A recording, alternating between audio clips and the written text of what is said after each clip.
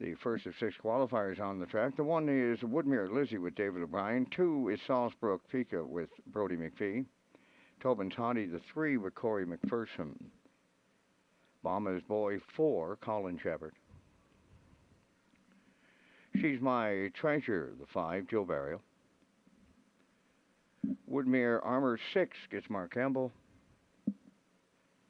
And the 7 is Starship Beauty with David Dowling.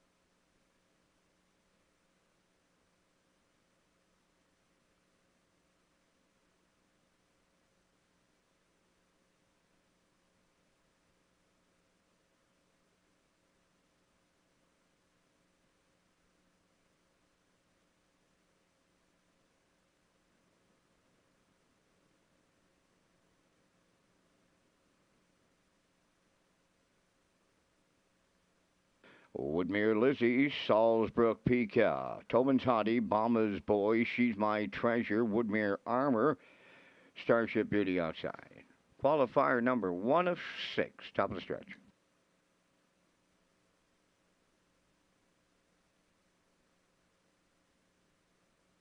Here they come.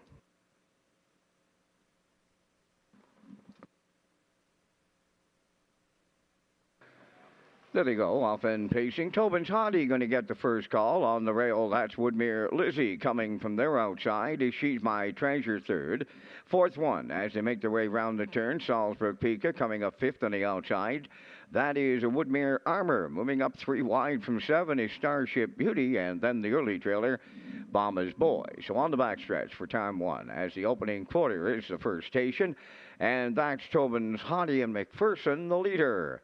Second is Woodmere Lizzie. Coming up third from the outside is Starship Beauty. On the cones fourth is She's My Treasure. Then racing from fifth is Woodmere Armor. Sixth as they round that turn is Salisbrook Pika. And trailing the field seventh, Bomber's Boy. Just 31 and 1 open this one up as they move through the stretch, and opening up the lead towards the half mile, Tobin's Hottie. And the lead at least 4 open. Second is Woodmere Lizzie. Starship Beauty in third. Back into fourth, She's My Treasure. Fifth is Woodmere Armor. Then Salisbrook Pika 6, and the trailer 7th, Bomber's Boy. Around the paddock turn they go. They were over to the half mile in 60 seconds flat. So they picked it up big time of 28 and 4 in the second quarter, and that got them strung out as they raced to three quarters. Tobin's Hottie the leader, and that lead down to 2. Second is Woodmere Lizzie. Starship's Beauty third, and closing in and moving out. Back into fourth is She's My Treasure.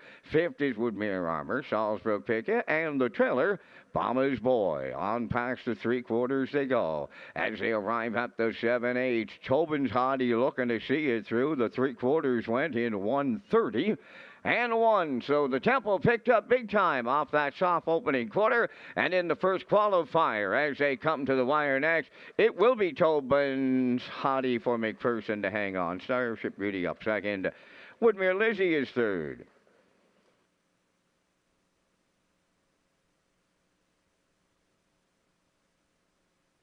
Time for the mile, they went 1:59 and 1.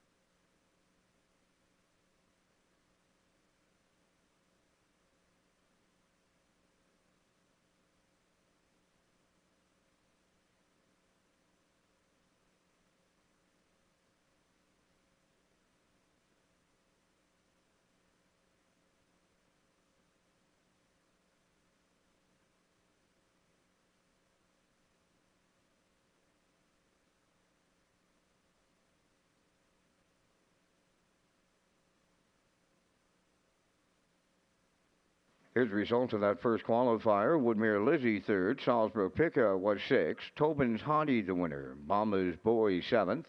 She's My Treasure was fourth. Woodmere Armour finished fifth. And Starship Beauty, she was second. They went 31 and 1, 1 minute. 1:30 and 1. And the mile 1:59 and 1. In review, 3:61, 7:452.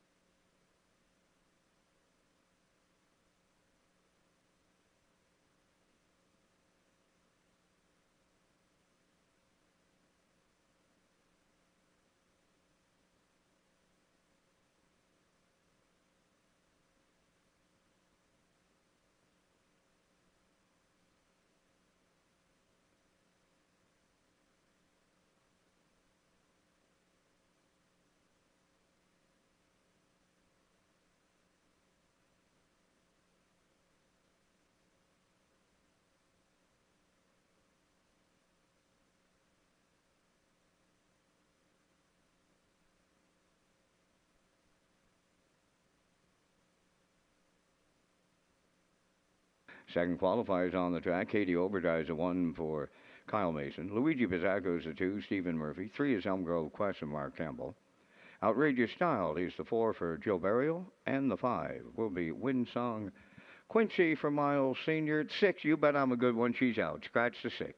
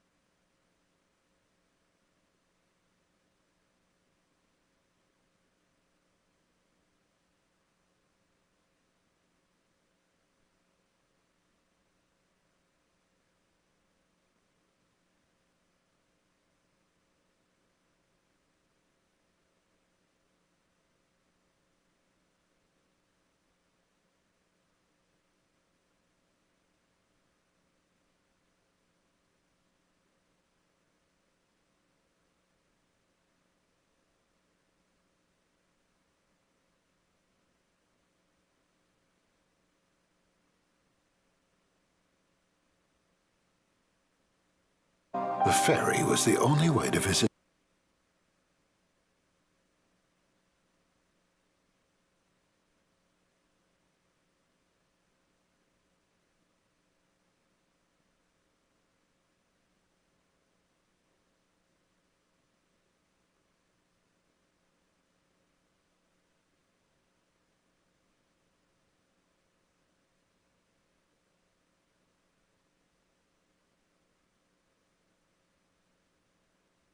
Second qualifier with Katie Overdrive, Luigi Pizzacco.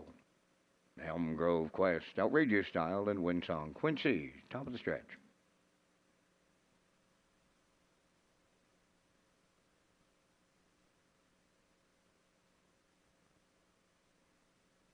Here they come.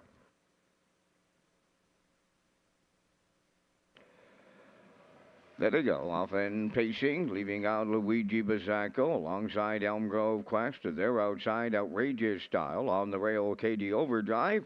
Then the fifth one to the turn is Winsong Quincy. They roll around the turn, arriving at the first eighth pole, and Luigi Pizzacco for Stephen Murphy out in front. He's got early company. Here comes Outrageous Style, marching up on the outside with Barrio, set to take over. Third towards the rail is Elm Grove Quest. Fourth goes to Katie Overdrive, and Winsong Quincy, an early trailer in fifth. So the first quarter's in the books, and now on the front end, Outrageous Style is the leader, 29 and 3 the front quarter. Luigi Pizzacco left hard. He's rewarded with a 2-hole ride. Back into third is Elm Grove Quest. Fourth one coming out of the turn is Katie Overdrive, and the trailer fifth, Winsong Quincy. So the half mile comes up next, and on the front end, that is Outrageous Style. Little headstrong for Barrio at the midway point. Luigi Pizzacco is second. Elm Grove Quest into the turn third. Katie Overdrive fourth. Winsong Quincy fifth. 59 and 4 was the half mile. Down to 3/8 left to go, and on the point, that is Outrageous Style, the leader, on Luigi Pizzacco. In mid-pack, third is Elm Grove Quest. Fourth belongs to Katie Overdrive, and Winsong Quincy continuing to see them all in fifth. They arrive at 3/4 and widening the lead late.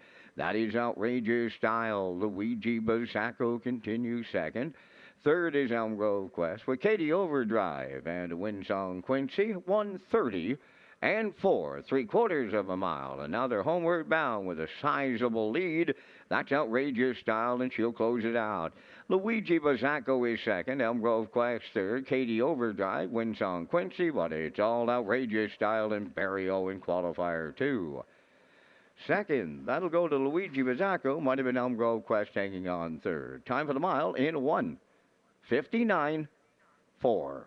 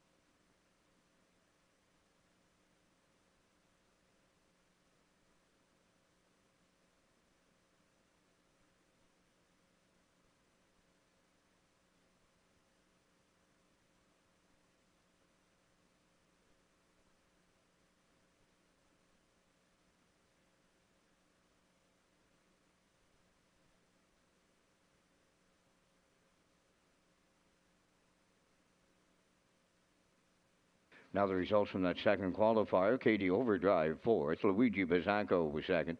Elm Grove Quest third. Outrageous Style, the winner. Winsong Quincy fifth. You Bet I'm a Good One was Scratch. They went 29 and 3, 59 and 4, 130 and 4, and the mile 159 and 4. In review, 423, 15 scratched.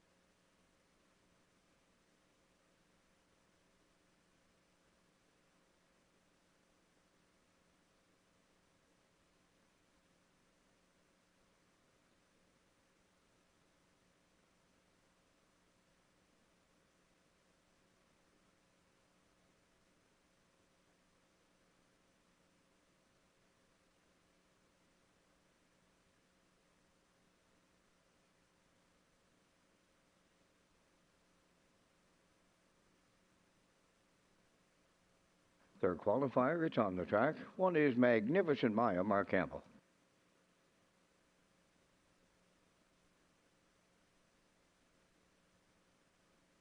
Kelly's Kira 2 gets Brody McPhee.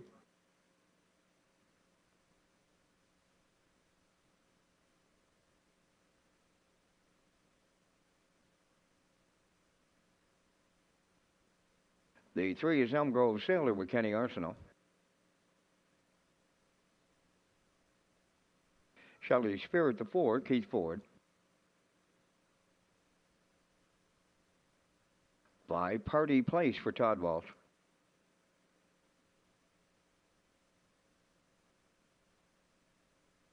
Elm Grove Summer wears 6 for Joe Barrio. And the 7 is Courtly Jester, now with the services of Kenny Murphy. Kenny Murphy on the 7, Courtly Jester.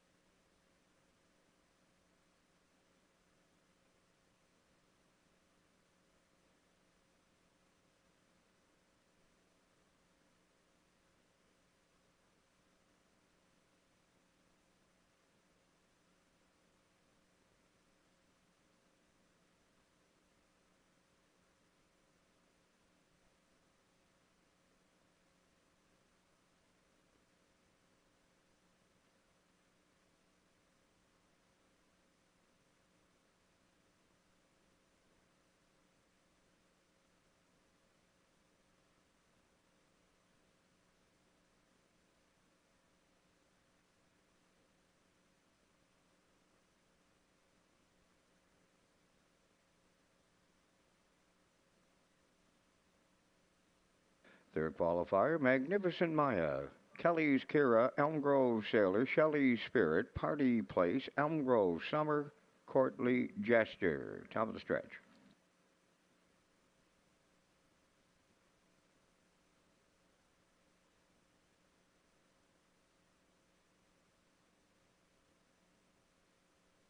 Approaching a start.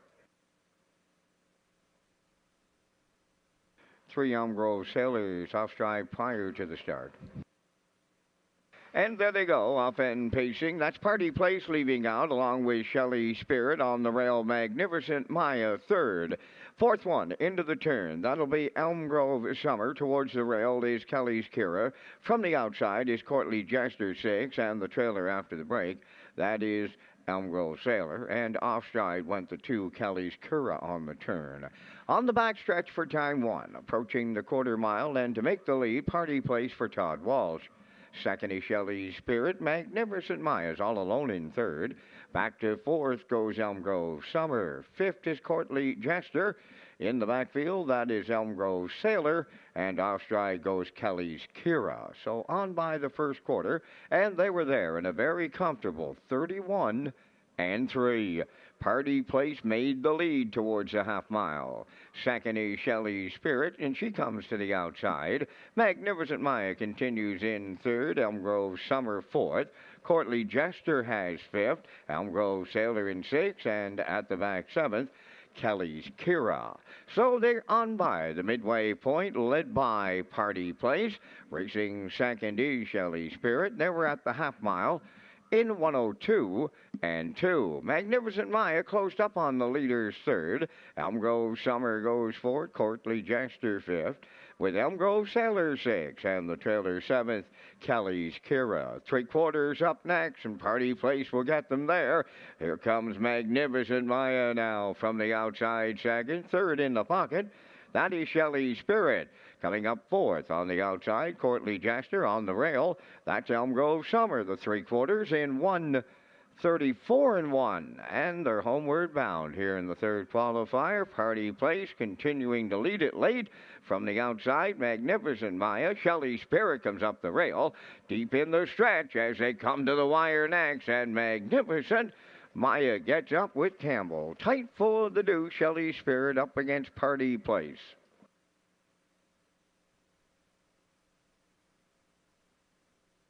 Time for the mile, 2:05.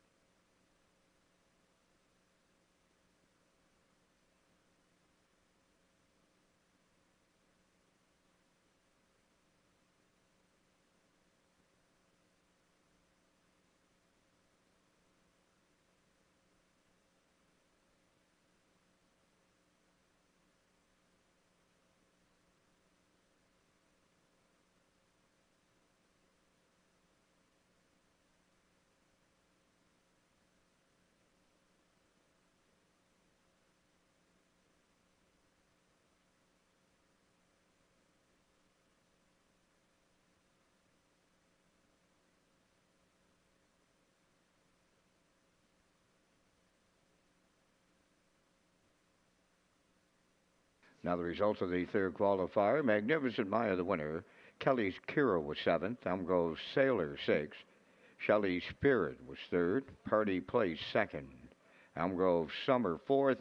Courtly Jester fifth. 31-3, 102-2, 134-1, 205. In review, 1763245.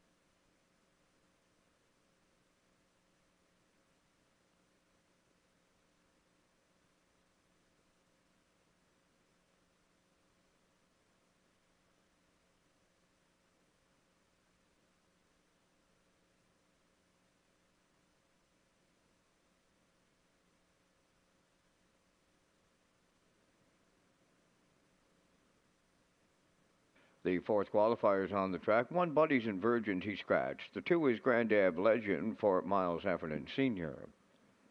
3 Heather's Pet and Corey McPherson. 4 Libero, he is scratched. 5 Marley's Boy with David Dowling. And the 6 Ashes to Ashes with Jill Burial.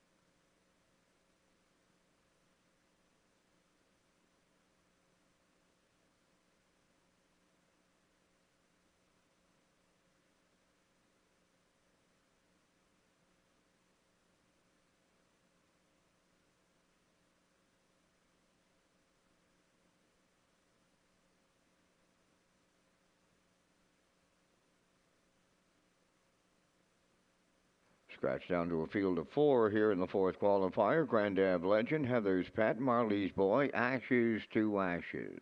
Top of the stretch.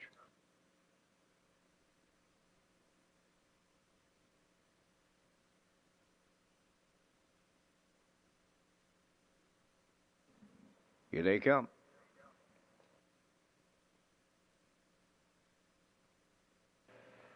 There they go, and the first one out is Grandad Legend. Heather's Pet is second, Marley's Boy third, way wide fourth. That'll be Ashes to Ashes. Into the first turn they go, and on the point as they roll over to the opening eighth is Grandad Legend. Marley's Boy from the outside is up second and going after that leader. Third, that goes to Heather's Pet, and Ashes to Ashes, the early trailer in four. So we have a new leader from the outside. Marley's Boy for David Dowling headed to the front. And the pylons as they arrive at their quarter. Grandad Legend now second. Third, that is Heather's Pet, and Ashes to Ashes fourth. 30 and 4 the front quarter. And they're midway round that upper turn for the first time. Marley's Boy now the fraction center at 3/8. Grandad Legend right on his back second. Heather's Pet third. Ashes to Ashes is the trailer four. So positions unchanged in the compact field here in the fourth qualifier. At the half mile, Marley's Boy the leader. Grandad Legend is second. Heather's Pet third, and Ashes to Ashes trails the half mile in 101. Around the paddock turn they go for time 2. Marley's Boy will get 'em to the 5/8. Grand Ave Legend is second. Heather's Pet in third. Ashes to Ashes continuing to trail fourth. As they move to the backstretch for the final time, Marley's Boy taking 'em over now to 3/4 next. Grand Ave Legend is second. Heather's Pet is third. Ashes to Ashes still the trailer. With a 1/4 mile left to go, Marley's Boy continuing to lead it late. The 3/4 up in 1:31 3. Marley's Boy the leader. Second, Grand Ave Legend. Ashes to Ashes coming late on the outside third. Heather's Pet fourth. And they're homeward bound. And Marley's Boy trying to see it through. Ashes to Ashes on the outside. Grand Ave Legend, Heather's Pet way wide, coming late in third. On the wire they come next, and Marley's Boy with Dowling hang on. Ashes to Ashes second. Heather's Pet, she rallies up third. 201 and 2.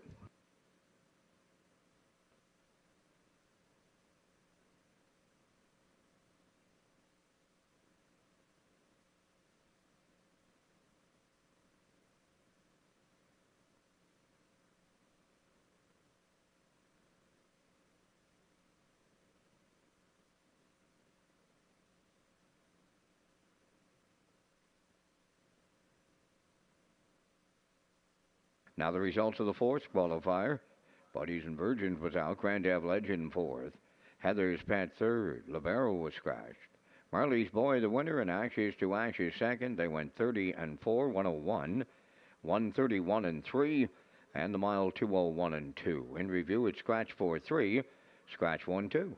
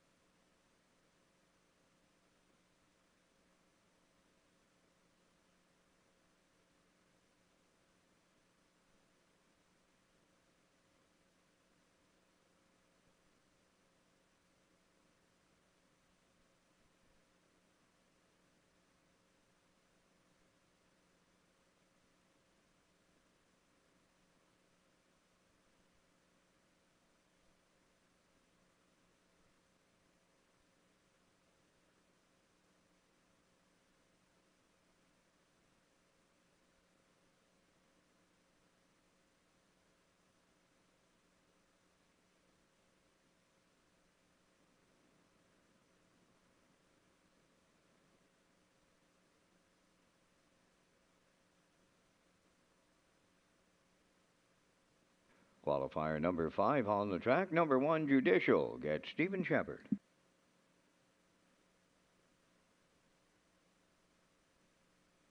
Two, Blue Monk for Norris Rogers.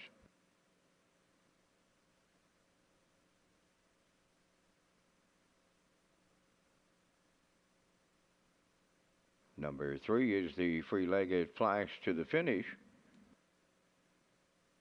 Mark Campbell.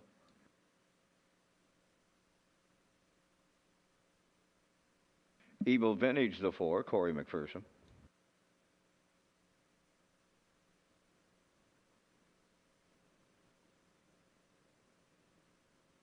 Share the Moment, where's number 5 for Jill Burial.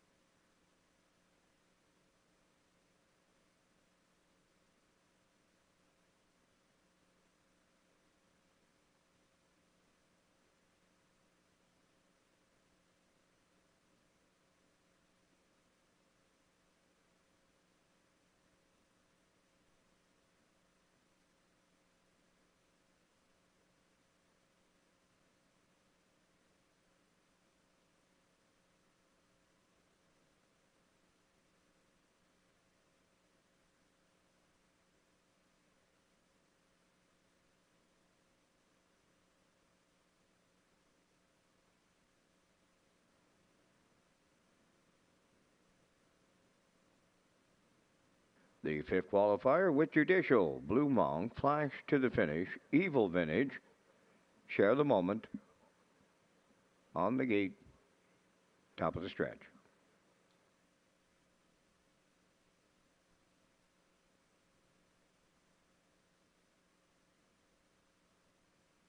They're approaching a start.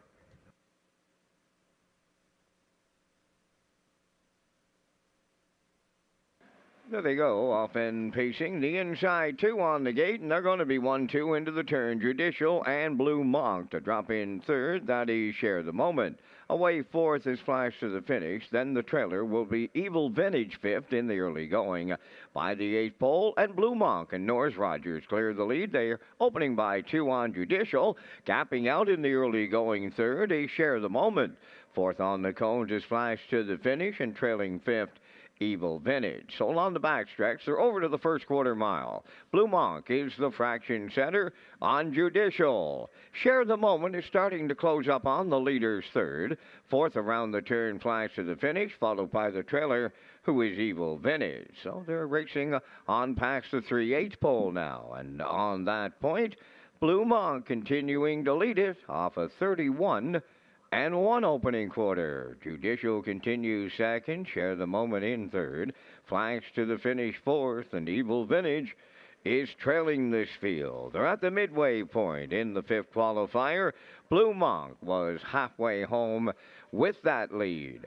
Racing from second is Judicial. Third, that is Share the Moment. Flash to the finish fourth. And on the outside, Evil Vintage is fifth. The half mile was 1:01.4. The tempo has picked up here, and Blue Monk is loose on the lead as he arrives at three quarters. Share the Moment now driving into second. Three wide for third. That's Evil Vintage. Judicial riding the rail fourth. Flash to the finish from the outside fifth. So the three quarters in the books, and Blue Monk, the lead, down to just a length and a quarter. The three-quarter time, they're on by there. And on the front end, Blue Monk trying to see it through. Share the Moment is coming late now up the inside. Share the Moment will get there for burial. Blue Monk will finish second. Looked like Judicial held on third.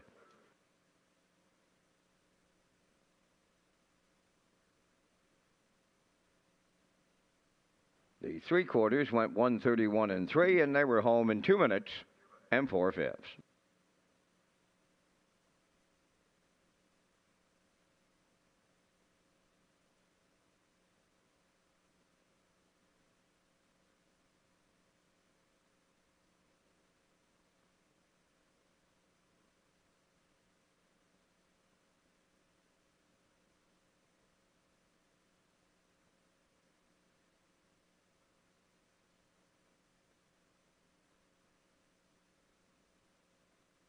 Now the results of the fifth qualifier: Judicial third, Blue Monk was second, Flash to the finish fourth, Evil Vintage fifth, Share the Moment the winner. 31-1, 1:01.4, 1:31.3, 2 minutes and 4/5. In review, 3:24.51.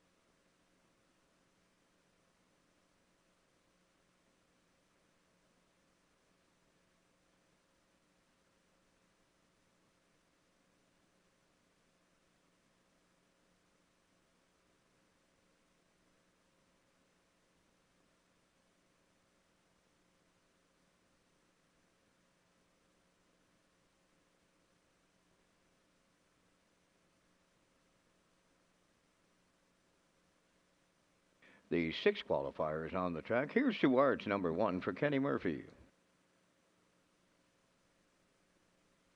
Zendega's First Lady, the 2, gets Miles Heffernan Sr.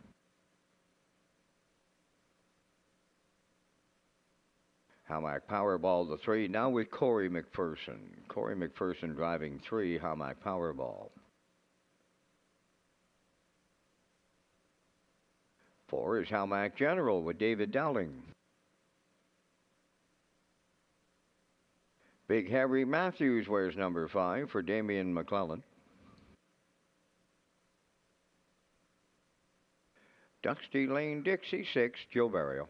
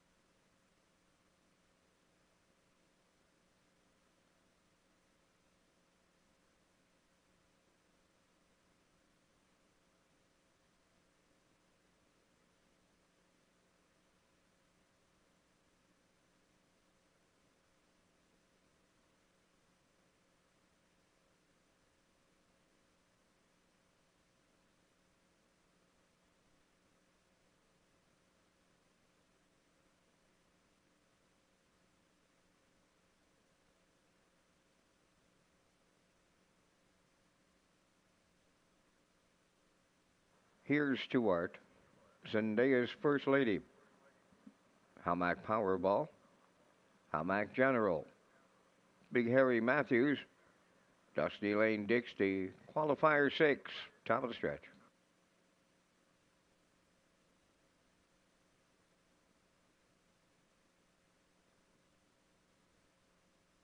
Approaching a start.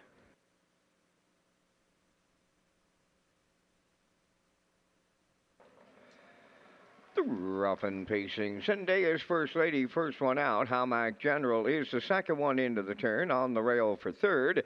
That is Here's to Ward. Racing fourth from the outside, Dusty Lane Dixie. Into fifth is Big Harry Matthews, and off stride on the turn went Hamac Powerball. So on the backstretch for the first time, and from the outside, Hamac General for David Dowling, about to clear the lead.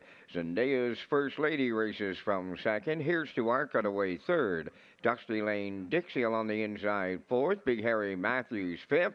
And in the backfield after the break, that is Hamac Powerball. 30 seconds flat was the front quarter. Over to the 3/8 pole, and it's Hamac General in control.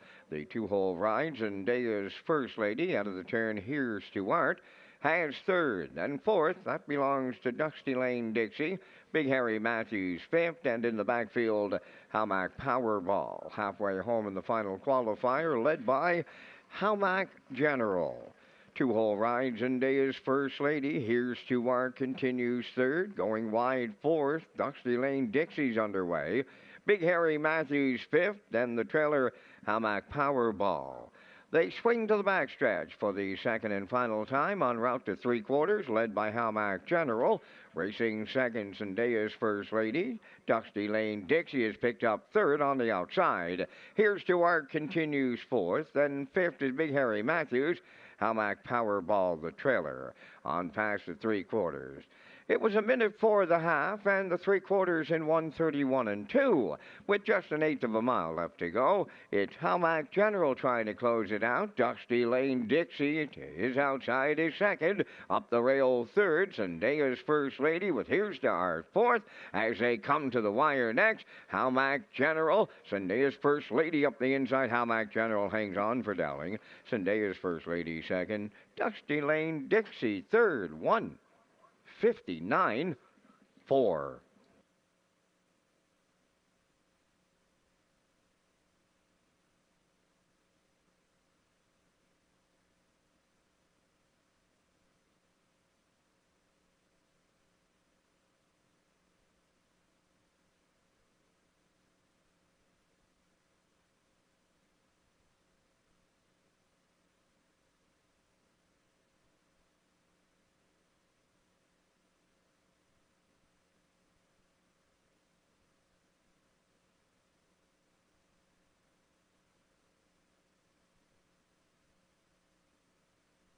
Results of the sixth qualifier. Here's to Our fourth.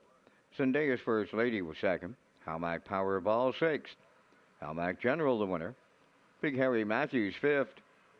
Dusty Lane Dixie third. Fractions of 30, 1 minute 4. 1:31 and 2, and the mile went 1:59 and 4. In review, it's 4:26.153.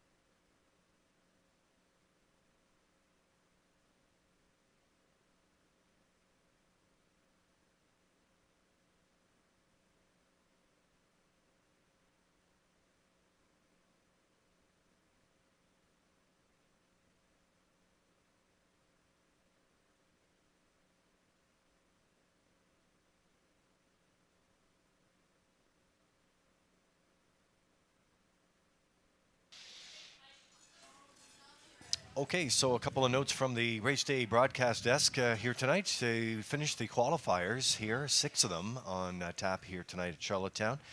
And we're getting ready to go to the opening card of 2024 this season. There are the program odds getting ready to go here tonight, and we're all linked to HBI. Lee Drake along with Peter McPhee at the broadcast desk, Vance Cameron in the booth calling all the action, and we're doing a couple of mic checks as we get ready to go here, Peter. And the first note I see is HBI rewards being offered now. Another first here on Prince Edward Island. Yeah, excellent for HBI, PEI players. Looking forward to that starting off tonight and starting off the 2024 season. We got a great night for it, Lee. It just got better as the day went along this afternoon, and it is really bright here as we get ready for racing at 6 o'clock Atlantic time. And, of course, the 150th edition of the Kentucky Derby is this afternoon as well. It'll go at 7:57 Atlantic time, and of course it's happening at Churchill Downs in Louisville, Kentucky. That's right, and we've had a bit of a wet, cool week, and although it's dry and with a little bit of sun here and some cloud here tonight, we have the wind from the northeast at 24, gusts to 36. The temperature's going to drop to 3 when we go to the gate around 9:28 tonight. That's the finale on the card, but right now it's a great looking sight lines out there, and the track's in top shape, and we look forward to being back here 46 minutes away from opening race post time. And that is your check.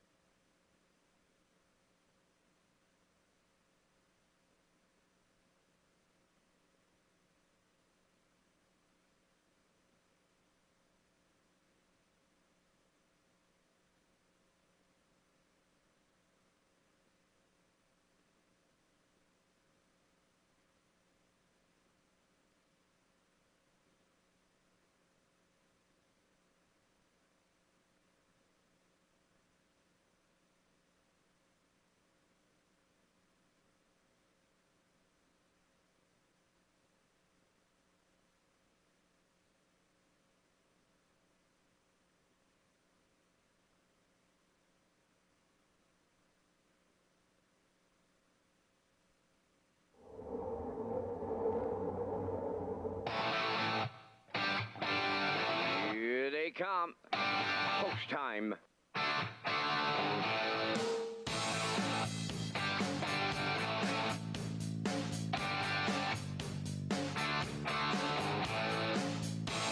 Deep stretch now. Shut the camera up.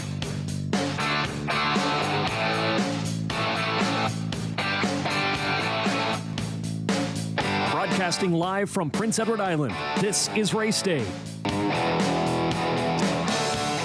Welcome back to 2024, and here we go. Redshores Racetrack and Casino overlooking the legendary Charlottetown Driving Park. What a beautiful shot there as we're getting set to go here for the opener.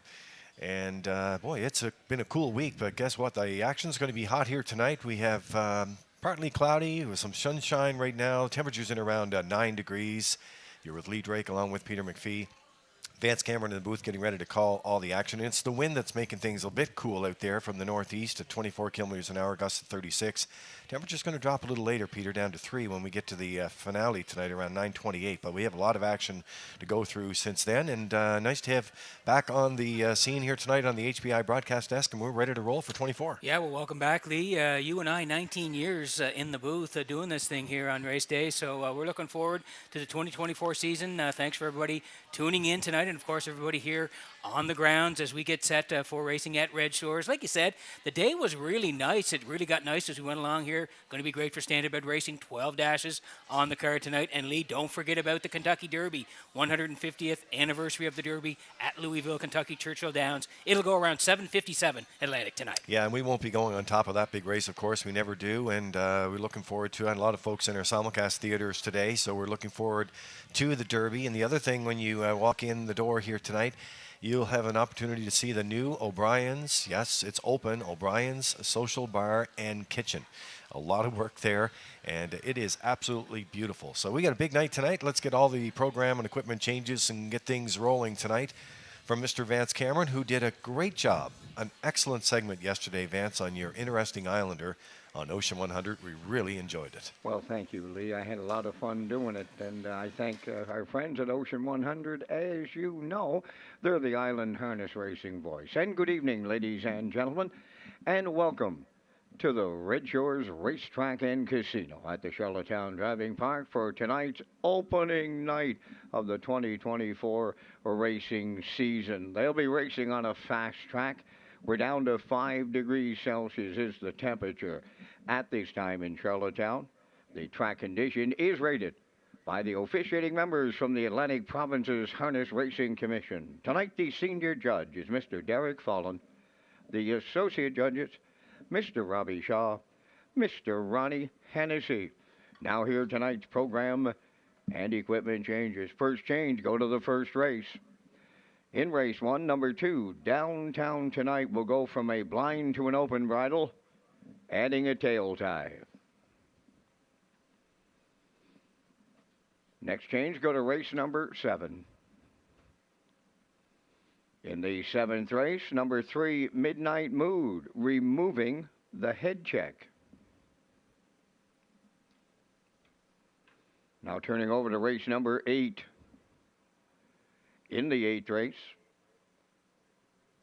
number 5, Red, White, and Boots, removing the Murphy blind. Number 8, Rymar Jimbo. The hobbles will be extended from 62 inches to 64 inches. Also, Rymar Jimbo adding a Murphy blind outside. Final change on the program comes up in the final race. That's number 12 tonight. In the 12th race, number 8, Dylan Sam, removing the head check. That is going to wrap up the changes at this time. The pari-mutuel windows are open, and they are selling, and the 2024 racing season gets underway at 6 o'clock, leaving you 24 minutes to make your first race selections. Race Day Live continues from Charlottetown, Prince Edward Island. Welcome to our on-track and off-track customers. In the spirit of reconciliation, we acknowledge that the land upon which we gather is unceded Mi'kmaq territory. Abogwed, Mi'kmaq is covered by the historic treaties of peace and friendship. We pay our respects to the indigenous Mi'kmaq people who have occupied this island for over 12,000 years, past, present, and future. Ladies and gentlemen, please rise, if you are able, for the playing of our national anthem.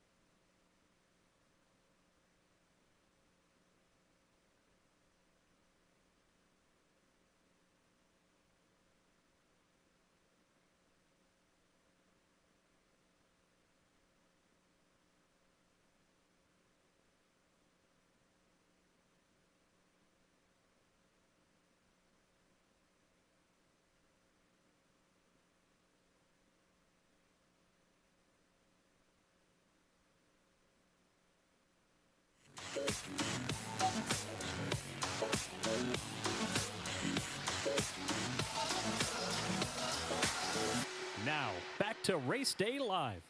Okay, so we're back to Race Day Live here. We have the program, equipment changes all out of the way. Temperature check is down to 5 degrees tonight, and a big crowd on for opening night here in Charlottetown. It's the pregame. You're with Lee Drake along with Peter McPhee at the HBI broadcast desk, and tonight we're going to take you through the Drive to 65. That's right, the Atlantic Lottery Gold Cup and Saucer, Peter, is going to be the 65th running of the big race for $100,000, and we've dubbed it the Drive to 65. You've done a lot of work in the off season, and we're going to launch a few things tonight as we get there. And I really like these segments. These are going to look great. We did intro them at the AGM. Yes. We did intro them at the Horsemen's groups. But this is our first chance to put it on the broadcast tonight. Yeah, we're excited about it, Lee. Of course, it is our signature race, the Gold Cup and Saucer. Like you said, it's going to be number 65 this year, coming up in August. And on the off season, we decided to build some graphics and some videos, and this is the first one here. We'll get to it in just a moment. This is the actual generic version of it. You can see the last year's winner, Covered Bridge, and then the spotlight as well for the horses, the date as well on August the 17th. Gold Cup and Saucer presented by Atlantic Lottery, the purse $100,000. So we're very excited about that as well. Yeah, so we have the Drive to 65, and one of the screen slates that you're going to see here, and it has jam-packed with history, and that's what's so great about this race. And you know, you're going to have a couple of different videos that we're going to roll out here, but how about this one? This is going to end every one of the sequences that we do, the Drive to 65. And boy, that's packed with history. I love it, Lee. And like you said, we showed a couple of people, got their feedback. We like the history, of course, history part of it. A couple of current winners, some winners in the past. And we can take you through this because we want to inform people about who these people are. They, of course, are very, very important to the history of the race. All right, well, let's go to left to right here. So you'll see on your broadcast screen last year's winner, of course, the 2023 Gold Cup and Saucer, Covered Bridge, Jordan Stratton. Lily Hickey was the Gold Cup ambassador, and trainer Jeff Gillis in that frame as well. Yeah, and above them, in the middle there, is one of the best horses, of course, to win this race, Andy's son. That's Rosemary Brown, the Gold Cup ambassador there on the left. Andy's son in the middle, and James Moore was the driver that year, Lee. That was 1966. And how about 1993? Y'all remember that one. Roseanne McKay, Gary Devine, Little Black Book, and Paul McKenzie. So Roseanne McKay was the ambassador. Gary Devine was the groom. A Little Black Book, of course, that mile that night, I'll never forget it. And Paul McKenzie, he's won a lot of races in his life, but I'll tell you one thing, that's a very special race for him. I think it's near the top of the list. Haven't talked to Paul in a little while, and I know he's won a ton of races in Ontario, but I think this one, the Gold Cup in 93, is right up there for him. And then on the far right, you can see Sintra there, who equaled the track record a couple of years ago, 150-1, one of 3 horses now in Charlottetown with the track record, Anthony McDonald, and that is Amy McDonald, Anthony's wife, and the Gold Cup ambassador, Isabella McKay. So I think it looks great. All right, so that is the screen slate that we're going to end these sequences with, and now we're going to launch into the, well, we call it the 60-seconder, but it's the tourism / Gold Cup one and the Drive to 65 video. Yeah, again, Lee, we want to showcase the island. Of course, it's beautiful. A lot of people come here during the summertime, so we want to show folks who are thinking about maybe coming for the Gold Cup how beautiful it is here, and then we get into the history of the race. So take a look. Here it is. Prince Edward Island summers, breathtaking scenery, beautiful beaches, and warm hospitality all can be found here. PEI is a special place with a special race, the Gold Cup and Saucer, the greatest show in harness racing. This year, we celebrate the 65th edition of Canada's most prestigious race on a half-mile track. This is the greatest Gold Cup and Saucer of all time! The excitement, the crowd, the atmosphere. Smooth, Lou, and the Shepherd brothers. They win the Gold Cup and Saucer. The tradition, the spotlight, and a purse of $100,000. Showtime! Only in Prince Edward Island, only at Red Shores. The one and only Gold Cup and Saucer, presented by Atlantic Lottery. Join us this August on Prince Edward Island for Old Home Week and the Drive to 65.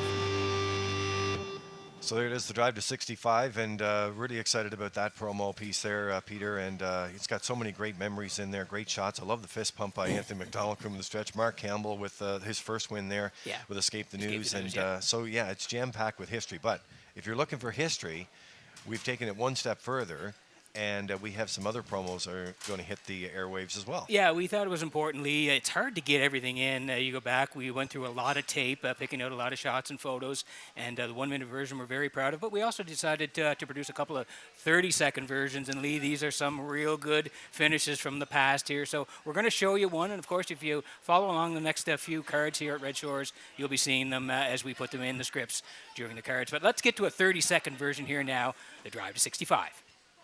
PEI is a special place with a special race, the Gold Cup and Saucer, the greatest show in harness racing. This year, we celebrate the 65th edition of Canada's most prestigious race on a half-mile track. Angel Shadow, rev your engine. Who's got it? Who's gonna win it? It's gonna be rev your engine. It's Gamble and Tom McDonald. Gamble wins the Gold Cup and Saucer. Join us this August on Prince Edward Island for Old Home Week and the Drive to 65. So there it is. There's one of the historic videos that we have, and we'll have several rotating throughout the season. But the countdown is really underway tonight, Peter, and it is the Drive to 65. Well, everybody's excited about it, Lee. Again, it is the signature race on Prince Edward Island along with the Governor's Plate, but everybody looking forward to the Gold Cup and Saucer. It is number 65, so if you're thinking about it, I would book now. There's going to be a ton of people here in August. All right, we're looking forward to it. That's the wrap-up of the pre-game show, and 9 minutes to go now. We'll get the paddy cam up and rolling for you. And this season, there's a shot of it right now. The horses will be coming out on the track, and the picks are rolling in for opening night here in Charlottetown.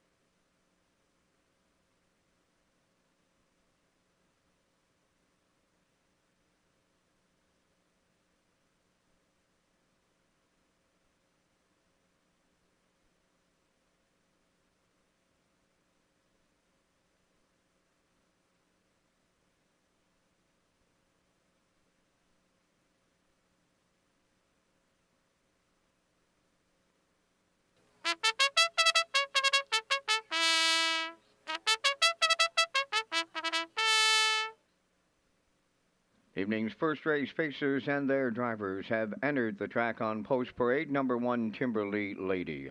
Owned by Timberley Standardbreds of Rosebank, Jacob Sweet trains and drives. Downtown tonight, where's number 2, owned by Cam McPhee of Charlottetown, Gordon McPhee of Stratford, trained by Tommy Weatherby. Adam Murner's up. 3 is J.J. Kinley, owned by Delta J of Charlottetown. The trainer-driver is Bon Doyle. Arts Beach, number 4, is owned by Albert Hickox of South Freetown, trained and driven by David Dowling. Roll With It, Darling, wears number 5, owned by Shirlene O'Brien of Campbellton, trained by Devin Wallace, Jill's Barrio driving. Kay's Rider, number 6, owned by Todd Walsh, Lance Jones, Sean McAdam, and Donnie McFadgen. Todd Walsh trains and drives. I Can Do It, number 7, is owned by Douglas and David Neal of Charlottetown, trained by Keith Ford. Mark Campbell's up.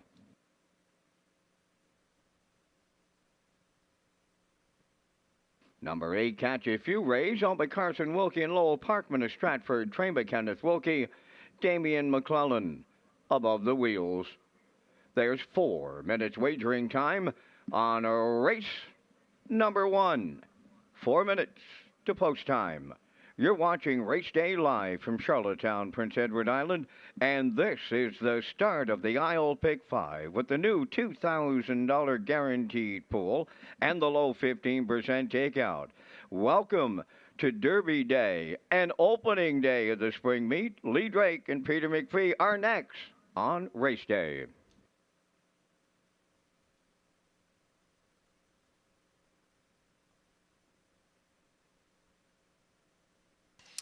All right, well, we're all about new this season, and there's another kickoff and another new promotion, the I'll Pick 5. That's not new, but the new guaranteed pool is $2,000 guaranteed pool here on the opener here tonight, that low 15% takeout. So races 1, 2, 3, 4, and 5, that's your sequence, and I'll get things rolling here. You get under 3 minutes to try to figure that out as we make our way out to the track tonight, and we're going to land on the 4. We're getting out there. It's a cool night tonight, but it's nice and dry. 5 degrees rather right now. Arts Beach. That's where we're keying in on David Dowling trains and drives. Her owner, Albert Hickox, South Freetown. She took her record on a half mile, Peter, but she's been racing over a 5/8 at Rosecroft Raceway, nicknamed the Raceway by the Beltway, because it's close to Interstate 495. Very good. But looked good over the half at Summerside. Absolutely, looked really good down the 28th, like you mentioned, Red Shore, Summerside. Left 4, a little bit of a tussle early, but ended up getting to the front, and then she was a winner for David Dowling there. 2 minutes 4/5, closed out in 29, so again, real nice effort off the front end. I think the tactics are going to be the same here tonight, Lee. She draws post 4 again. She makes the move down to Charlottetown. David, as we know, is an aggressive driver, so I think you're going to see this mare on the front end here, and it's maybe a coast-to-coast score here tonight from post 4. Arts Beach took a lot of early money, but now at 8-5.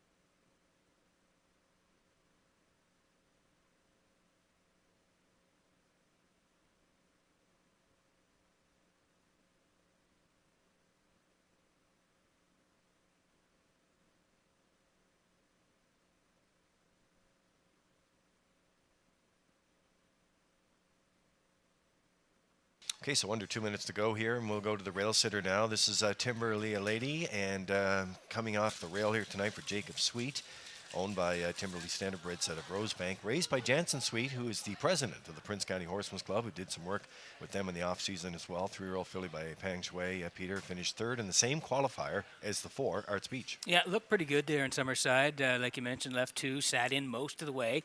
3rd, a pretty good effort, 2-1-1, 29, solid closer on the end of it. And if you look at her 2023 season, 10 starts, 2 wins, 4 seconds, and a 3rd, up over 15,000 in the bank. That's a really good season for a 2-year-old. 59-1 was the record. Like I said, had a couple of wins, but 7 of those 10 starts were in the top 3. So she had a real nice season as a 2-year-old. Makes the move to 3 now. Comes off the qualifier in Summerside, a 3rd place, and lands on the rail in Charlottetown. Things are looking good for Timberly Lady, 3-2.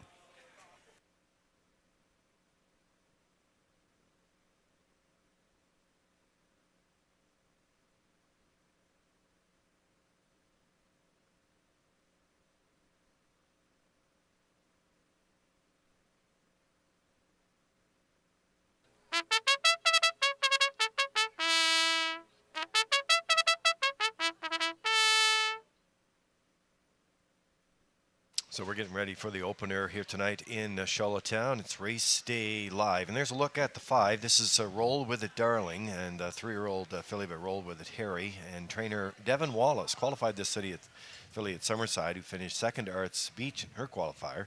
And only $26 short of earning $12,000 last year. So a great campaign last year, Peter. Gets in the mix here tonight with Barrio in the bike from post 5. Yeah, like you mentioned, another good season when this horse was 2 for Roll With It Darling. You mentioned up over 11,000, closing in on 12. Did have a couple of wins. Quickest was in Truro, 2 minutes and 4/5. And again, she was good in the qualifier in Summerside. Second to Arts Beach, 2-1-1, 29-2 for Devin Wallace. So Barrio gets the call tonight as the horse makes the move to Charlottetown. And it's interesting, Lee, Arts Beach, Roll With It Darling, Timberley Lady, they were all in that qualifier in Summerside. They're all going head-to-head here tonight to kick it off in Charlottetown. Yeah, and a good-looking betting board here, too, with the 8-5 choice on the 1, and the 4 is taking money. So was the 5, so some good play there, action. First time ever on PEI, HBI players who play Charlottetown or Summerside this season will now earn points that you can convert to cash. And the new HBI bet rewards for PEI players. Sign up today.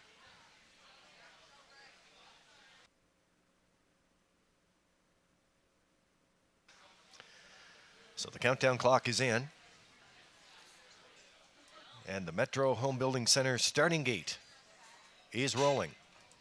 They're in the hands of starter Jeff McDonald, Scotty McKendrick at the wheel.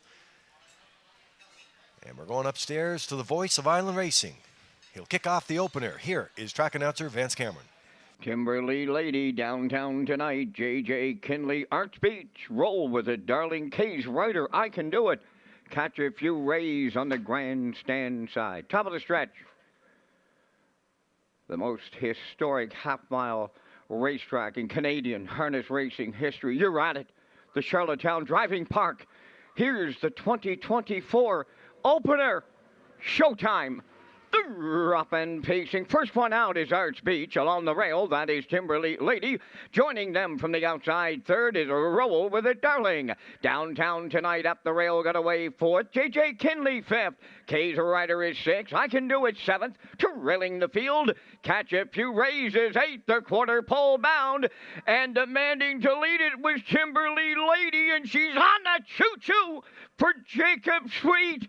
Tucked away second. The heavy favorite is Arts Beach. Roll With It Darling settled up third. Racing from fourth is Downtown tonight. The quarter's up in 29 and 1/5. Racing from fifth is J.J. Kinley.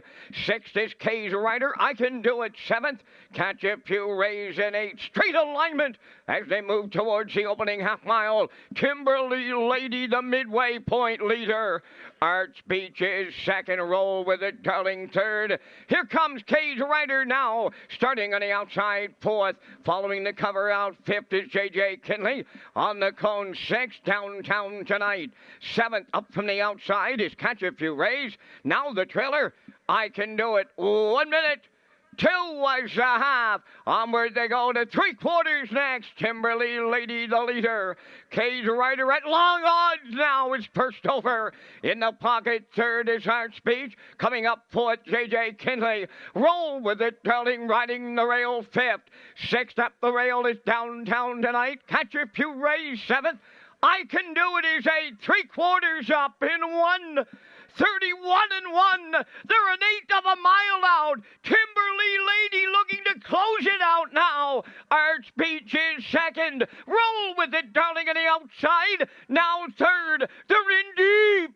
Stretch now on the wire. Timberley Lady all the way to open it up at Charlottetown for Jacob Sweet. Second is Arts Beach and Roll With It Darling third in 1:59.4.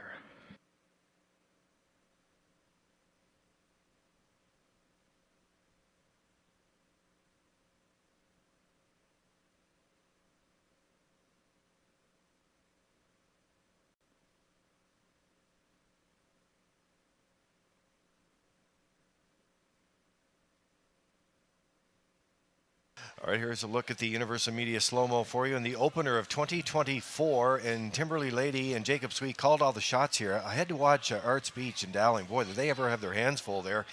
coming down the backstretch, but they just did not have enough to get up to win. Wow, I mentioned how good she was as a 2-year-old. Was she ready to roll tonight? Timberlea Lady put on the point, but Jacob Sweet here, 29-1, 1 minute 2, 131-1, and yeah, right down the Red Shores Highway to kick off the spring meet. 159-4, Timberlea Lady and Jacob Sweet in the winner's circle next.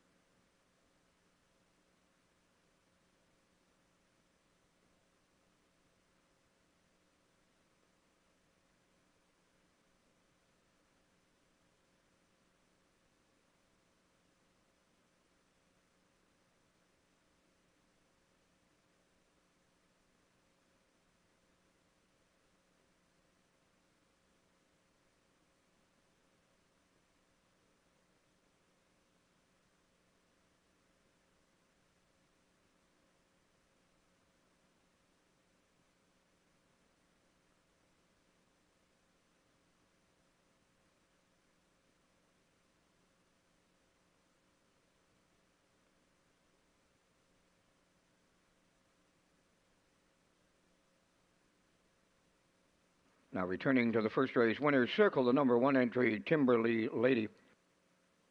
Bay facing filly, 3 years, the daughter of Peng Shui, is off the Stonebridge Regal Dam, Duchess Colleen, owned by Timberlea Standardbreds of Rosebank, bred by Jansen Sweet Valeria. Trained and driven to victory by Jacob Sweet. Had the filly on top at every call with a closing panel of 28-3 to open up the 24 season at Charlottetown. She'll stop the clock in 159-4. Timberlea Lady wires the Charlottetown opener.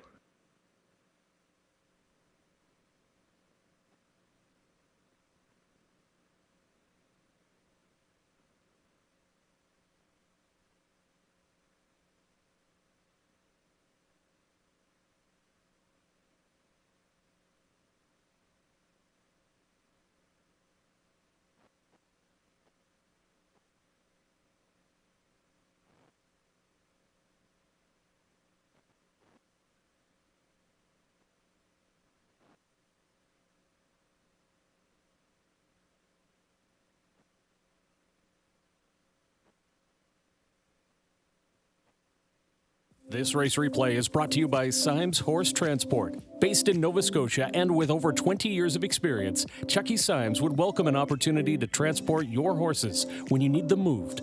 Operating 2 rigs, Symes Horse Transport offers safe, feasible, and timely trucking in Canada and in the U.S. We also buy and sell horses. To book a stall and to get a quote, call or text 902-664-7086 or email st.symes@gmail.com. Good luck racing. Now the official results from the first. Timberlea Lady, the winner. Downtown tonight, 4th. J.J. Kinley, 5th. Arch Beach was 2nd. Roll with it, Darling, 3rd. Kay's Rider was 8th. I Can Do It, 6th. Catch a Few Rays was 7th. Fractions went 29-1. 1 minute 2. 131-1. Mile 159-4. In review, 145. 238. 67. Timberlea Lady paid $8.70 to win. Exactor $9.30. Triactor $24.40. Superfactor $6.04. Second race in 9 minutes.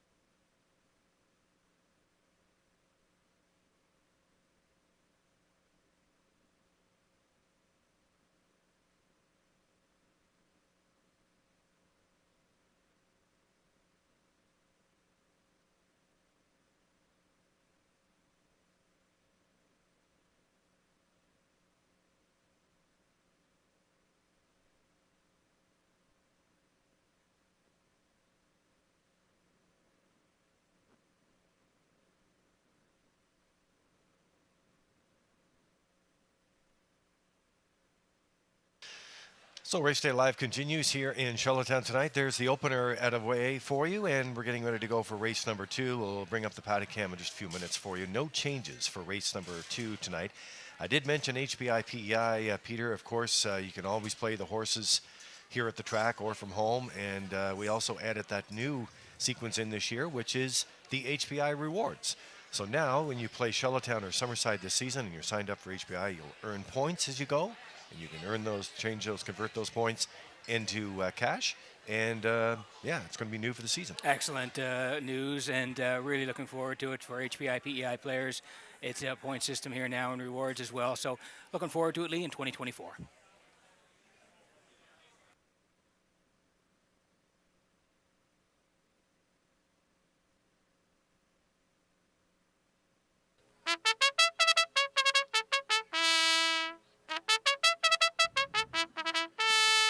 Fillies and Mares and Maiden Pacers on the second race parade. Miss Dutton won. Owned by Should Have Been on a Beach Stable of Charlottetown. Trained by Curry White. Corey McPherson drives.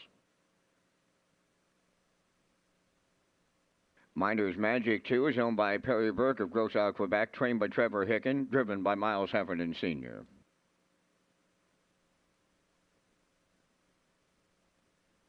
Number 3, Plenty of Purple, owned by Reg McPherson of Stratford, trained by Kevin McLean, driven by Gilles Barrio.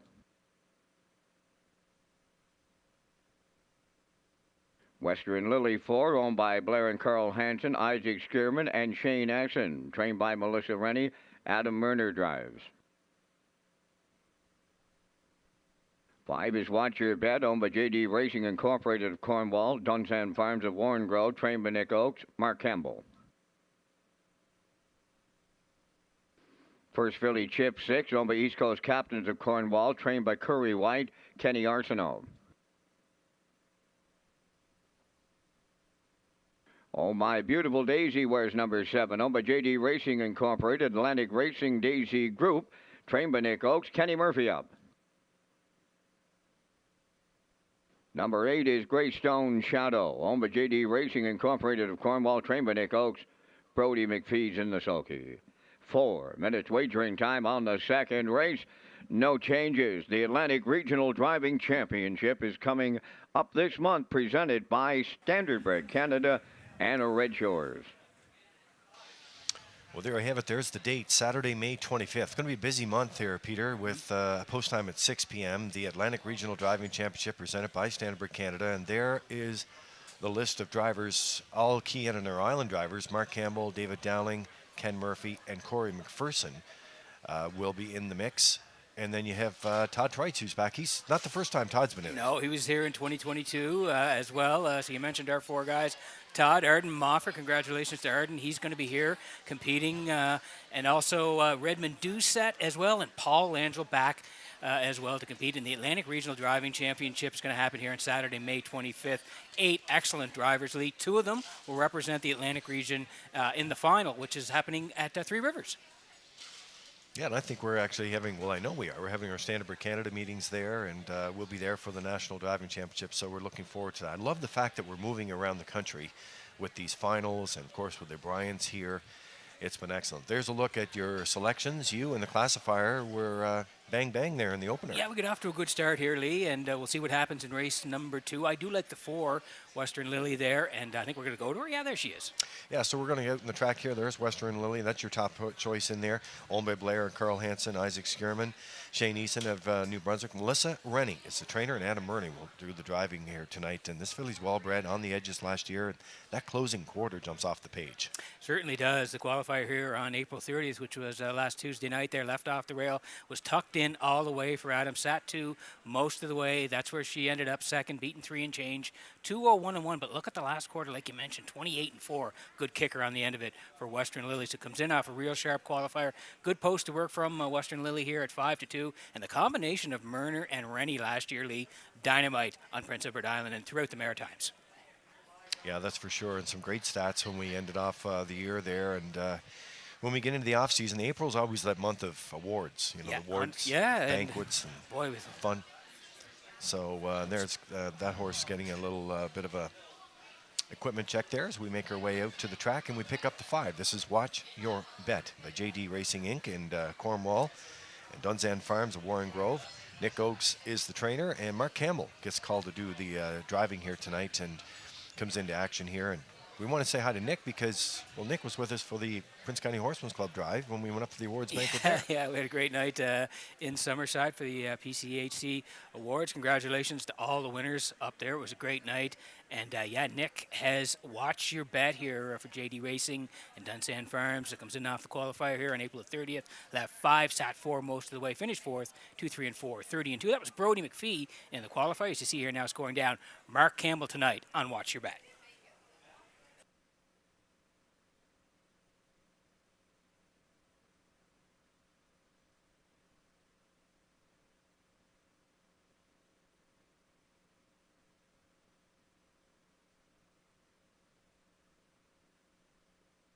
Okay, so back out on the track here for the 6th. This is first filly Chip, and Kenny Arsenault will do the driving tonight for trainer Curry White and the East Coast Captains out of Cornwall. Myrner qualified this filly last Saturday. She had 11 starts last year, 5 third-place finishes and a deuce. First-time drive for Arsenault tonight. Nick has the speed really to compete in here, Lee. When you look down the lines here, 59 and 4 back there, September 30th last year. That was a Lady Slipper grassroots, raced very well. Third, just beaten by 3 and change. 59 and 4, 29 and 4 on the end of it for Adam Myrner. And then the Atlantic Breeders' Crown here on the 7th, left 4, finished 5th on the edges, 59 and 1. Back out to qualify here on the 27th of April and was 3rd there, 2 minutes 3/5, closed out 29. So yeah, she has the speed to argue in here, this first filly Chip.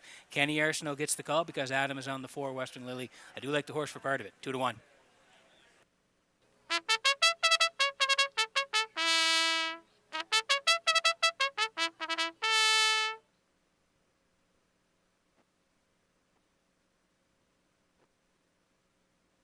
Okay, there's a look at Plenty of Purple scoring down there for Gilles Barrio tonight. Leads from post 3 here for Reg McPherson and Kevin McLean, his longtime trainer. And Barrio gets called to do the driving here tonight. And Barrio had to put this filly into play early in the qualifier, and she responded nicely. Another Arthur Blue Chip in here. Yeah, in this filly, 3 of them in this race. Yeah, and she really came a nice back half in the qualifier there. Was a winner 2-4 and 2-29. In the end of it, she kicked home 29, so nice win, won by 3 and change. And if you go back to last year, you can see she was 4th 3 straight times. The quickest time was 59 and 2, and Jill was in the bike on that day. I just like the fact she's got a good post to work from here.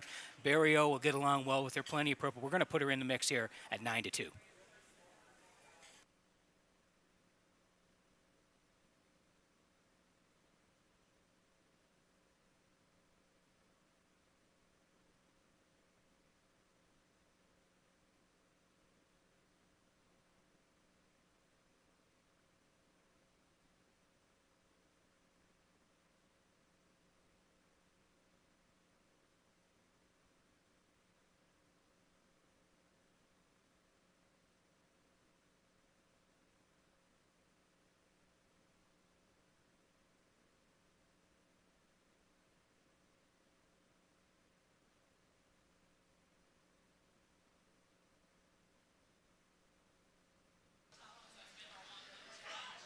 Well, as we kick things off here in Charlottetown, it's always Derby weekend, so it's Derby night right now. Kentucky Derby, Run for the Roses, $5 million purse.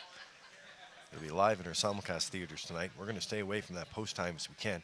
Post time clock is in here. The Metro Home Building Center starting gate is rolling. It is post time for race 2 in Charlottetown. Back upstairs to the race call with Vance Cameron. Miss Dutton, Miner's Magic, Plenty of Purple, Western Lily, Watch Your Bet, First filly Chip, Oh My Beautiful Daisy, Greystone Shadow outside, top of the stretch.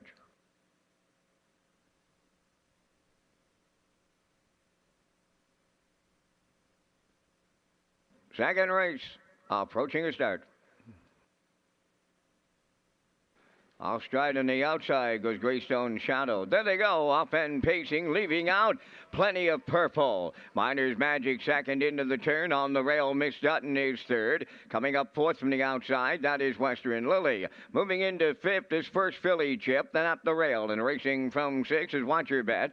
Seventh is Oh My Beautiful Daisy. In the backfield, Greystone Shadow, the trailer along the backstretch. Leading to the opening quarter, Plenty of Purple for Gilles Barrio. Clear by 4 open. Second is Miners Magic. Third at the rail, Western Lily. Getting away fourth with Miss Dutton. And fifth along the rail is First Philly Chip. At the inside, Watch Your Bet goes 6. Oh My Beautiful Daisy is 7th. And the trailer, Greystone Shadow 29 and 2. The opening quarter. Off the turn they come and they straighten down the stretch with the half mile in their sights. The leader, Plenty of Purple. Racing second is Miners Magic at long odds. There goes Western Lily on the move in the outside third. Moving out fourth, that is Miss Dutton. Now racing fifth, that's First Philly Chip. Sixth is Watch Your Bet. Oh My Beautiful Daisy is 7th. And the trailer, Greystone Shadow 59 and 1 was the half mile, arriving at 5/8. Loose on the lead. That is Plenty of Purple by 5. Second at the rail, Miners Magic. Western Lily is stalled on the outside third. In between horses, Miss Dutton is fourth. Coming out 3 wide fifth. First Philly Chip. Then in 6 is Watch Your Bet. Oh My Beautiful Daisy 7th. Greystone Shadow is 8th. 3/4 up in 1. 28 and 4. And it's all Plenty of Purple in here with an 1/8 of a mile left to go. Western Lily moved up second. Miss Dutton has third. First Philly Chip fourth. Down the home stretch they come. And it's all Plenty of Purple in line to Jill Barrio. They jog here in the second. Western Lily is second. Miss Dutton closing up third. 1:58 and a 1.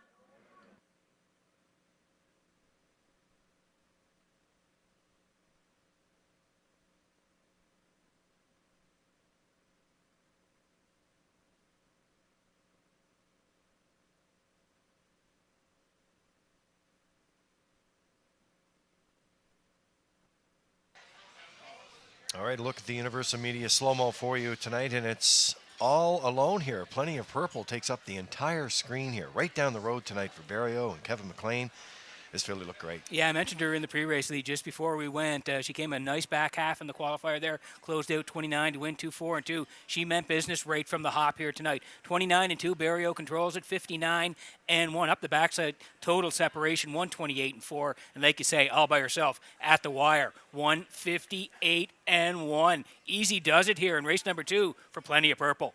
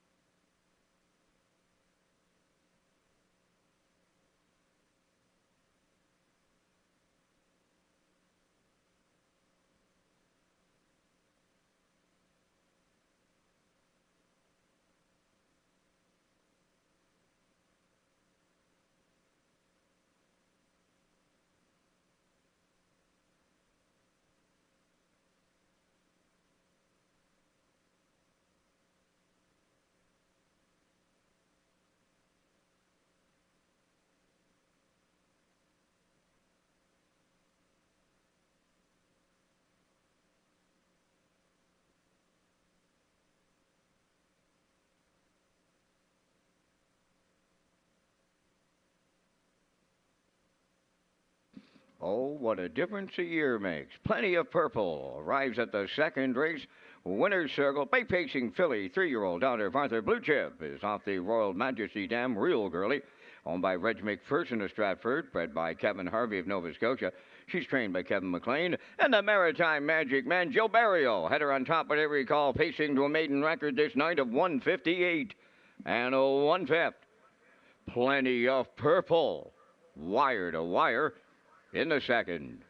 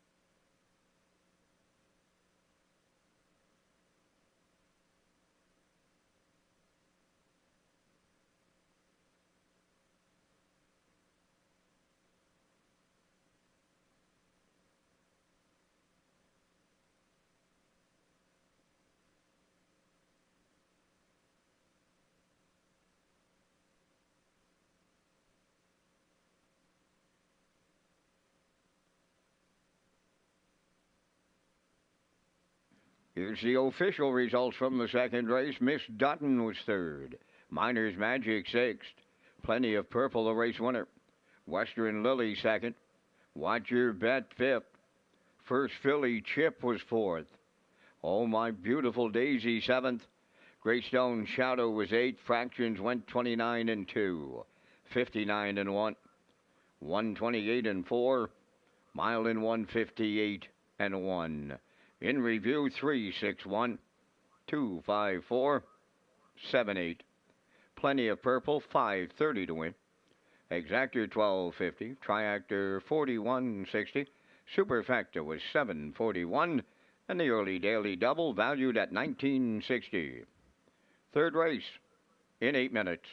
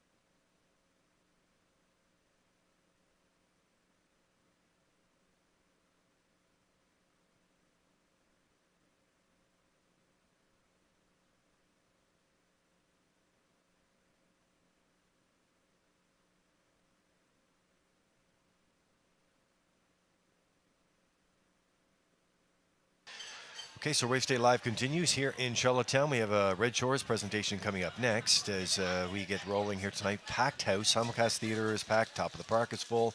The new O'Brien's Social Bar and Kitchen. And Peter, I think we have the camera ready to go there. There it is. There's a nice shot of the new restaurant down there. Yeah.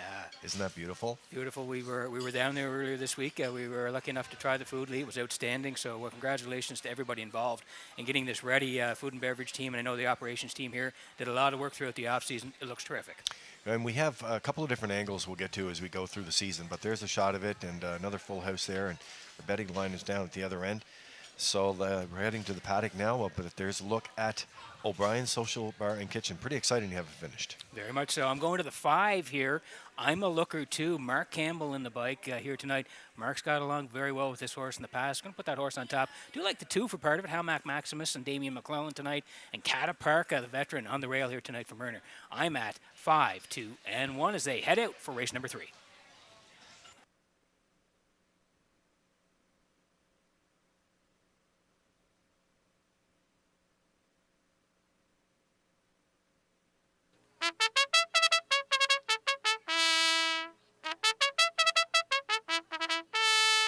Third race on post for 8, Cata Park of the 1, owned by Jeremy Hoffman, Lynn Livingstone, Jeffrey Campbell, and Kevin Teasdale, trained by Melissa Rennie, driven by Adam Murner.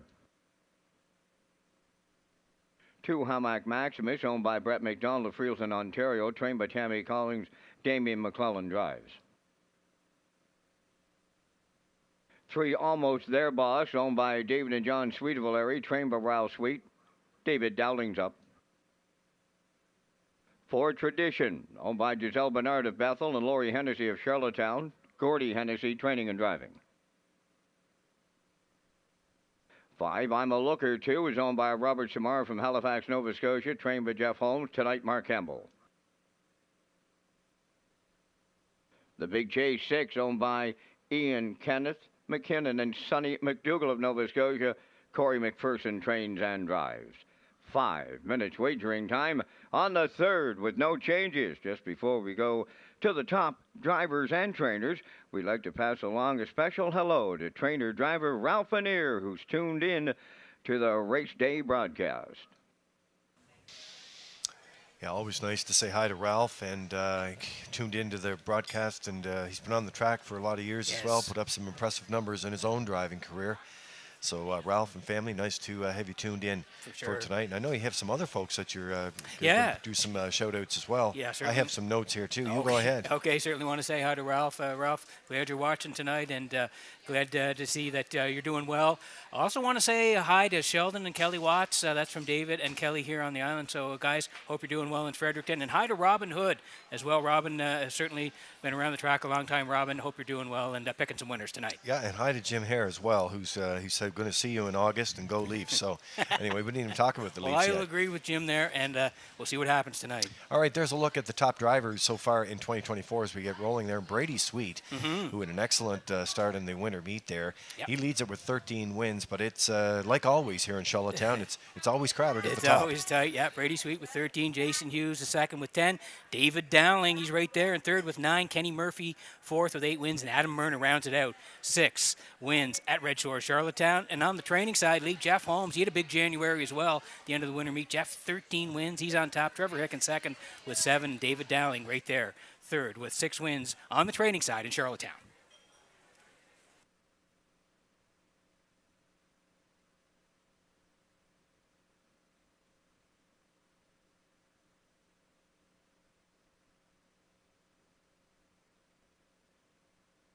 All right, there's a look at the 5s. We make our way out to the track here. Under 3 minutes to go here on the betting board. A power pack field of 6. And there's a look at the 5. I'm a looker now.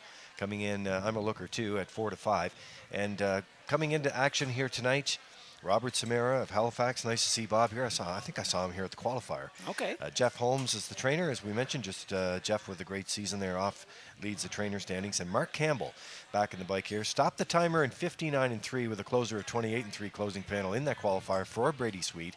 And this guy is ready to roll. Campbell's driven him 15 times, so he knows him.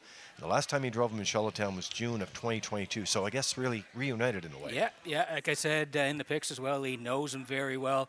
He has won with him in the past. I'm a looker too. You mentioned the qualifier, zipped him right off the wings. Did Brady Sweet that day, was a winner 59-3, 28-3 in the end of it. And if you look back at those starts late January there on the 27th, again, similar strategy right to the front, a winner 57-4. And then that special Joe O'Brien card here on the second, again, third, just beating the length 56-30-1. 18 for 30 in top threes last year. He's a very good horse. I'm a looker too, 4 to 5.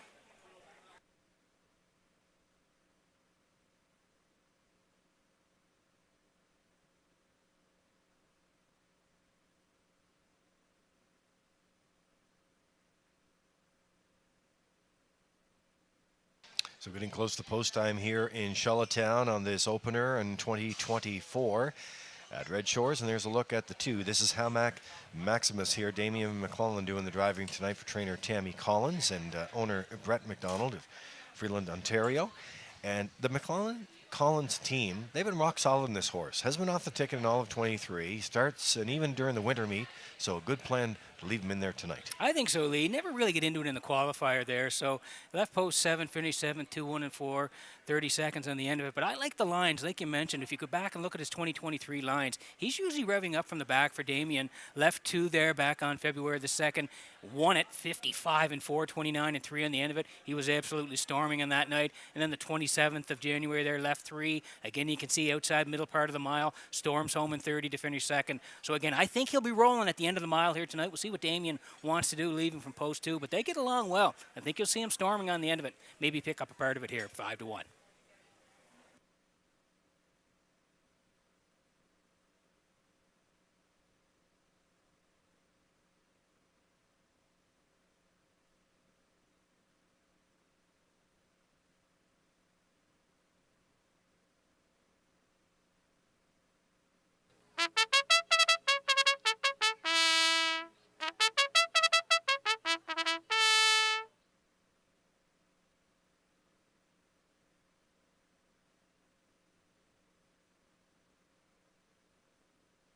Horse is getting ready to go to the gate here. We have time to pick up another one. This is the rail sitter here, Cataparca. Adam Myrner driving for Melissa Rennie. That team going back into action here tonight. They get a busy night at the track. and the ownership team of Jeremy Hoffman, Lynn Livingstone, Jeffrey Campbell, and Kevin Teasdale. So they're going into action here. Great season last year, Peter. 22 top 3 finishes from 34 starts. Impressive. Yeah, 7 wins, too, in 2023. 55 took a record here in Charlottetown. That was his quickest win last year here in Charlottetown in 2023. And Lee, I just think he's going to be tucked in. He really makes me nervous here. He's going to be in a good spot. You go down to that line on the 26th of December last year. Left 3, was tucked in, got up to win by a head, 59-3, 29-3 in the end of it. He is going to be tucked in here tonight. He's a good play here on the rail. Cataparca 4-1. Yeah, and I just love the way he looks there in the back. He's sort of like he's got his game face on there. He's just sort of prancing, and Murner's getting and pointing him to the gate there. He looks so good. Murner's horses always look so sharp on the track as well, Lee. He's got them shiny when they're out there. They're looking ready to race. All right, field of 6, getting ready to go on behind the gate.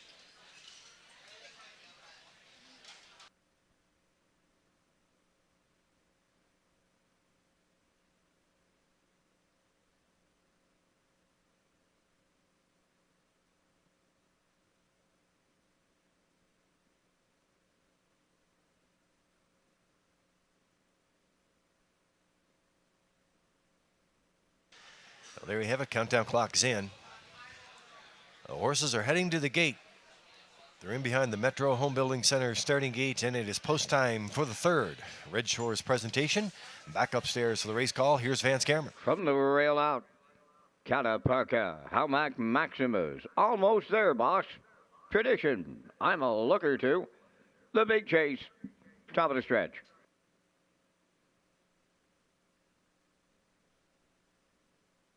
Here they come. A half a dozen noses pushing the starting gate away. Post time for the 3rd. They're up and pacing Cataparca, the first one out. Almost there, boss is second. 3rd one to the turn, Howmac Maximus. Coming 4th on the outside, I'm a looker too. Tradition away 5th, followed by the trailer. The Big Chase, they swing by the 8th pole, guarding the cones, Cataparca from Murner, and they're leading them to the back stretch. 2nd almost there, boss. I'm a looker too. Campbell right lines early, going after the leader. I'm a looker too. Will clear at the opening quarter. 2nd is Cataparca, almost there, boss, at the rail. 3rd. Gap back to 4th is Howmac Maximus. Then in 5th, it's Tradition. Trailing 6th, the Big Chase, 29 seconds flat the opening quarter. And up front by the 3/8 pole, now led by I'm a looker too. Racing from 2nd is Cataparca, up with the leaders 3rd. Almost there, boss. There's a large gap back to 4th. Howmac Maximus there. 5th is Tradition. Trailing 6th is the Big Chase by the midway point, led by I'm a looker too. Racing from 2nd, that is Cataparca. 57-3 was the half mile. They're rolling on by the 5/8, led by I'm a looker too. Cataparca 2nd. Almost there, boss. 3rd. Well off the leaders 4th. Howmac Maximus. 5th is Tradition. On the outside 6th. The Big Chase. 3/4 coming next. And I'm a looker too. Getting him there with Campbell. And it's getting late. 2nd is Cataparca. Racing 3rd. Almost there, boss. 3/4 in 1:26-3. Just an 1/8 of a mile left to go. I'm a looker too. Starts to drive away. Racing 2nd is Cataparca. Almost there, boss. 3rd. Howmac Maximus is coming late, but it's I'm a looker too in line to Mark Campbell in the 3rd. Up for the deuce. It looked like Howmac Maximus with Cataparca 3rd. 1:56 flat.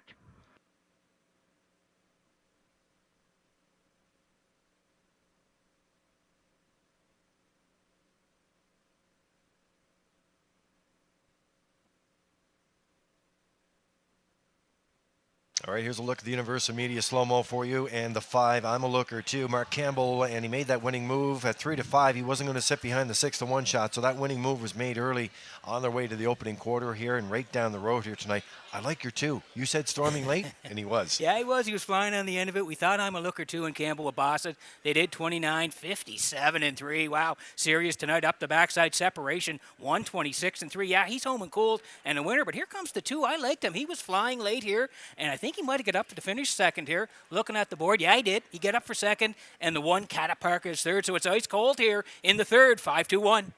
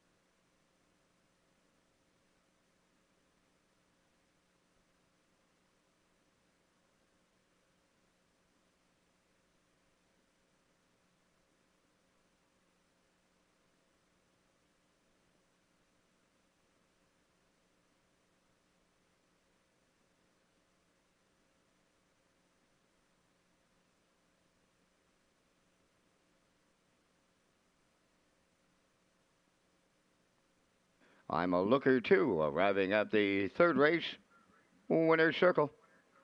Pacing Brown Stallion 7 by Shadow Play off the Camluck Dam. Timel Extra, owned by Robert Samar from Halifax, Nova Scotia. Bred by Fred Wolford of London, Ontario.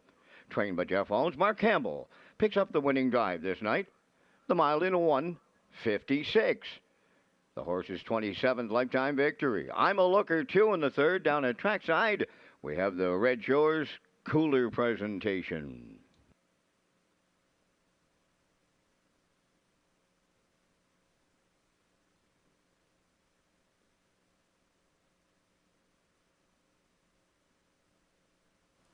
This race replay is brought to you by Windermere Farms. Windermere Farms is excited to add Keystone Velocity, sire of Jughead Winter, You Can Do It Blue Chip, to the 2024 Stallion lineup. He joins Malicious, whose offspring held down the highest sale average of the 2023 Atlantic Classic yearling sale, while siring the top-priced Atlantic Pacing Filly and top-priced Atlantic sired yearling stud Colt. Also joining the heavy-hitting lineup are Somewhere Fancy, Muscle Through It, and Source of Pride. Windermere Farms is unquestionably where Atlantic Canada's champion stallions call home. Now the official results from the third race. Cataparca third. Hamac Maximus was second. Almost There Boss fourth. Tradition finished fifth. I'm a Looker 2, the race winner. The Big Chase was sixth. Fractions of 29. 57 and 3. 126 and 3. And the mile 156. In review, 324. 516. I'm a Looker 2, paid $340 to win. The exactor 910, triactor 1920, and the superfactor was 487.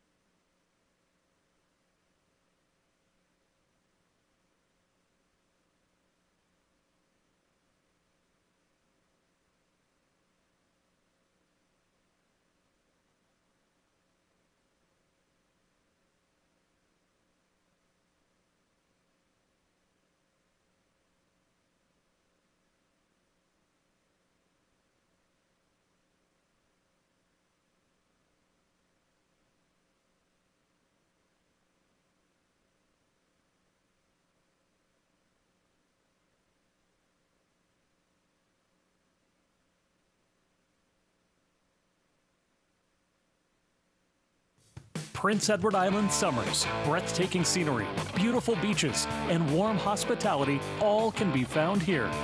PEI is a special place with a special race, the Gold Cup and Saucer, the greatest show in harness racing. This year, we celebrate the 65th edition of Canada's most prestigious race on a half-mile track. This is the greatest Gold Cup and Saucer of all time! The excitement, the crowd, the atmosphere. Smooth, Lou, and the Shepherd brothers. They win the Gold Cup and Saucer. The tradition, the spotlight, and a purse of $100,000. Showtime! Only in Prince Edward Island, only at Red Shores. The one and only Gold Cup and Saucer, presented by Atlantic Lottery. Join us this August on Prince Edward Island for Old Home Week and the Drive to 65. There it is. We did preview this earlier in the show here. I guess the pregame, actually, we put it in. But it is the Drive to 65.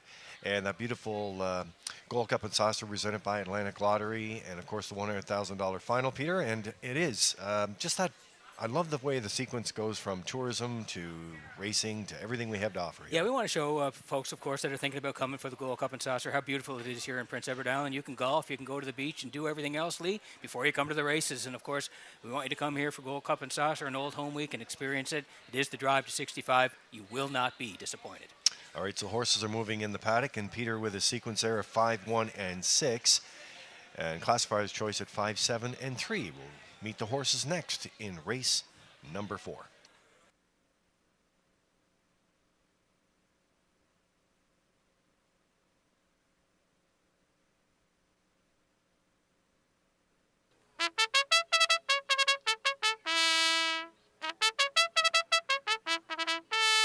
Maiden paces in the 4th race parade. Mudslide Luke is one, owned by Jackie Heffernan of Somerville, trained by Miles Heffernan Jr., Miles Sr. driving. Love Matters Most, number 2, is owned by Rebecca May Horton, Blair McLaughlin, and Jeff Lilly. Jeff does the training. Jules Barrio drives. James Raines, number 3, Jacob Sweet of O'Leary, the owner, trainer, and driver.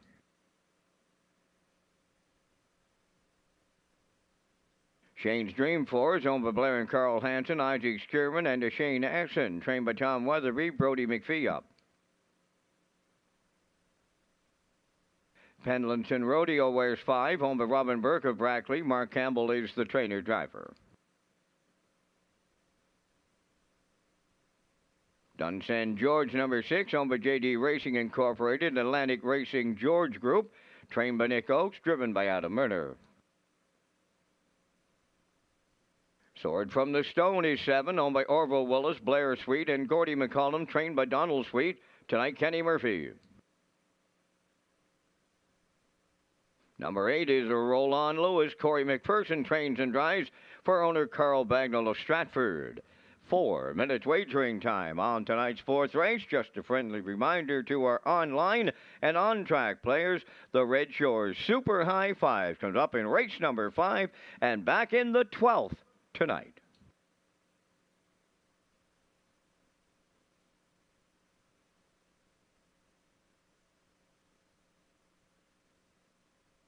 All right, live shot of the O'Briens, and there it is, the O'Brien Social Bar and Kitchen, now open and rolling. And on behalf of General Manager David McKenzie and the entire Red Shores team here, we want to welcome everyone back to the new season here. And when you're speaking of new season, there's no better way to do it than to kick it off with a brand new restaurant, Peter. It looks great, fantastic. And if you think the restaurant looks great, you should try the menu. Yeah, it's amazingly. We were lucky enough to try it this week. The food is outstanding. And when you go down there, you'll see. 3 times we tried it. Yeah, we did, actually. So we weren't supposed to mention that No, part, Lee. okay.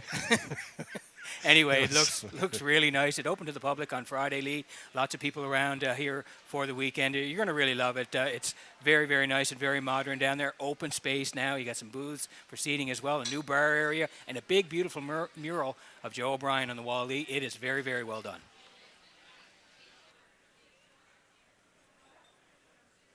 All right, there's a look at the Atlantic Provinces Harness Racing Commission and the finish, the photo for place. There's how close it was. You said the 2 would be storming there in the end of it. He did. He got up for the deuce there. That's how Mac Maximus for Damien McClellan and Adam Murder and Cata Parker. They got the show prize last time out.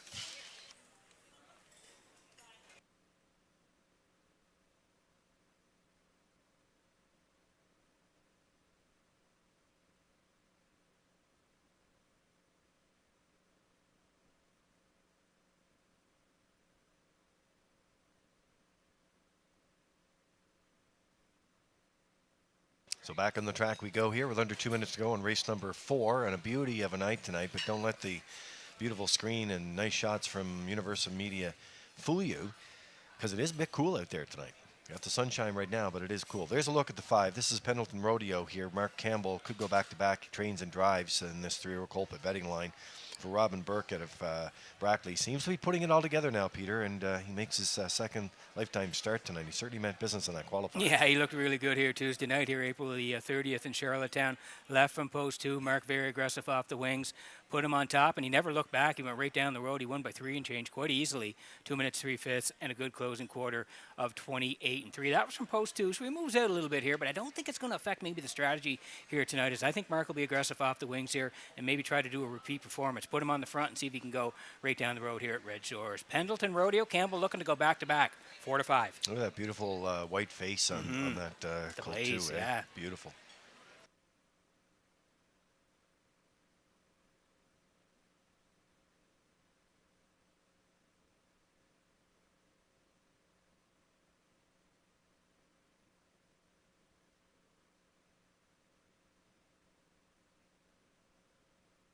So we'll track along with the 1 here. This is Mudslide Lucas and Miles Heffernan Sr. doing the driving. Miles Jr. is the trainer, and a great chat to the Heffernans at the PEI Standard Horse Owners Association banquet. So hi to James Bro, president, and all the team there who put that on. That was a fantastic night. That was an excellent night at the Charlottetown League. Great night. It was, and I know there were industry builders announced there that night too. Leonard Walsh, of course, I know he's tuned in here tonight. You talk about great Gold Cup and Saucer memories over the years. Lenny would have a few of those. Oh, for sure. But some great folks mentioned in the industry side of it, the builder side of our business, and Leonard was one of them for sure.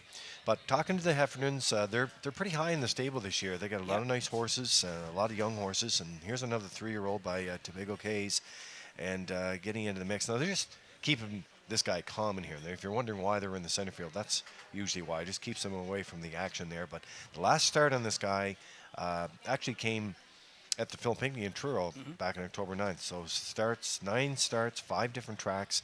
He likes the road too, Peter. He does. He likes to go on some road trips. He was back home to qualify, though, here in Charlottetown on the 27th, and he left hard off the wings. He was in post 6. Miles had him on top right away, and they stayed there pretty much the whole way. Ended up second. Dun San George, another horse that's in here, got up to collar him late in the lane, but this guy was good.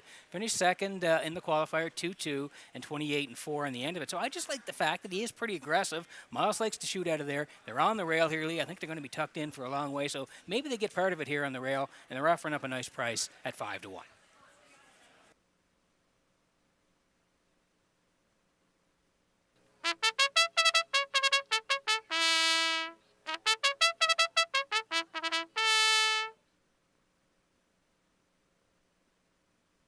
The starting gates rolling into position here for race number 4. Exacta 20-cent Superfecta tractor wagering. The Wild Horses tag is back. There's a look at the 6. This is Dunzan George. And ownership group cheering this 3-year-old colt on. Had a quick tour of Nick Oak's new upgrades at his farm. Big investment. Looks fantastic, too. Certainly does. Again, this guy I thought raced really well in the qualifier. He sat in all the way, and then Adam moved him late in the qualifier, and he snapped home 28 and 1 to get it done in the qualifier, 2, 1, and 4. Now, that was from post 4. He was able to sit 2 all the way. He moves out to post 6 here tonight. We'll see what kind of a trip he gets, but coming off that one, pretty impressed. We're going to put him in for 3rd. Yeah, good price too at 15 to 1 right now for JD Racing Incorporated, Atlantic Racing George Group. Nick Oakes, the trader. Adam Murner put him behind the gate. Post time clock is in. The Metro Home Building Center starting gate is rolling for the 4th. Back upstairs for the call. Here's Vance Cameron. The maiden paces in the 4th race are Mudslide Lucas, Love Matters Most, James Rain, Shane's Dream, Pendleton Rodeo, Dun San George, Sword from the Stone, Roland Lewis, top of the stretch.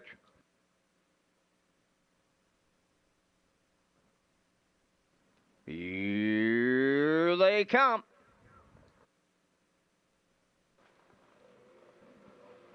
Rough and pacing, beauty start for maidens along the rail. Mudslide Lucas is leaving out. Pendleton Rodeo coming from the outside. 3rd one to the turn. Love Matters Most to get away 4th is James Range. From the outside 5th, that's Dun San George. At the rail in 6th is Shane's Dream.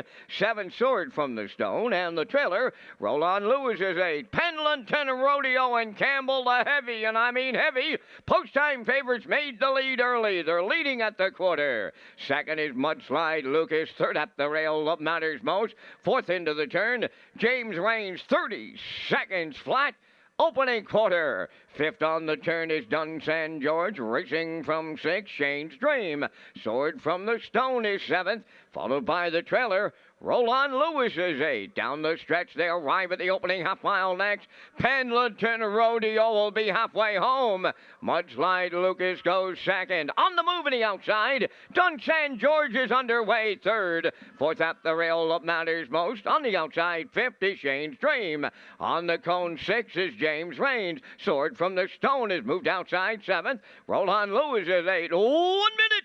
3 was the half. 3/8 of a mile to go. Pendleton Rodeo leads it. Here's the challenger. He's Dunsan George second. Third at the rail, Mudslide Lucas. Fourth on the outside, Shane's Dream. On the cones, 5th and nowhere to go. Love Matters Most. Sword from the Stone is taken over 6. 7th is James Rains. And a roll on Lewis on the outside 8. The 3/4 stripped in 1:30 and 2. And an 1/8 of a mile out. Turning for home, Pendleton Rodeo. This one is all over. Dunsan George made the break and is now out of it.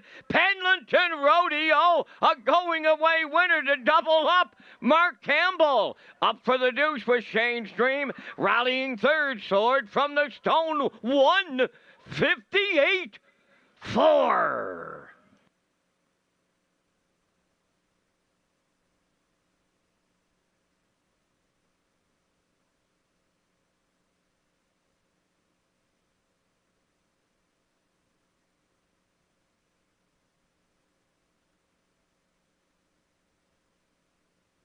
All right, Universal Media slow-mo for you in race number 4 tonight. And we said in the pre-race here that this colt looked really good in his last 2 qualifiers and thought he turned a page, and he certainly did here tonight. Yeah, same strategy like we said in the qualifier. Gets pointed right to the front. A little bit of a tussle early, but he got there. 30 seconds flat. Good rating by Mark. 1 minute 3. The 3/4 were 1:30 and 2. And Mark, has the lean back on here. It's in total control as they hit the wire here. 1:58.4. Shane's Dream, who was on the outside, is going to rally up for second for Brody McPhee, and Sword from the Stone is third here. 5:47 in race number 4.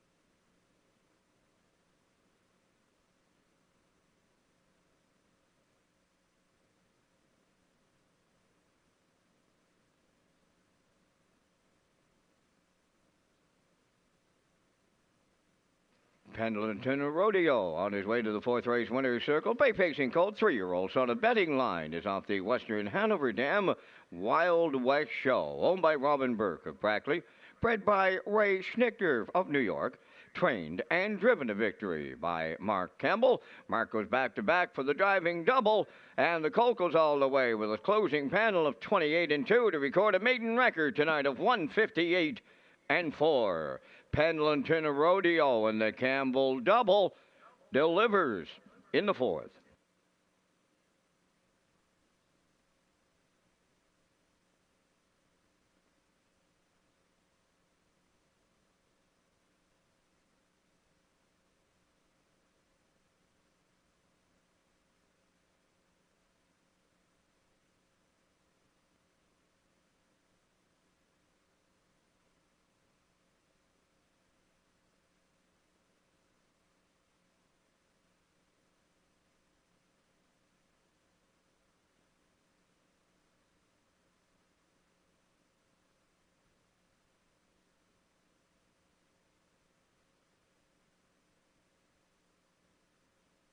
Now the official results from the 4th race, Mudslide Lucas 5th, Love Matters Most 4th, James Rains was 6th, Shane's Dream 2nd, Pendleton Rodeo, the race winner.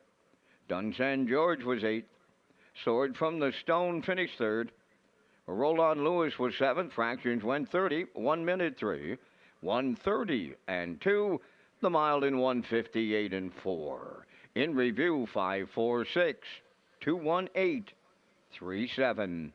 Pendleton Rodeo paid $220 to win. Exactor $49.50, Triactor $167.40, Superfecta returned $90.88.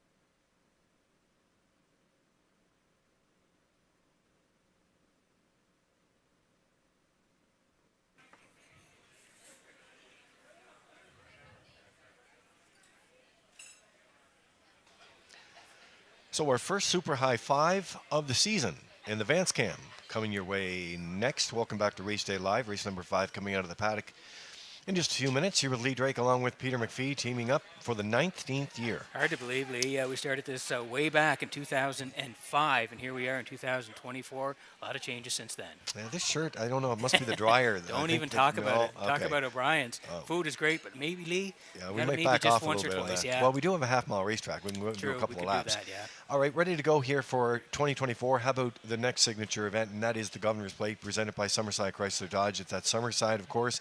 Our opening season there is May 20th, and we have another great video to kick off that with all the promotional videos that Stephanie Mitchell and Chris Farrell and the marketing team has these assets, and you help build them along with Liam. Yeah, Liam did a great job from Universum. Shout out to him on all the Gold Cup and Governor's Plate promos that we put together in the off-season. And we're going to take a look at the 2024 Governor's Plate promo. Here it is. The Governor's Plate is Summerside's race, crowning harness racing champions for over 50 years and making memories that last a lifetime. Walter Simmons, it's your time! Bugsy McGuire wins Governor's Plate 52! Be a part of something special this summer on Prince Edward Island. It all happens in July from Summerside PEI. Time to dance in Mark Campbell! Time to dance in Governor's Plate 53! The Governor's Plate, proudly presented by Summerside Chrysler Dodge. Go to Redshores.ca for more details. And there you have it. And the one thing you're going to notice about the Governor's Plate, and every Saturday in July this year, Peter, is the new post time that we put in play, and it's going to be at 4 o'clock. Yeah, looking forward to it, Lee. We're going to give it a go here this year. I think it's going to work out great. We tried a couple last year here in Charlottetown, moving it to Summerside as well for Governor's Plate. It'll be on Saturday, July the 20th. First post, 4 p.m. Horses are rolling in the paddock. They get the signal there from paddock judge, and that is John Power. So they're rolling out in the track. Peter is working on a 6-5-1 sequence and matching strides with the classifier's choice, 6-5-1. I'm in good company there, Lee. And then Mark Campbell's going for the natural hat trick with Paul's Crown here in race number 5.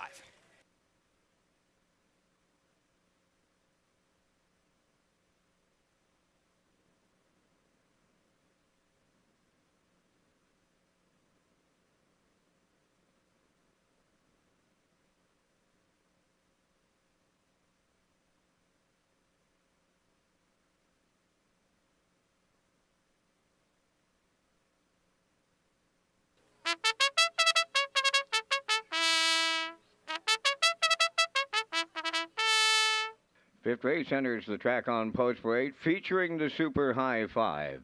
Number 1, the Sports Desk, owned by Jack Keenan of Stratford and Joseph Dahl of Burlington, Ontario, trained by Ron Matheson. Chills Barrio up. Check Your Chip number 2 is owned by Greg and Lucas Bailey of Montague, trained by Miles Heffernan Jr., Greg Bailey driving.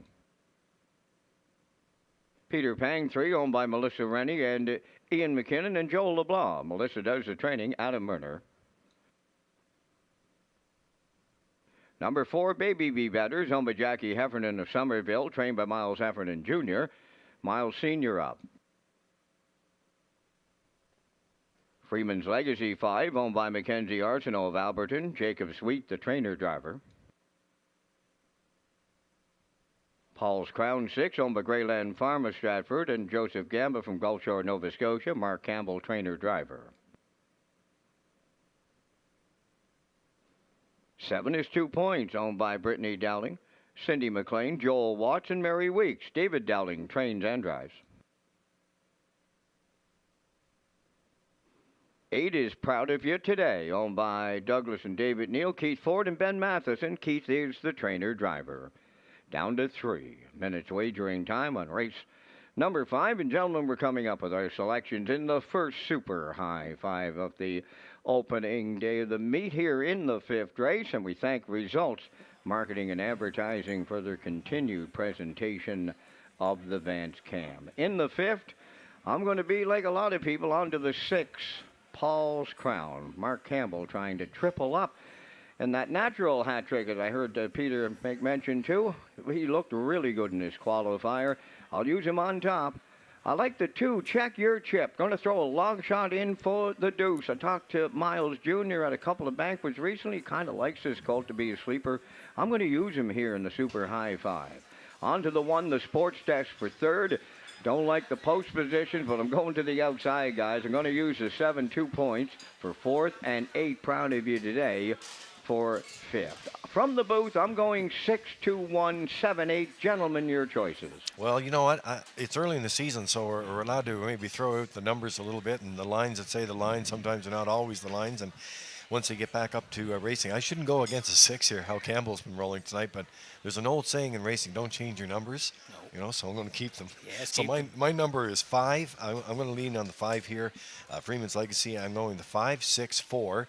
1, 7 is my sequence. Yeah, from this side of the desk, I'm going to go to the 6. Mark looking for the natural hat trick. I do like 5, Freeman's Legacy. Showed some nice lines last year. The 1, the Sports Desk, and then the 3 and the 7 to round it out. So I'm at 6, 5, 1, 3, 7 in the Super High 5 at Red Shores.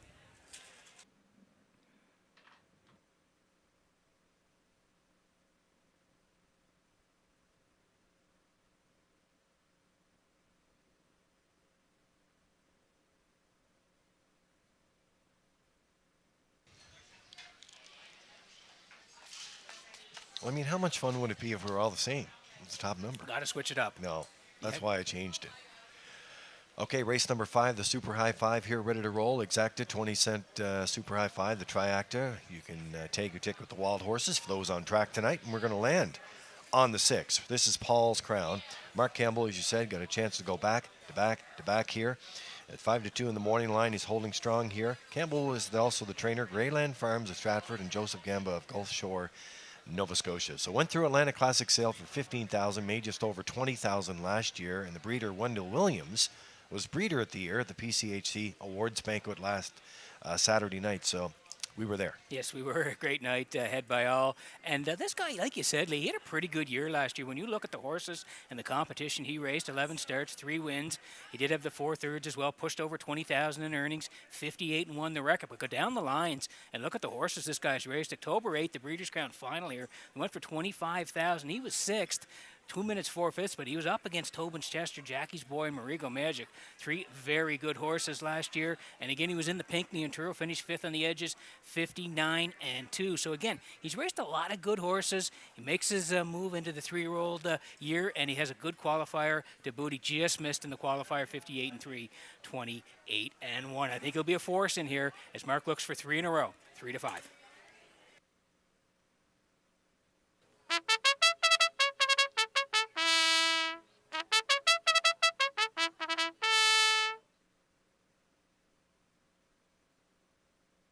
Well, Jacob, so he kicked off the 2024 spring meet here with a victory tonight, and he's back in action here with Freeman's Legacy for Mackenzie Arsenault of Alberton. And I just like the fact that it was a great qualifier at Summerside, laid down all the fractions, tripped the timer in a snappy 58-4. So I gave him a bit of the lean because he was drawing inside of the 6, Paul's Crown, but one slot to the left. We'll see how he does. Yeah, again, Lee put up some solid numbers last year. You look at his starts from last year, 9 of them, 6 of 9 in the top 3. Did have a couple of wins, 59 and 3 in Summerside was the quickest there. You go down his lines. He raced very well at Redshores Summerside. He was a winner by 5, 2 minutes 4/5. Right back the next week, he was a winner by 4, 59 and 3, and then wrapped it up in Summerside late October 2nd there to No Fool McKinley in 59 and 2. So we had a really nice year. Did Freeman's Legacy, comes off a good qualifier. Price is right. I like him for part of it, 5-1.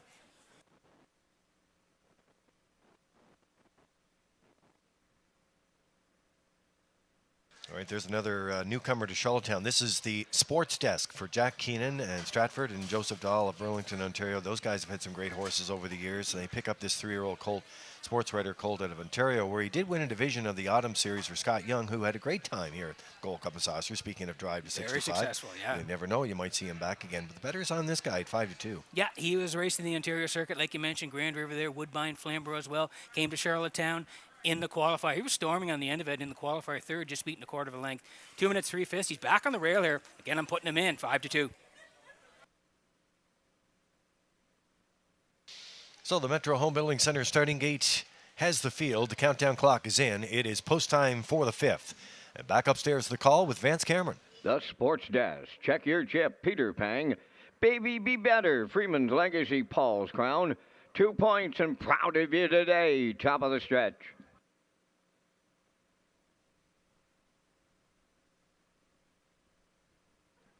Approaching a start.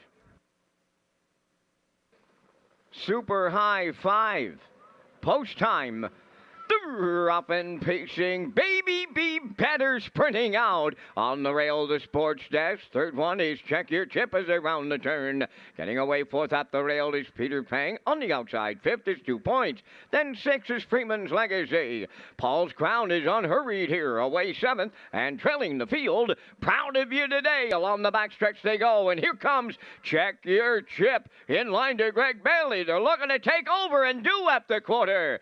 Second is Baby Be Better. Third up the rail, the sports desk. Racing fourth is Peter Pang. Fifth is 2 points, 28 and 1. Opened it up as they round the turn for the first time. Check Your Chip at long odds, the leader by a couple.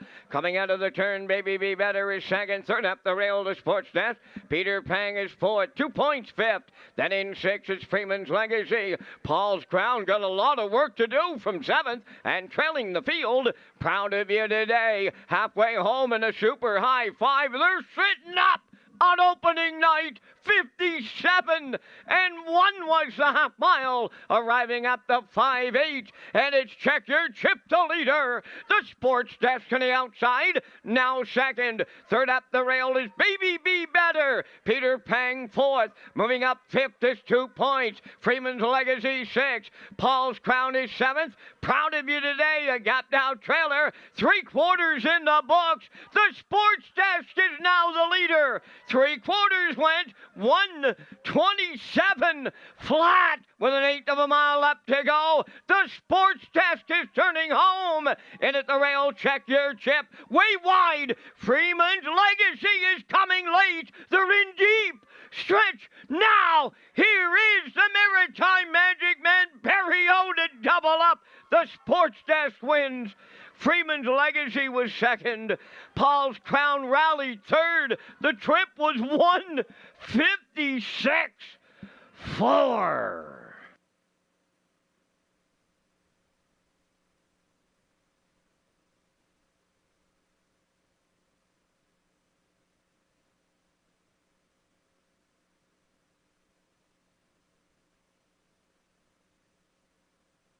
All right, there's a look at the Universal Media slow-mos. They fan out here in the stretch here. What a great race this was. A couple of long shots trading blows here earlier on, but it was the one getting up at 7-5 odds. The Sports Desk, the newcomer for Barrio, gets up and gets it. Yeah, just before we went, I said I'm putting him in here because he raced great in the qualifier, 30-1 on the end of it, just nipped late. The 2 and the 4, they battled early, 28-1, 57-1. It was real quick for the half. 3/4, 127. Barrio got front, and he's going to fend off the 5 and the 6 late here. The Sports Desk and Barrio. Yeah, they win it in the 5th. The Red Shores, super high 5.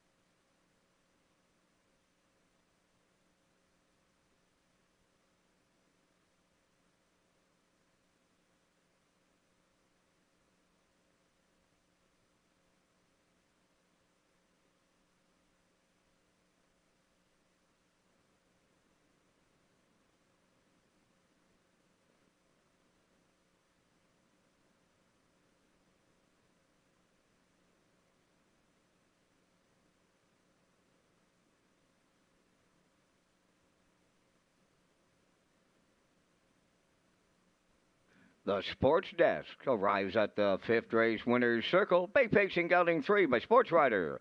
Off the Well Said Dam Ladies Critic, owned by Jack Keenan of Stratford and Joseph Dahl of Burlington, Ontario. Bred by Robert Key of Leechburg, Pennsylvania. Trained by Ronnie Matheson. Gilles Barrio has his second winner on this night for the double. The colt has a new pacing record of 1:56-4. The Sports Desk and the Barrio double in the Super High 5.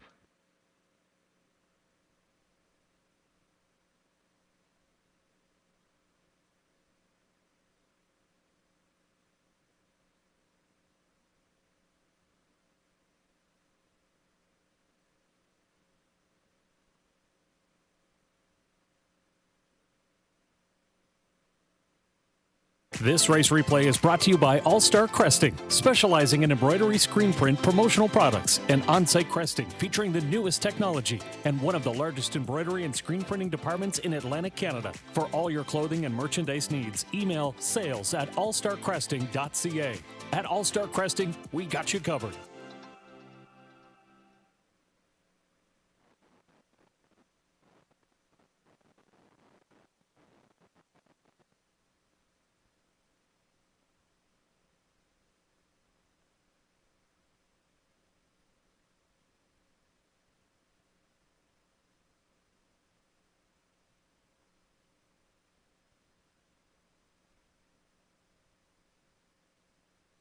Now the official results from race number 5, the Sports Desk, the race winner. Check Your Chip was 5th. Peter Pang 6th. Baby Be Better was 7th. Freeman's Legacy finished 2nd. Paul's Crown 3rd. 2 Points 4th. Proud of You Today finished 8th. Fractions of 28-1. 57-1. 127. And the Mile in 156-4. In review, it's 156-723-48. The Sports Desk paid $480 to win. Exactor at $17.30. Triactor $57.60. And there's a Super High 5 carryover.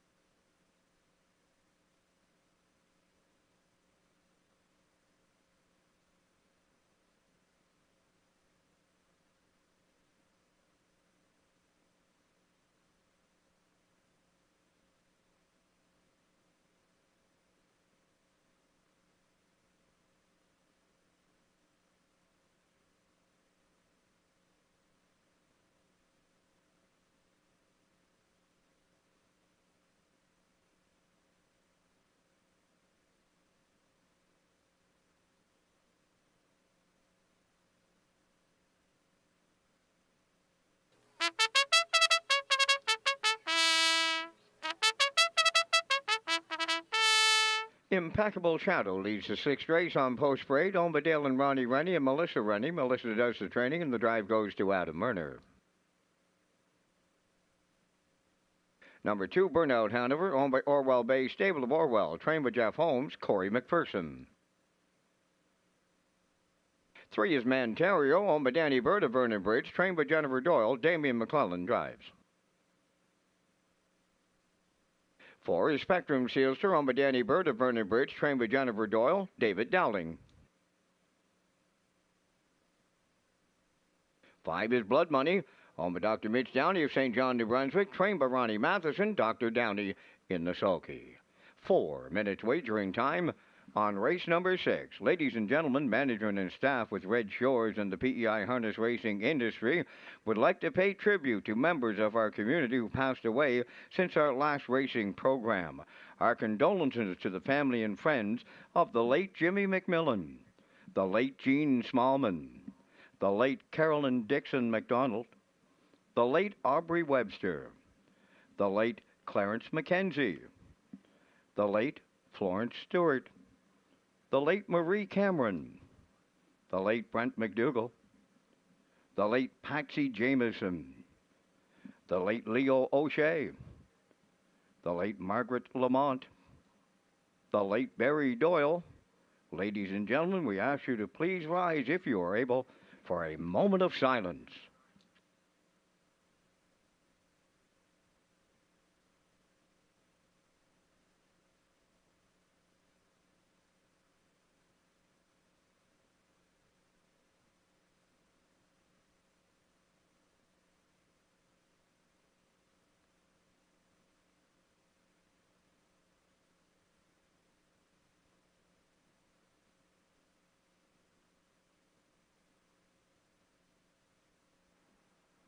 Thank you, ladies and gentlemen.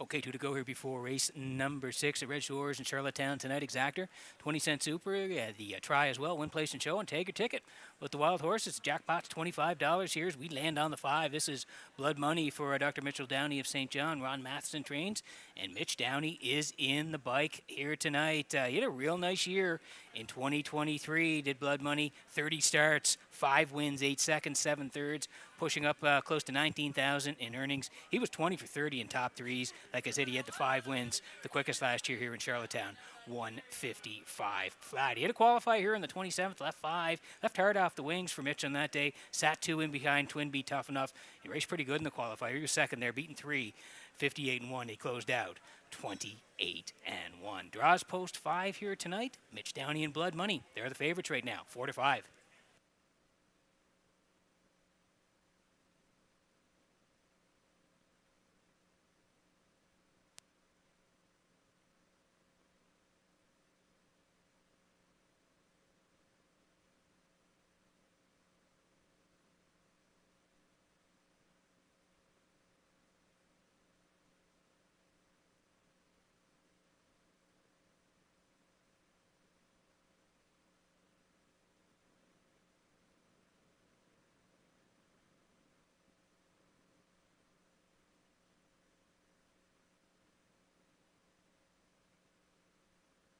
So back in action here for race number 6 tonight. Under a minute to go here. Features Exacta, 20-cent superfecta, tractor wagering. Take your ticket with the wild horses if you'd like to play that on track. There's a look at the 1. This is Impeccable Shadow. Adam Murner will do the driving for trainer Melissa Rennie. And Dale and Ronnie Rennie have Melissa Rennie out of the ownership team there. Shadow play. Always looks great on the track here. 7-2 choice right now. And coming into this action, good group in here and hard to land on a winner, but the rail factor will help. Yeah, I think so as well. Go back to that start November 12th of 23.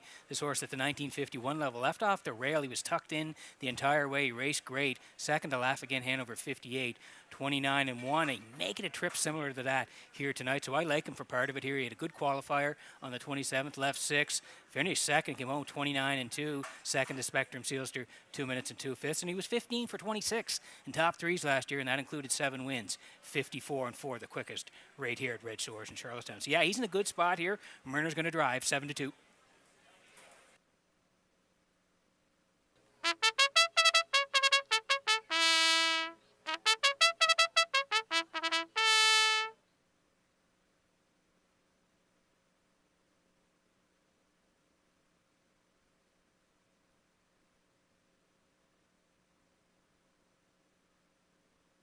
Getting ready to go here, another power-packed field here. There's another newcomer to Spectrum Sealster. Lands in the Jennifer Doyle barn here. Danny Bird of Vernon Bridge. David Dowling will do the driving here today. Islander Terry Gallant was the trainer in Ontario. Ships into the Doyle stable and a little tightener in the qualifier. Hasn't been off that long, Pete, and that could be a factor here too. Wow, he shows leave, this guy. I think David might be aggressive here. 5 left hard in the qualifier. 2 can leave as well.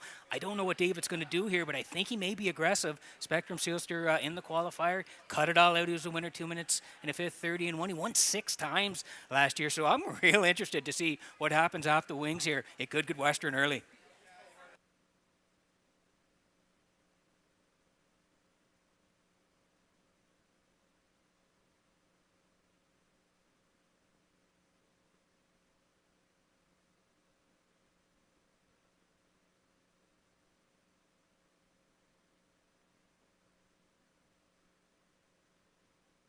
Countdown clock is in for race number 6. In case you missed any of the action earlier on, we'll do a review for you here in the 7th. The Metro Home Building Center starting gate has the field. It's upstairs for the race call. Here's Vance Cameron. Impeccable Shadow, Burnout, Hanover, Ontario. Spectrum, Sealster, and Blood Money, top of the stretch.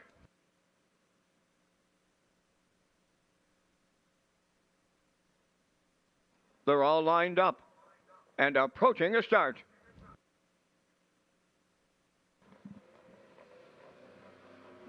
Up and pacing, Spectrum Sealster with the first call. Impeccable Shadow along the rail second, third to the turn. Burnout Hanover, away fourth is Ontario. The early trailer fifth, that is Blood Money. So they arrive at the 8th pole, and the newcomer to Charlottetown, Spectrum Sealster and David Dowling on the early lead. Second is Impeccable Shadow. Third up the rail, Burnout Hanover. Getting away fourth was Ontario. Trailing this field in the early going, Blood Money is fifth. So they're over to the quarter. The small and compact field of 5. We won't see a lot of action here in the early going. The quarter's up in 29 and 1. Spectrum Sealster cutting this one out at 3/8. 2-hole ride to Impeccable Shadow. In mid-pack third, that's Burnout Hanover. Out of the turn fourth, Ontario. Blood Money continues to trail. Arriving at the opening half mile next, Spectrum Sealster gets them halfway home here in the 6th. Impeccable Shadow, the 2-hole ride. Burnout Hanover third. Ontario fourth. Blood Money is fifth. And they were at the midway point, led by Spectrum Sealster. Racing from second, that is Impeccable Shadow. There's the half mile. It's up 58 and 4 on the move in the outside. Burnout Hanover underway. Here comes Blood Money now to take over fourth, and Ontario is fifth. They arrive at 3/4. Spectrum Sealster the leader. At his wheel is Burnout Hanover. Impeccable Shadows in the pocket third. Blood Money fourth on the outside. Ontario at the rail fifth. 3/4 in 1. 28 and 1, and they're homeward bound now, led by Spectrum Sealster. Burnout Hanover on the outside, up the passing lane. Impeccable Shadow, he's coming on, deep in the stretch. Spectrum Sealster for Dowling hangs on.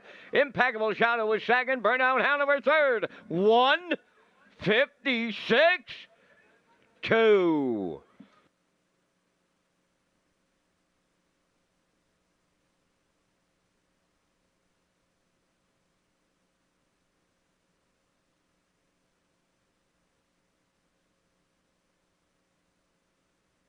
Well, we talked about this guy in the pre-race. So you get a look in the Universal Media slow-mo in race number 6, Spectrum Sealster Dowling tonight. You thought he'd be aggressive off the wings. He was, Peter, 2-1 odds and right down the road tonight. Yeah, the line show, he loves to leave, and David slingshots the wings here tonight. He gets front 29-1, 58-4. First up challenge for Burnout Hanover. Not quite tonight, but look who's slipping down the passing lane. Impeccable Shadow putting pressure on late, but digging in is the 4. Spectrum Sealster right down the highway for Dowling to win the 6th.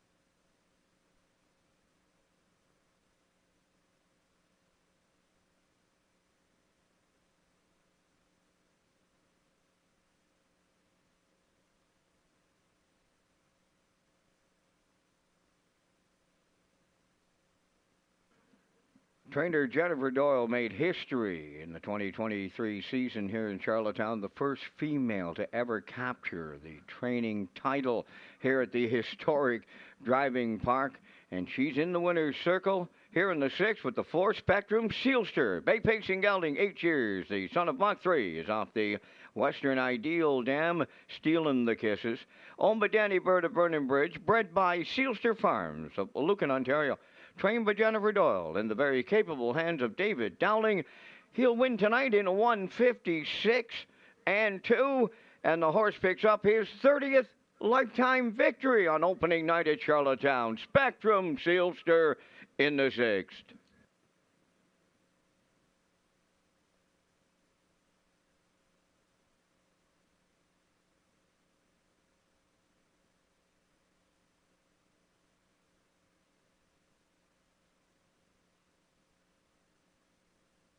This race replay is brought to you by the new 1888 Lounge at Red Shores. The 1888 Lounge is perfect for your corporate meetings, parties, or presentations. Contact Rebecca in our Sales and Events Division for more information on the new 1888 Lounge upper level at Red Shores.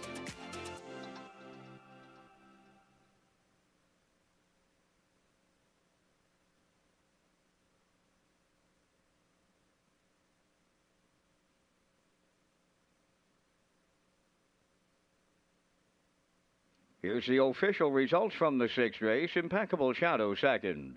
Burnout Hanover 3rd. Manterio 4th. Spectrum Sealster the race winner. Blood Money was 5th. Fractions of 29-1. 58-4. 128-1. And the mile 156-2. From the top, your program reads 2, 3, 4, 1, 5. Spectrum Sealster, $6 to win.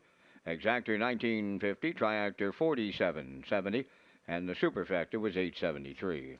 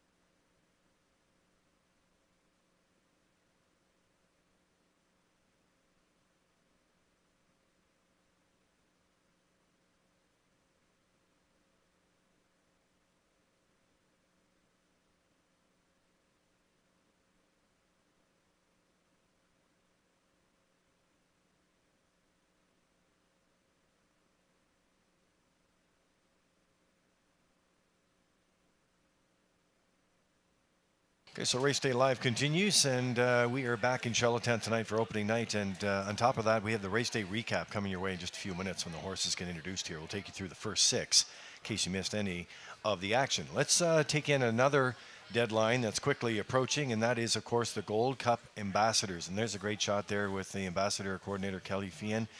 And that deadline is coming up on May the 12th. So you can go to Career Beacon and get your application in, or drop it off here with Kelly, or the case BB, but that deadline's quickly approaching. Yeah, you're right, Lee. Go to, as you said, Career Beacon there. It's under the Gold Cup and Saucer Ambassador application deadline is May the 12th. And again, if you're interested, there'll be media appearances at Gold Cup and Old Home Week. Represent a local charity in the annual Gold Cup Give Back campaign. There'll be broadcast features and interviews, and to represent horse racing and a Gold Cup finalist. That's right, and you must be 19 at the time that you apply, okay? So there seemed to be a little confusion on that last year. It's 19 years of age when you apply to be a Gold Cup and Saucer Ambassador. We're looking forward to the Drive to 65 campaign, and we're looking forward to the Gold Cup and Saucer Ambassadors returning for 2024.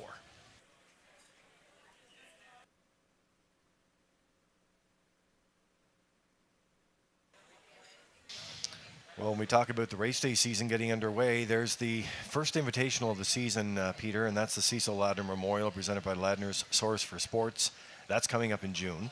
Yeah, always a kickoff to the season, Lee. That free-for-all series will be happening around the Maritimes again this year. They're going to be racing for great money.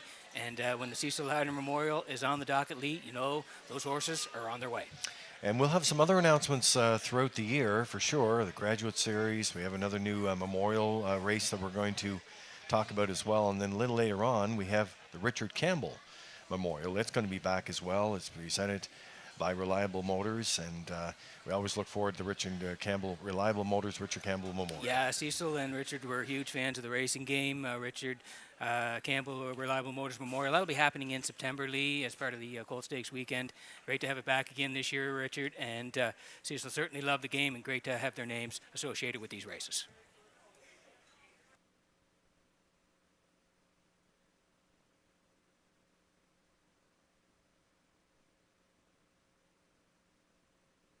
See the horses coming out here for race number 7 tonight. I'm going to head towards the 2. That's Middleton Terror and Dowling looking to go back-to-back. I do like 3 for part of it, Midnight Mood. I'm going to put the 1 in as well, Solid Silver, Murder on the Rail. 2-3-1, classifier underneath 2, 1, and 4 as the horses are on the way for race number 7.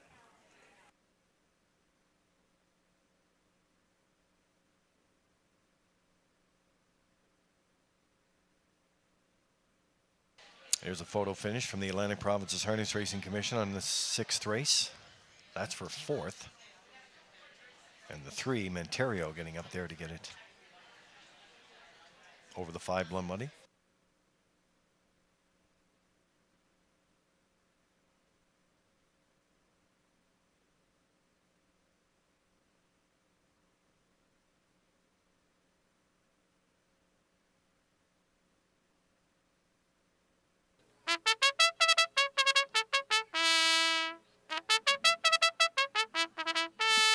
Seventh race on the track for post parade. Number 1, Solid Silver, is owned by Donald Beaton from Waikokoma, Nova Scotia. Trained by Stacey Dara, Adam Murner driving.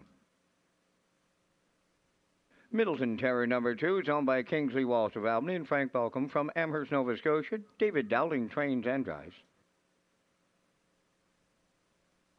Midnight Mood number 3 is owned and trained by Alan Gregory of Charlottetown. Tonight, Mark Campbell. Sidekick number 4 is owned and trained by Donald Sweet of O'Leary. Brody McPhee drives.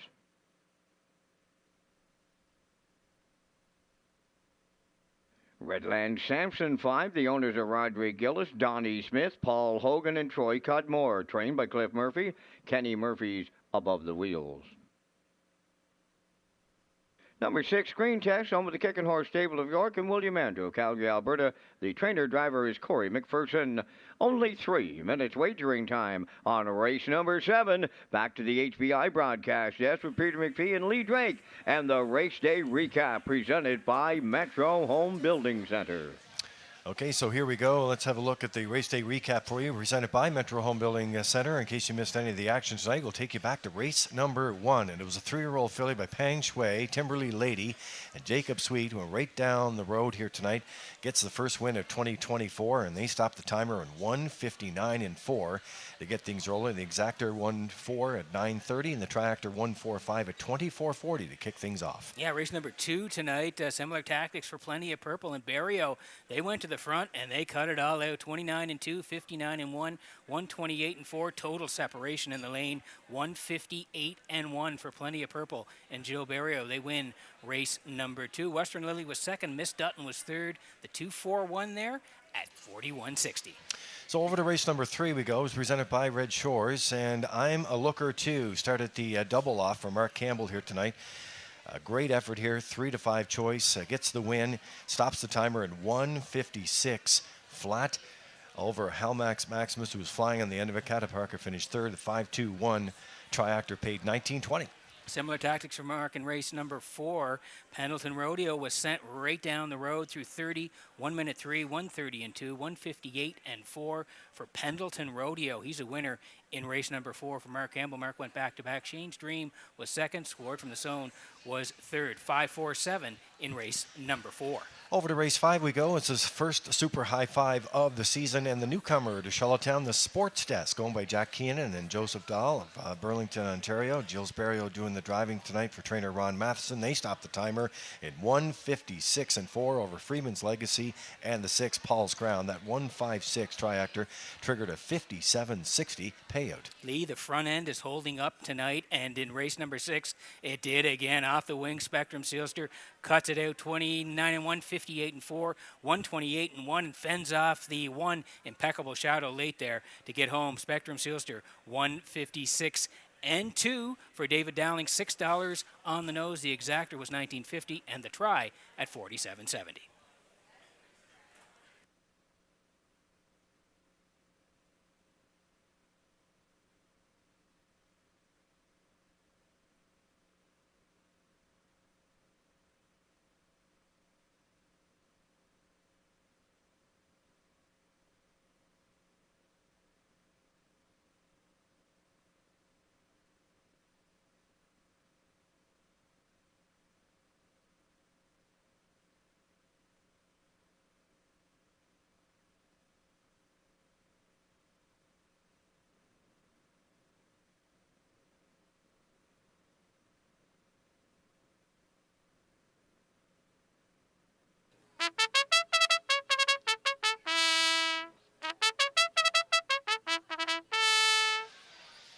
All right, so getting go here for the race number 7. Last call for the 50-50 with the PI Standard Horse-Owned Association, over 1,100 to the winner, Peter. That's a good way to kick off the season. Nice way to kick off the season is right.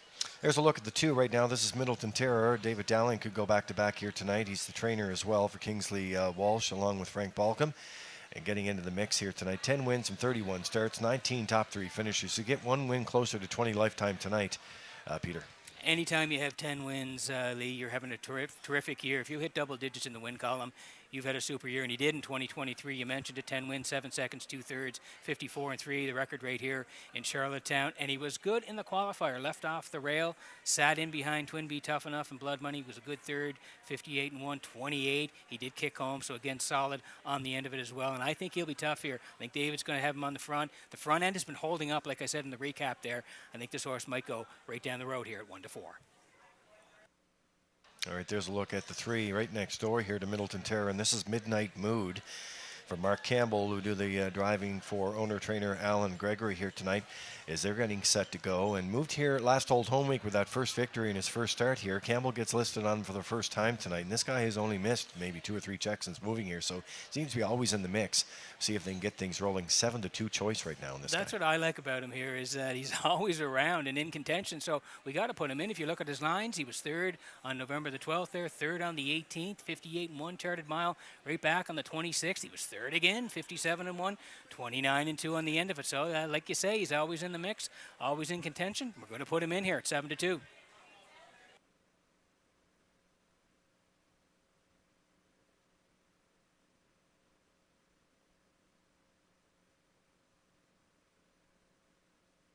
There's a look at Solid Silver right now. Forerunner Donald Beaton and Stacy Dara is the trainer. Anna Murner will get the call to do the drive tonight. Nice price on this horse, 9-1 right now. Closed out the winter meet on that special O'Brien's program on the Friday night, and back in action here tonight. Yeah, again, Lee, he's been pretty consistent. Like I said in the write-up, if you look at his starts, half of them have been in the top 3 last year, included 3 wins, 2 minutes, and a fifth at Inverness was his quickest time. And he had a pretty good qualifier third there, 2-1. I like the fact he's on the inside here. I think he might round out my try here. I like a 2-3-1. Nice to have your post-time picks back, Peter. Post-time picks of Kurt Hughes is also coming this season. Oh, yeah, we've been talking to Kurt, and he's excited to be back, but we're not really talking right now, Lee. He's a Bruins fan, and I'm a Leafs fan. I know I didn't want to mention it, but you did. All right, post-time clock is in. The Metro Home Building Center starting gate has the field. Upstairs to Vance Cameron, who's a Habs fan. Yeah, but you know what, Lee? I'm a Bruins fan tonight. No. 7th race all lined up.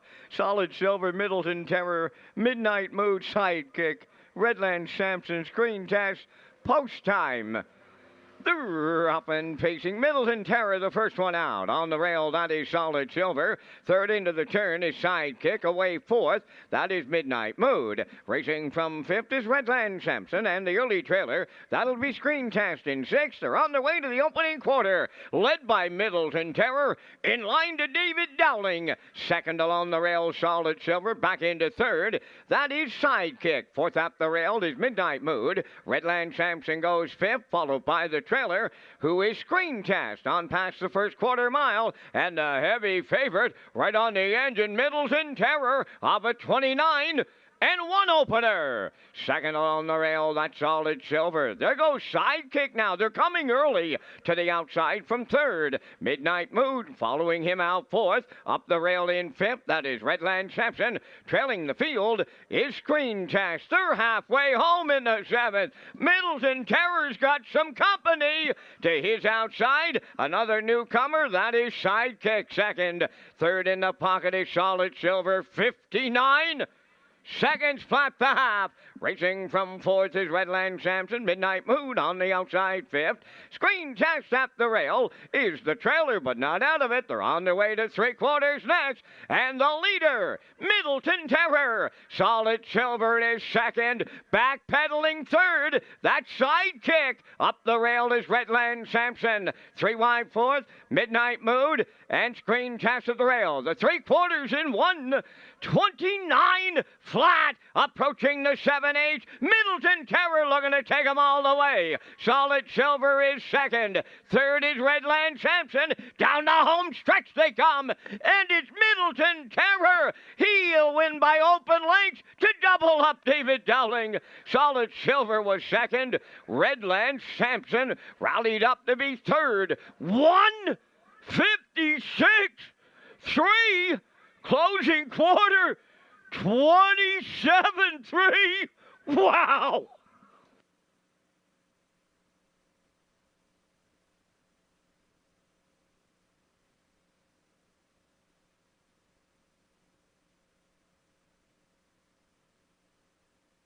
All right, here's a look at the Universal Media slow-mo for you for race number 7 tonight. We talked about this guy in the pre-race. How could you not? Middleton Terror, what a career. He's having 10 wins last year, Pete, and just notches the first win of 2024 tonight, right down the road at 1-5 odds. Yeah, we liked him, Lee, in the front end. Is holding up here tonight. 29 and 159. Brody comes with Sidekick. David didn't panic at all, so he swung to the backside. 129. He's able to put Sidekick away. A little pressure late from Solid Silver, but really 27 and 3 on the end of it. That's super snappy. 156 and 3. Middleton Terror wins the 7th.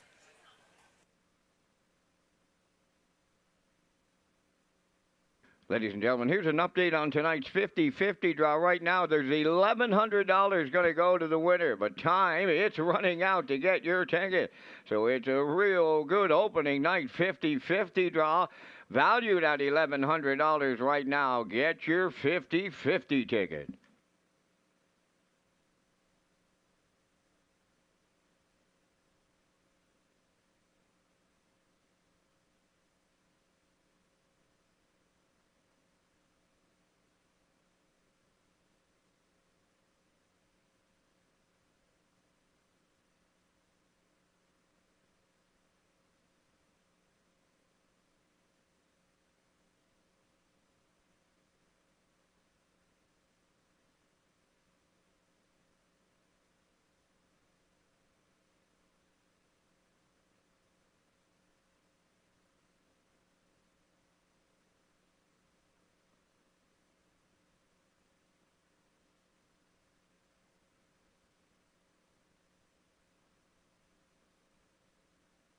Here comes Middleton Terror to the 7th race winner's circle. Bay Pacing gelding 5 years by Stonebridge Terror from the Mach 3 Dam.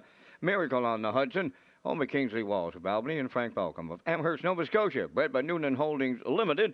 Russell and Karen Noonan.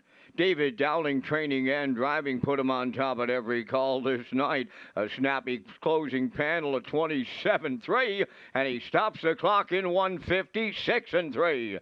Middleton Terror and the David Dowling driving double.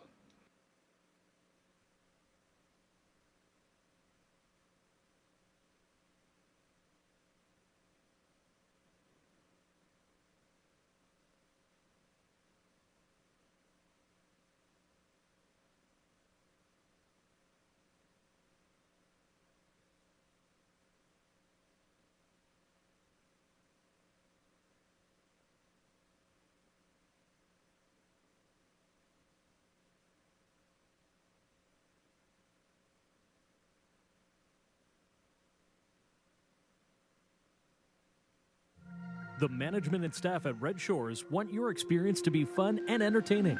That is why we offer information on how our games work, tips to keep your gambling fun, and available community resources. For more information, please speak to one of our PlayWise advisors or stop by the PlayWise Information Center.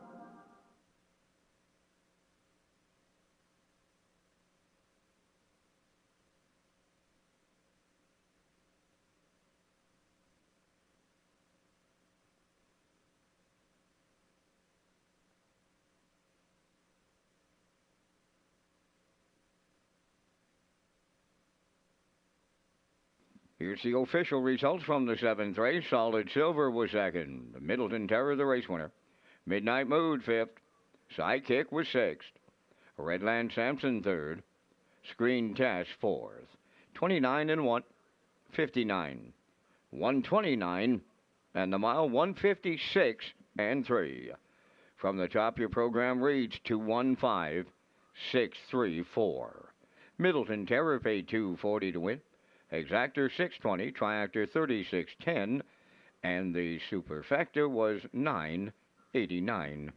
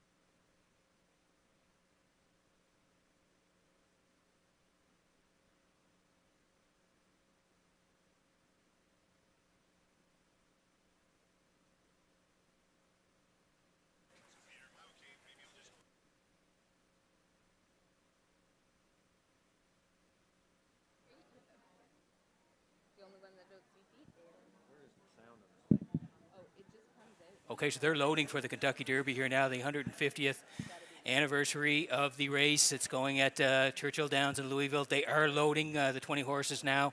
We're just a couple of seconds or minutes away here. We're going to play this through the sound system here at Red Shores tonight. And here we go.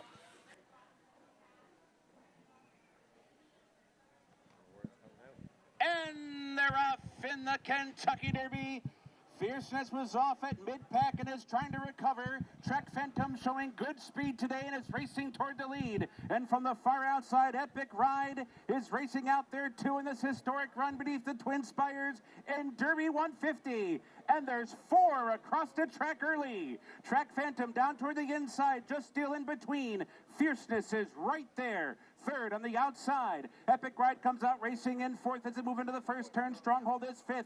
West Saratoga's in 6th. Mystic Dan in tight toward the rail 7th. Resilience is racing in 8th. Catalytic toward the inside 9th. Society Man's in 10th. Forever Young in between horses racing at 11th. Domestic Product 3 wide in 12th. Doorknock is off the pace today in 13th. Catching Freedom is 14th. And then it's Forever Young moving up into 15th. Grandma the First is 16th. Sierra Leone is 17th. T.O. Password is 18th. Endlessly is 19th. And Anna Marie is 20th and last. A demanding pace in the Derby. 46 and 3/5 seconds. And it's Trek Phantom, Just Steel, and Fierceness. The 3 of them right across the track with 4 furlongs to go. And Mystic Dan is right there in behind racing 4th saving ground. Epic Ride starts to move up on the outside. Epic Ride is moving up into 4th. Stronghold is there. Resilience is launching his rally now. Here comes Resilience with a 5 wide sweep. And Forever Young is rallying for Japan. And Sierra Leone is launching his rally too. It is wide open. Catching Freedom's going to come through toward the inside. They're off the turn. Mystic Dan cut the corner and grabbed the lead right at the top of the stretch. Sierra Leone and Forever Young are shoulder to shoulder with a furlong to go, but they've got 2 lengths to make up on Mystic Dan, who's begging for the wire. Forever Young and Sierra Leone keep on coming. Sierra Leone, Forever Young, and Mystic Dan. A wild finish. Here's the wire. Photo finish. 3 noses on the wire. Mystic Dan, Sierra Leone, and Forever Young in an international thriller.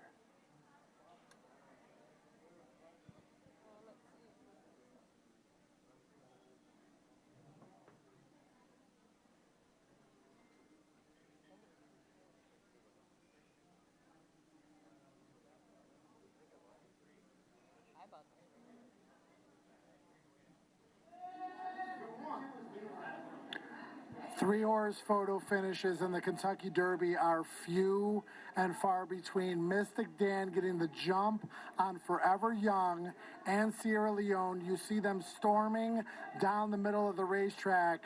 Brian Hernandez Jr., Kenny McPeak won the Kentucky Oaks yesterday with Torpedo Anna. Does this photo go their way? Very close. You'll see on the outside it's Sierra Leone. Also, Mystic Dan on the inside, and between horses, Forever Young. Close photo finish at the wire. What do we got? The photo will determine the finish.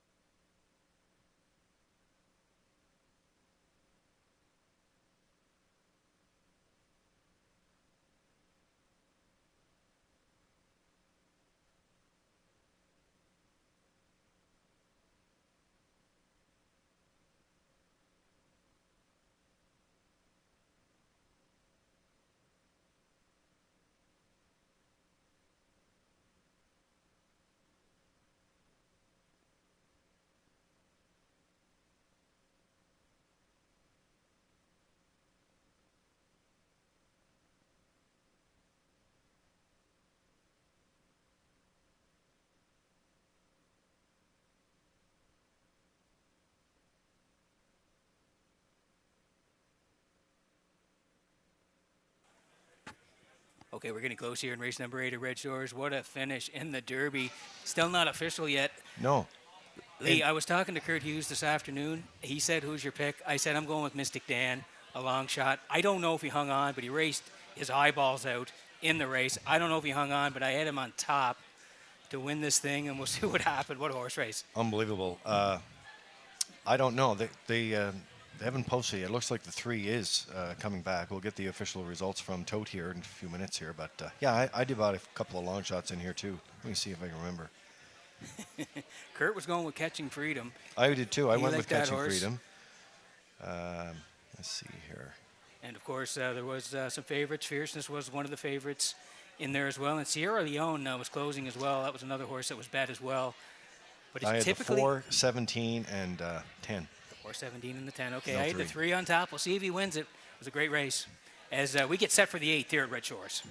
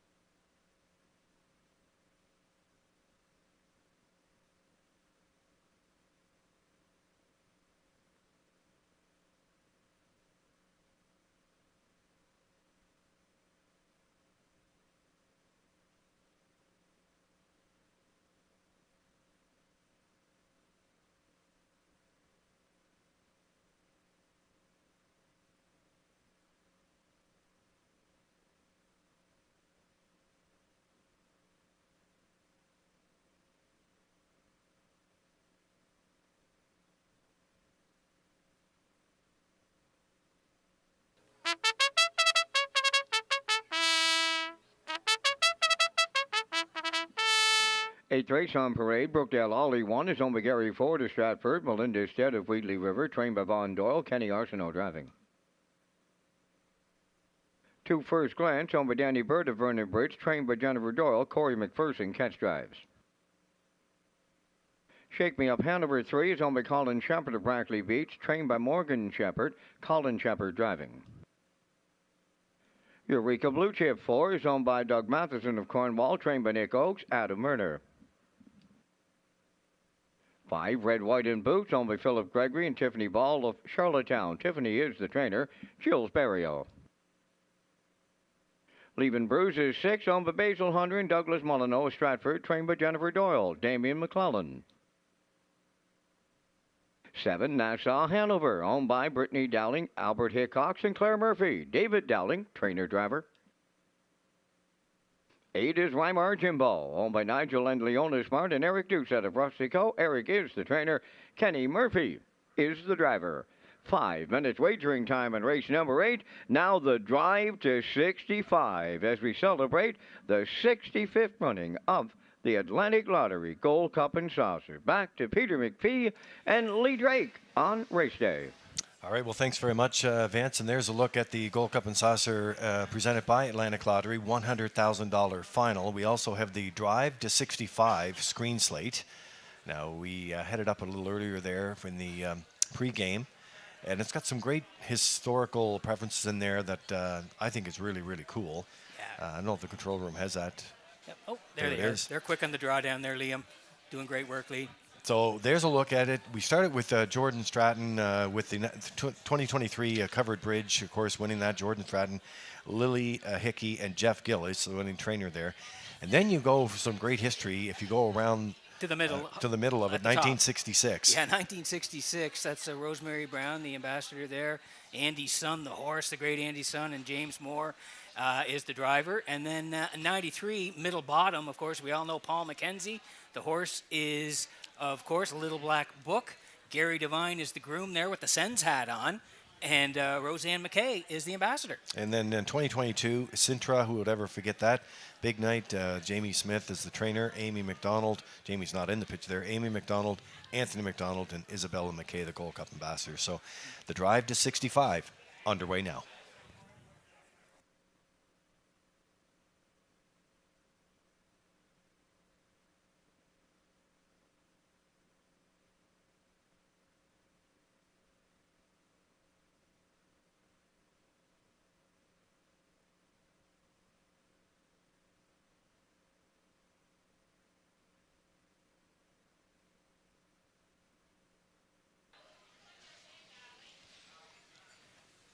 So your Saturday night's moving along here. 8:13, race day live from beautiful Charlottetown, Prince Edward Island, and the Kentucky of Canada.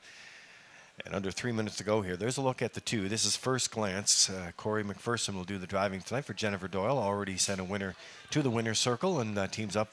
Danny Bird is the owner at Vernon Bridge, and they're getting set to go here. I think he may have turned a corner. Solid qualifier. Been traveling to different tracks since last October, but back here now. Yeah, it looks great, Lee. In the qualifier on the 27th there, left 3, was put on the engine and was a going away winner, 59 flat. 28 and 2 on the end of it. Looked great here on the 27th. Last year the numbers were excellent. If you add them up there, 17 for 32, 6 wins, and the quickest rate here in Charlottetown, 152 and 4. I think Corey will be strong off the wings here tonight. This guy could go right down the road and back it up what he did in the qualifier here, 3-5. Couple of changes in here. The 5, red, white, and boots removes the Murphy blind, and the 8, Drymar Jimbo, has the hobbles adjusted. They've been extended from 62 inches to 64 inches here, and so Murphy blind inside as well on the equipment card. There's a look at the 3. This is Shake Me Up Hanover here as we're getting set to go on the 8th race here tonight for Colin Shepard of Brackley Beach. Colin will do the driving for Morgan Shepard, who's in the training ranks here and doing a great job. Another female into the ranks here. You get Jennifer Doyle in this race. Morgan Shepard's in this race as well.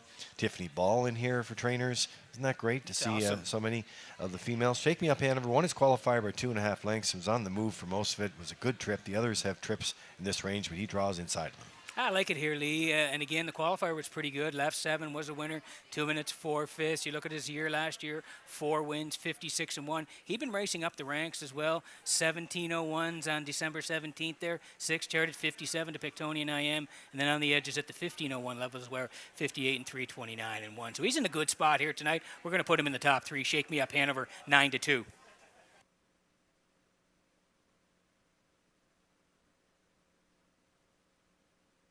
Don't forget, we have qualifiers tomorrow in Summerside. Post time there is noon, and they will be carried live at Redshores.ca. So you have a look at the 6. This is Leavin' Bruises here for Basil Hunter and Doug Molyneux.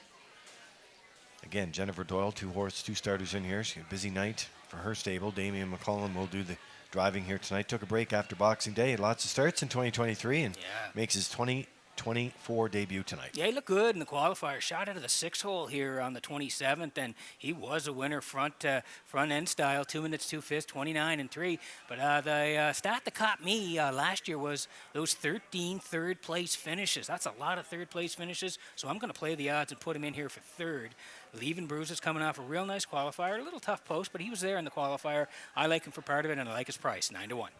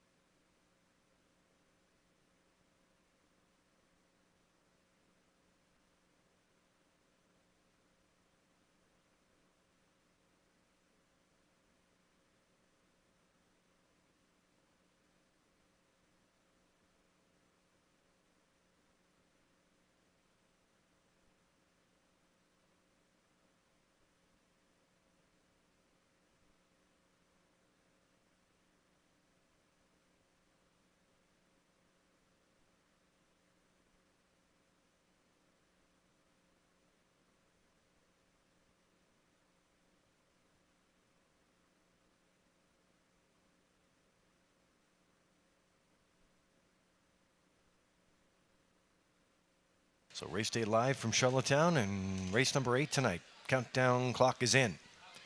The Metro Home Building Center starting gate has the field, and back upstairs to the call, here's Vance Cameron. Brookdale Ollie, first glance, shake me up, Hanover. Eureka Blue Chip, Red, White, and Boots, Leaving Bruises, Naxaw, Hanover, and Reimer Jimbo. Top of the stretch.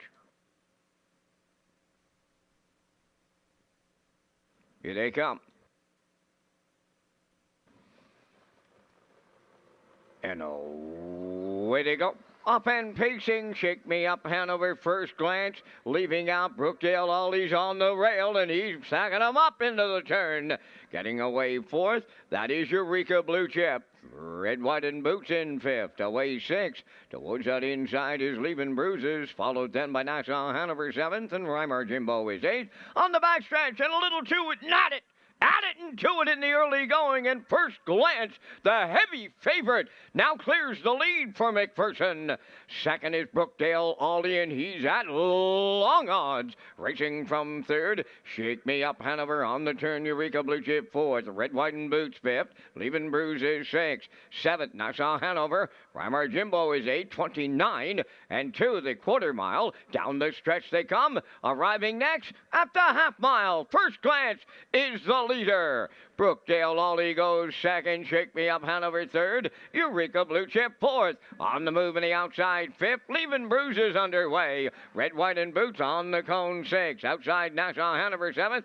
Reimer Jimbo is 8:58 and 4, opening half mile, consecutive 29 and 2 splits. And first glance is opened by 3 on Brookdale Ollie. Shake Me Up Hanover on the cones third, Eureka Blue Chip fourth. Regaining fifth at the rail is Red, White, and Boots. On the outside, Leaving Bruises sixth, then Nassau Hanover and a Reimer Jimbo. First glance, he's getting away on them late. Racing from second is Brookdale Ollie. Shake Me Up Hanover.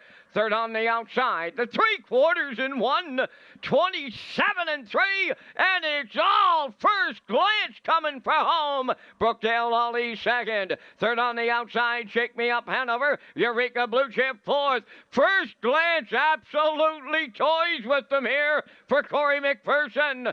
Brookdale Ollie held second, Shake Me Up Hanover third, 1:56 and 2.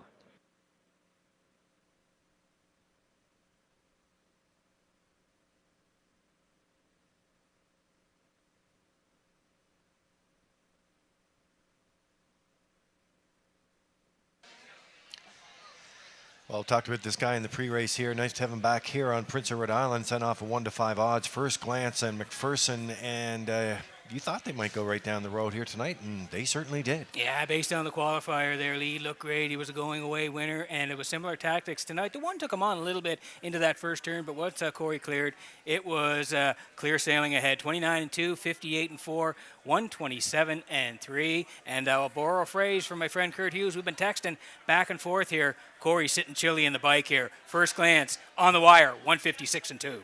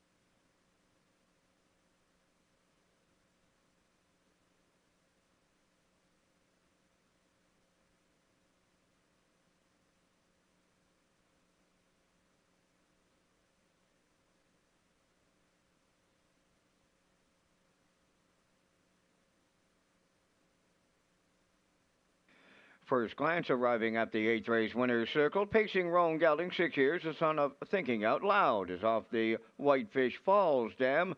White Glance, owned by Danny Bird of Vernon Bridge, bred by Dwight Benson from Harriston, Ontario. Trainer Jennifer Doyle has a training double. Corey McPherson with a catch driving call to the winner's circle. The mile 156 and 2. First Glance in the 8th.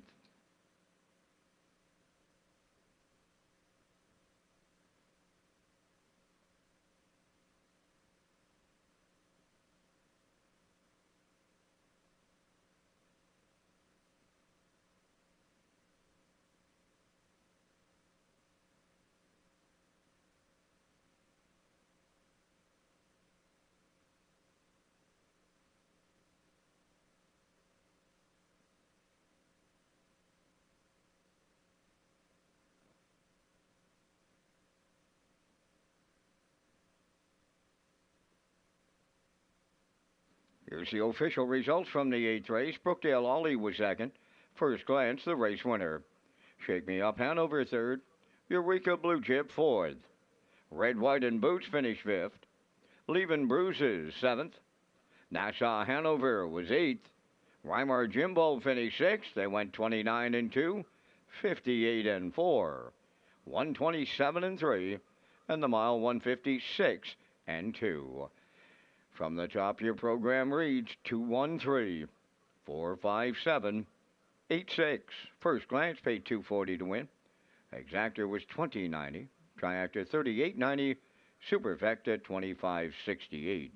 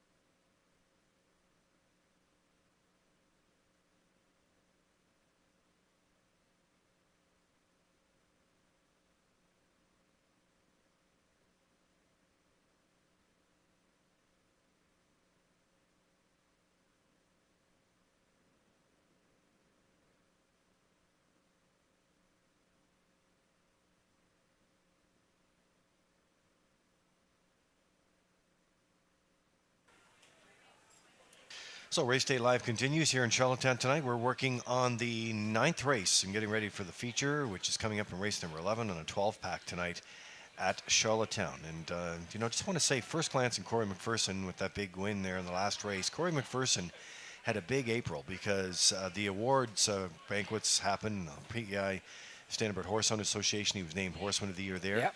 And then the Prince County Horsemen's Club, which was done just last week, he was named Horseman of the year there. So I don't know if that's ever happened before. Don't know, Lee, for sure, but it's pretty rare. I think both awards banquets where one person would win Horseman of the Year. Corey did it in Charlottetown and Summerside, so congratulations to him. And Chip of Evil was Horse of the Year at both those banquets. Corey was the driver in Chip of Evil. Yeah, so very, very nice, and congratulations to all the winners at both banquets for sure. Okay, so HPI PEI rewards. We talked about it the first of the show, but back this year, another first for Prince of Rhode Island.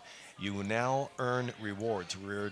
Get your points. You can earn them over, turn them over to the cash.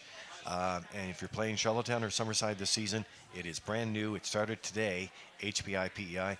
Sign up. It is free to join. Great for players on PEI, yes. All right, the horses are rolling out of the paddock here for race number 9. 7 minutes to go, and there are the selections. Yeah, we're matching strides here. The classifier is at 2-3-5. I am as well. 2, 3, and 5. That's Mr. Kelly, Silver Spirit, and the 5, Selkirk Echo. As see the horses exiting the paddock, and they'll be on the track in just a moment.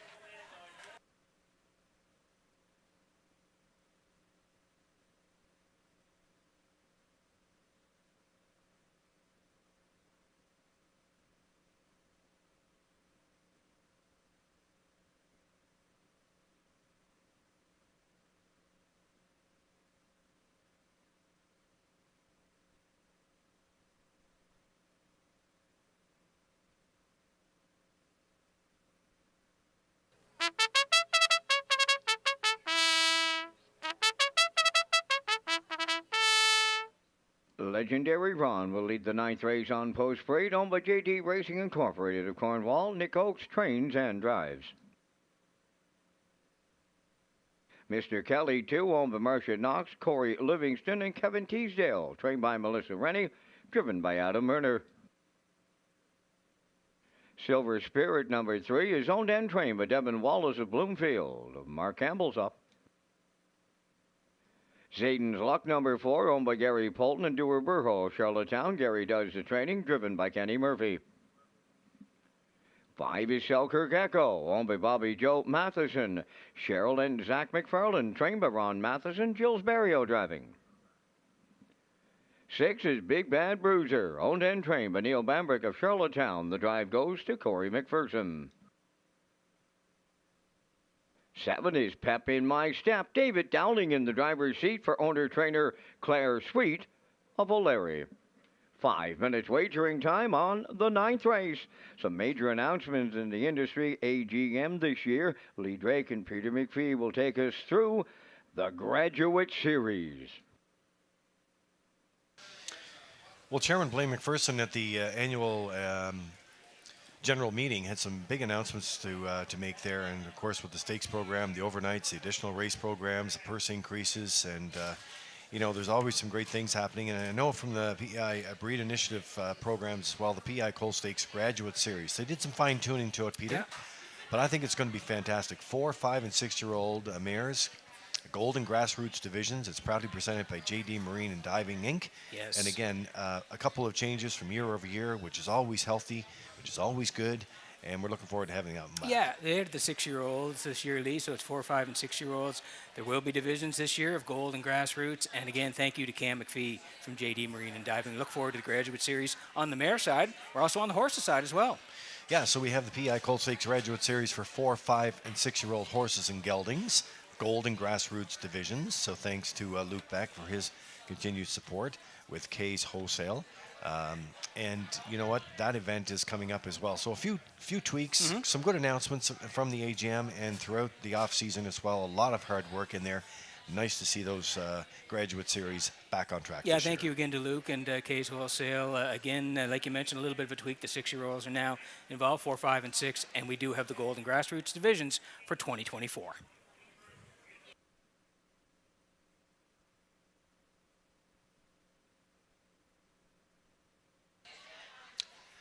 So we'll do a shout out tonight, and always nice to hear from Jamie Ramsey. Oh yeah, Jamie's always watching. Jamie, hope you're doing well.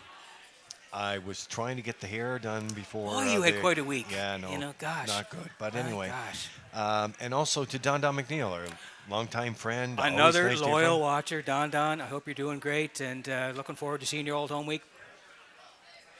Here before you know it. There's a look at the two. We're working on race number 9 here. This is Mr. Kelly, Marcia Knox, Corey Livingston, and Kevin Teasdale. Melissa Runny is the trainer. Adam Murner will do the driving tonight. That's a busy barn tonight. They've got a lot of horses, and we appreciate it, too, to kick off the season here tonight. You know, it's interesting. The last time we saw Mr. Kelly in action was when won the Maritime Breeders' final in 2020 for Adam Murner and trainer Ron Gass. And by the way, that race was won by head over Windermere Ryan, who was also trained by Ronnie Gass. So nice to have Mr. Kelly home, who was raised by Leafs fan Eldred Nicholson. And I know Eldred is tuned in, and you know we're all gunning for you, except for Vance. There's a few fans here tonight that are on the Bruin side, Lee, and they're loyal horse racing fans. Camera crew out there, Matt he's a staunch Bruins fan. Yeah. So it's going to be a battle tonight. Game 7, Lee. I think it'll be tight. It could go either way. All right, there's a look at Mr. Kelly, and 2 to 5. Bettors all over this. Yeah, again, he was good in the qualifier on the 27th here. Sat in most of the way, then he rallied late in the. He won by half a length, 2-1-1, 28-2 on the end of it. Boy, he looks good here tonight. And the front end has been holding up. I think Adam will have him up close here tonight. They'll be very tough from post 2, 4 to 5.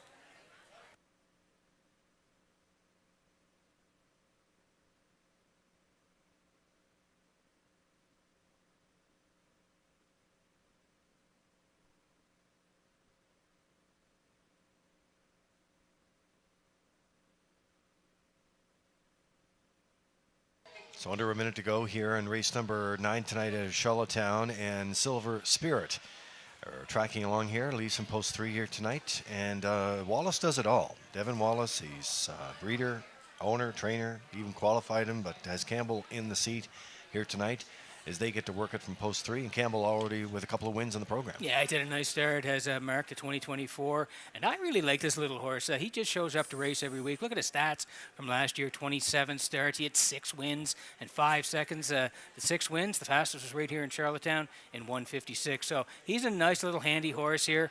And I like this qualifier as well at Redshores and Summerside. He was tucked in the entire way for Devon. He got there in the end, 59 and 129 on the end of it. And he hands the lines over to Mark Campbell here tonight.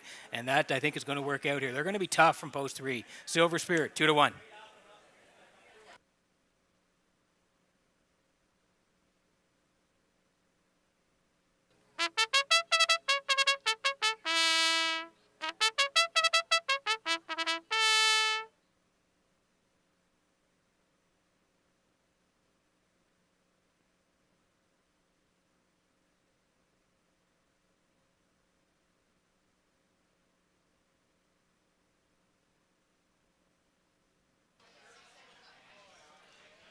So tracking along with the 5 here, this is Selkirk Echo and Cheryl, along with Zach McFarlane and Bobby Joe Matheson, the ownership team here on the 5, and Ron Matheson is the trainer. Jill Sperry will do the driving here tonight, and interesting, had a solid winter meet, gets back with Barrio, who didn't drive in January, took the month off, so maybe they pick things up where they left off in Boxing Day, you never know. But one of these horses, again, always seems to be in the mix and into the throw, and I know one of your favorites, Pete. Absolutely, Lee. And I had to write that in the picks this year because I just thought this guy is a warrior. He shows up every week to race. He's been doing it for a long time. He's one of my favorites to watch, and he can really fly home. Look at all those last quarters, 28 and 2, 29 and 2, 28 flat. So again, if Jill has him close at the top of the lane, he could be storming late.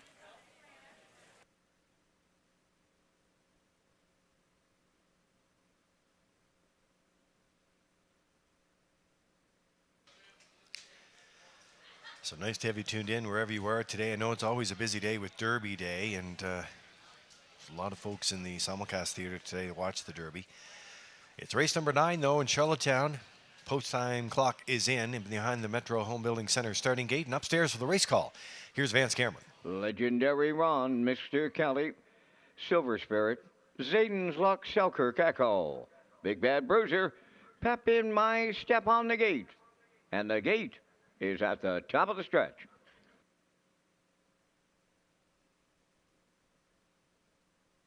Here they come.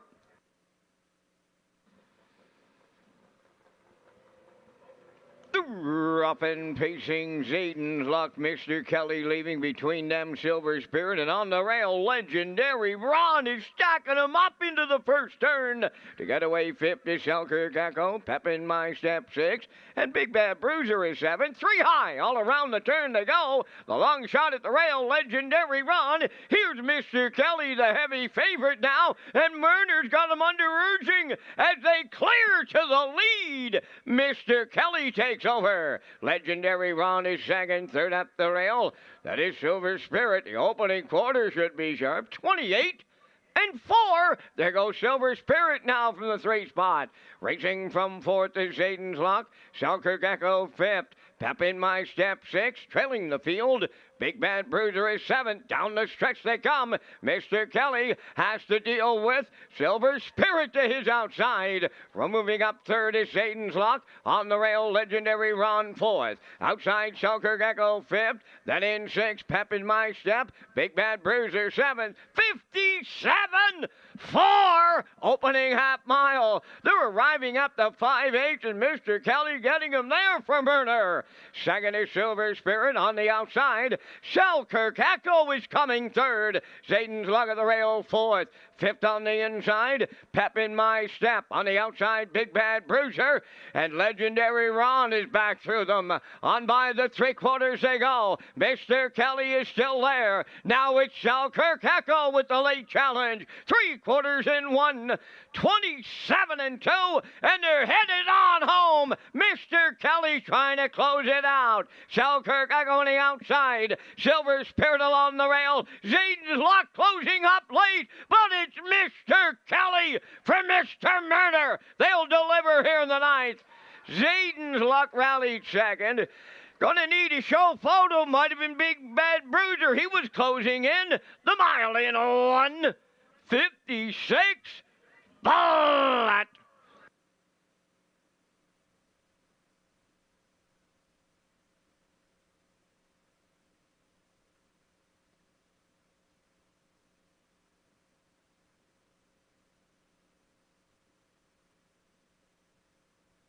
All right, a look at the Universal Media slow-mo for you in race number 9. Mr. Kelly, we talked about in the pre-race. Nice to have him back on the island, and a win for Murner and Rennie tonight as they get it done. 1:56 and change. We've had a common thread along that mile tonight. Yeah, a lot of challenges for Mr. Kelly. Legendary Ron took him on early. Adam got him there. He was carried through 28 and 4. Mark didn't sit long with Silver Spirit. 3-hole pop to the half, 57 and 4. Jules comes rolling with Selkirk Echo backside, 127 and 2, but he fends them all off in the end, 1:56. Tip your hat to Mr. Kelly. He wins the 9th.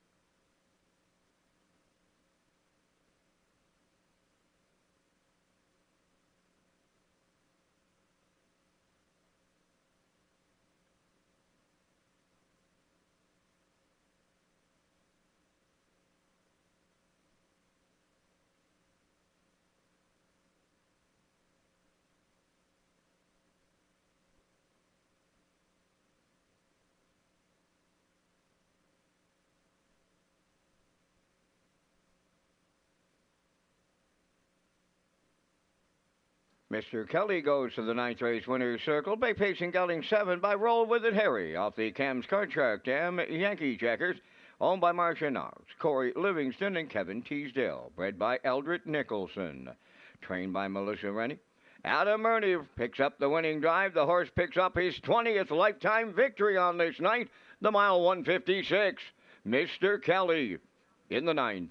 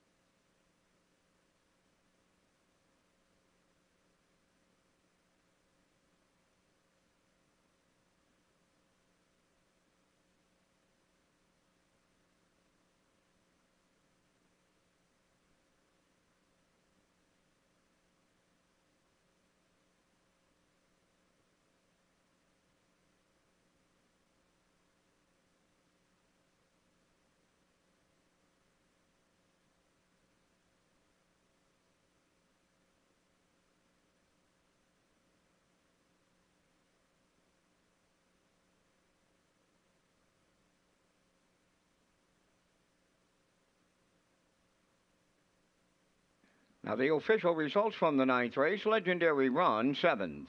Mr. Kelly, the race winner. Silver Spirit, 5th. Zayden's Luck was 2nd. Selkirk Echo, 4th. Big Bad Bruiser, 3rd. Pep in My Step finished 6th. Fractions of 28 and 4. 57 and 4. 127 and 2. And the mile 1:56. In review, it's 7:15:24:36. Mr. Kelly paid $270 on the nose. The exactor $51.30. Triactor $400.10. And the superfecta was $286.98.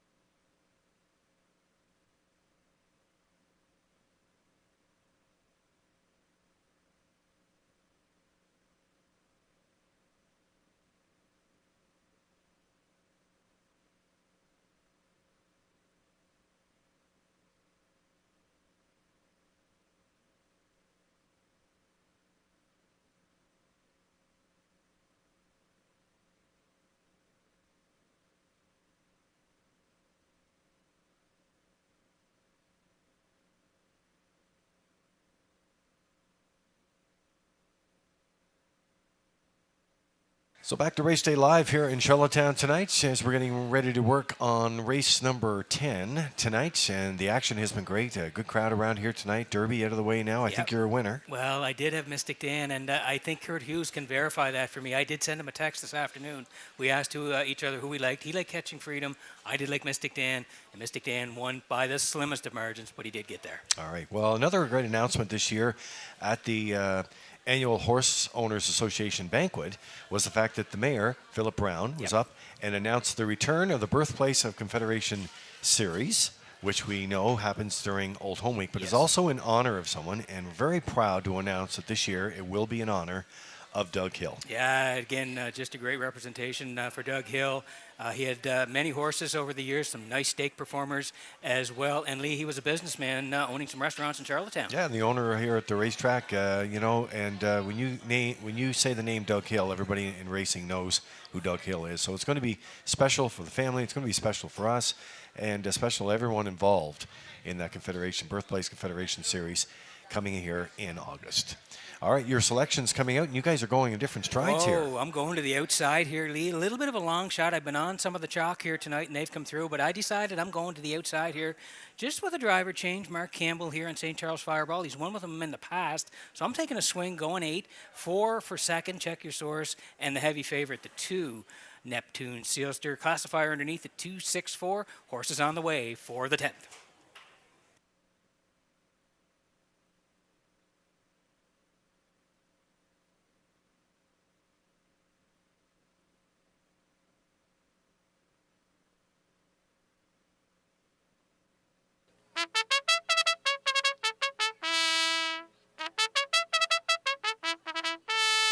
Arnold the Paperboy is on the 10th race post freight, owned by Bill McKay of South Granville. Willie McKay trains and drives. 2 is Neptune Sealster, owned by Carly Ward, Mickey Gallant, and Nicole McPherson. Mickey does the training tonight, Jill's burial. Talk Some Smack number 3, owned the Talk Some Smack stable of Charlottetown. Todd Walsh training and driving. Number 4, Check Your Source, owned by Giselle Bernard of Bethel and Lori Hennessy of Charlottetown, trained by Gordy Hennessy, driven by Adam Murner. Number 5, Bet on Yourself, owned by JD Racing Incorporated of Cornwall, Dunsan Farms of Warren Grove, Nick Oakes, the trainer driver. Slate number 6, owned by Sandy Myers of Charlottetown, trained by Wade Myers, David Dowlings aboard. Just Call Me Doc wears 7, owned by Douglas and David Neal, Keith Ford and Ben Matheson. Keith trains and drives. Number 8 is St. Charles Fireball, owned by Darley J. of Charlottetown, trained by Von Doyle. Tonight, Mark Campbell. There's 4 minutes wagering time on race number 10. Governor's Plate 56, presented by Summerside Chrysler Dodge, is slated for Saturday, July 20th, with the new post time, 4 p.m. Yeah, and there you have it, Governor's Plate. We mentioned this a little earlier about the new post times in July. Every Saturday in July will be at 4 p.m. Now, we have some work to do with our off-track partners, of course, and you got to get there a little earlier. But the action doesn't mean that the Governor's Plate's going at 4 o'clock. It means the Governor's Plate card is actually kicking off at 4 p.m. But, you know, you got to try something new. Yeah, 100% Lee. Again, we tried it a couple of times last year here in Charlottetown. Worked out well. We think it's going to work in Summerside. And you can see with the lineup, the Governor's Plate eliminations, they'll be on the 14th of July. Governor's Plate week racing, 16th to the 20th. And the final, the Governor's Plate final, is on the 20th. That's Saturday, July the 20th. The post time, 4 p.m. And that's last year's winner. Roll them there in the photo. Yeah, and it's proudly presented by Summerside Chrysler Dodge. So thanks to Warren Ellis and the team there for your continued support. Ladies and gentlemen, time to check your 50-50 draw tickets. Tonight it's valued at $1,173. Here's the winning number. It'll be G2923434. Tonight's 50-50 winning number for $1,173, G2923434. Good luck.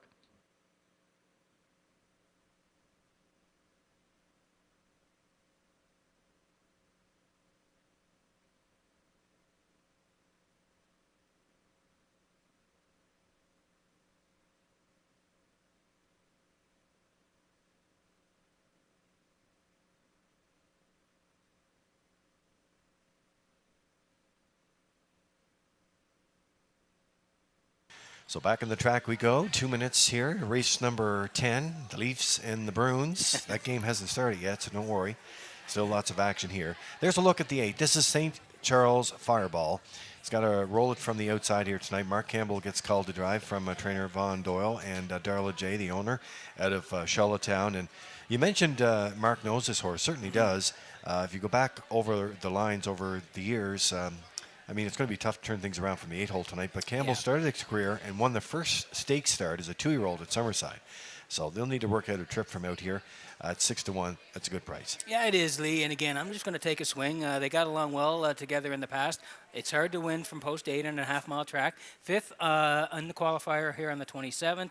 2, and 3 closed out 29. And 4 did have a couple of wins last year. 55 and 3, the quickest over Charlottetown. So that's a nice while over this track. And Mark knows the horse very well. So yeah, I'm taking a swing, and I don't mind it either. 6-1 on St. Charles Fireball.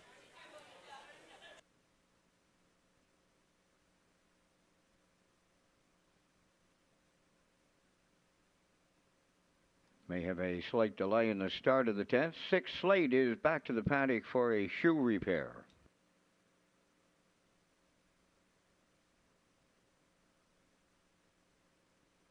All right, so just getting word there from Vance that the 6 Slate is off the track, back to the paddock for a shoe repair. So that could be a bit of a minor delay here for the start of the 10th.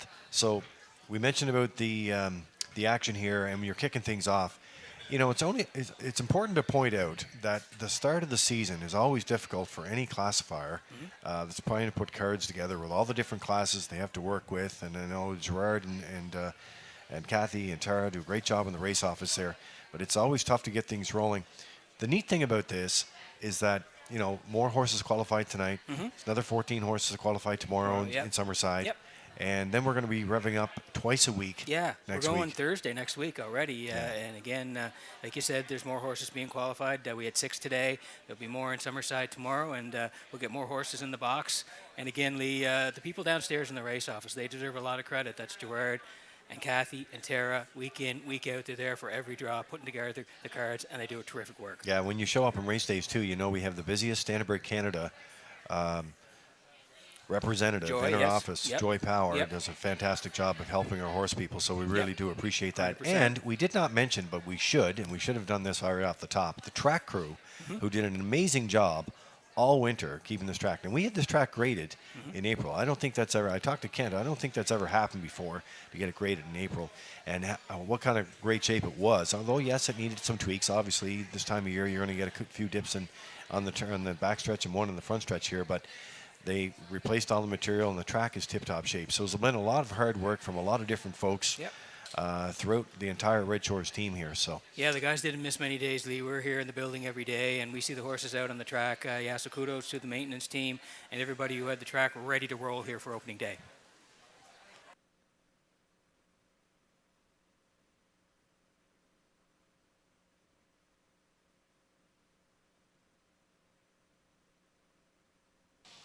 all the horse people on Prince Edward Island take such great pride, and they have a busy schedule. It's a 7-day-a-week job. There's no doubt about that, and they get ready to, and they put the show on, and we do appreciate it. Bit of a delay here.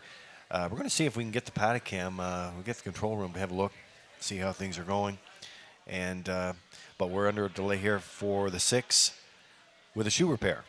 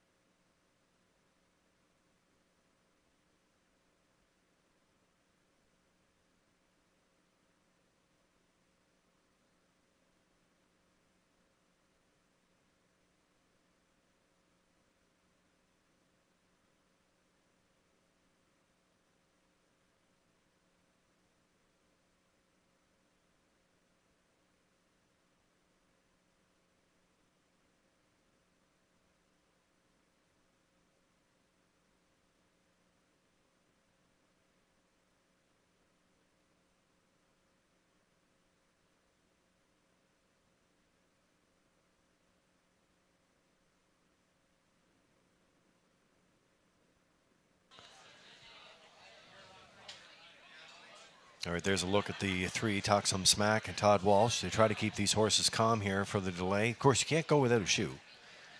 No, Lee. Working You away need to here. shoot a race. And there's a look at the 6 right now, getting some work in the paddock there.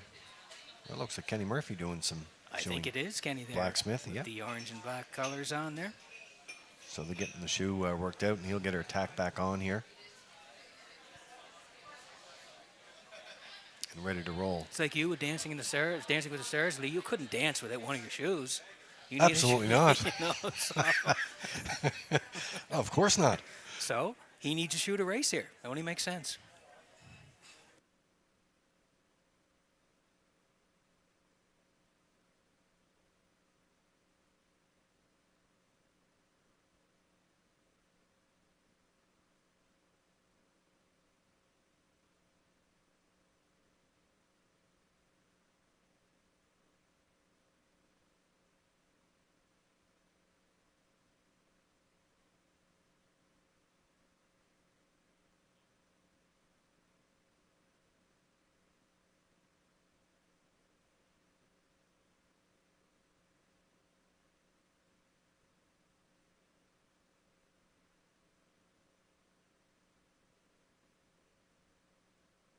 Okay, we're waiting on Slade. He's in the paddock getting a shoe repair for race number 10 here tonight. And we want to remind folks again, we talked about this at the start of the program, but it is closing in quick here. Saturday, May 25th, we'll have the Atlantic Regional Driving Championship right here at Redshores in Charlottetown. And Lee, it's going to be a great event. You can see the 8 drivers up here, all representing the Maritimes. It's going to be a great event. Yeah, looking forward to it. And the National is going to be in Quebec this year, so that's coming up in July.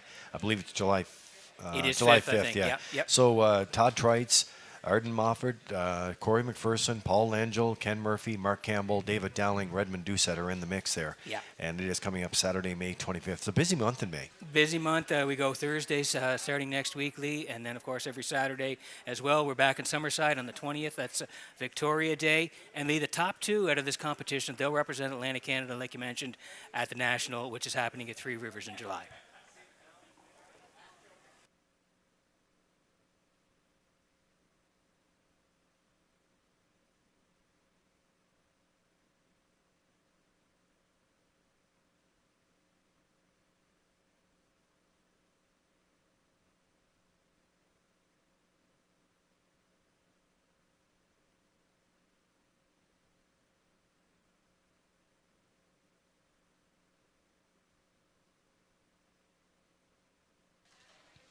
So under delay here on the start of race number 10, and that's because Slate is getting a shoe tacked on in the paddock. And there's a look right now.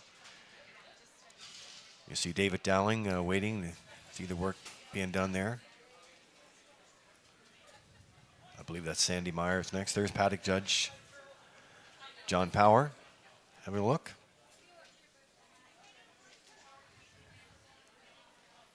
And as soon as Slate comes back on the track, we'll be going to the gate.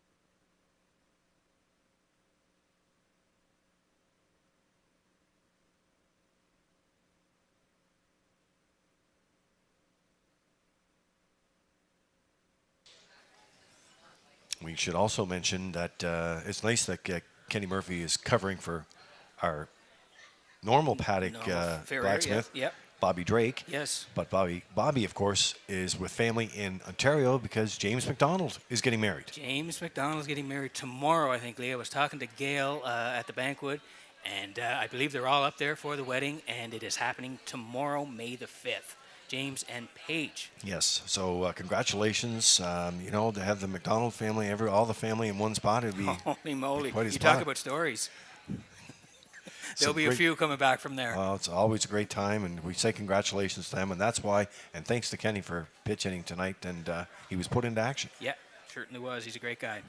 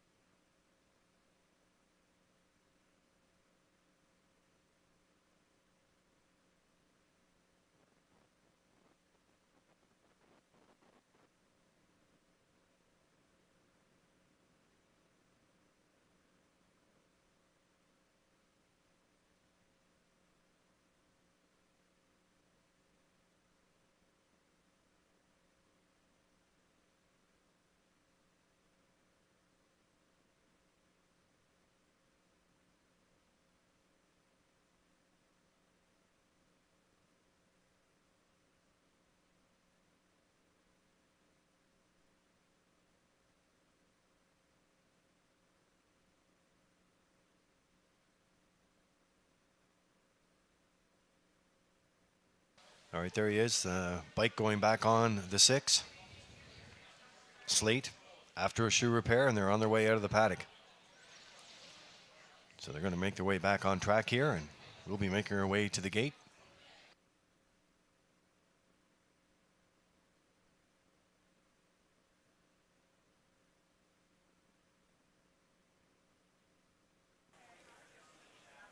Well, they were waiting for this race to start, and a lot of people are sending us notes.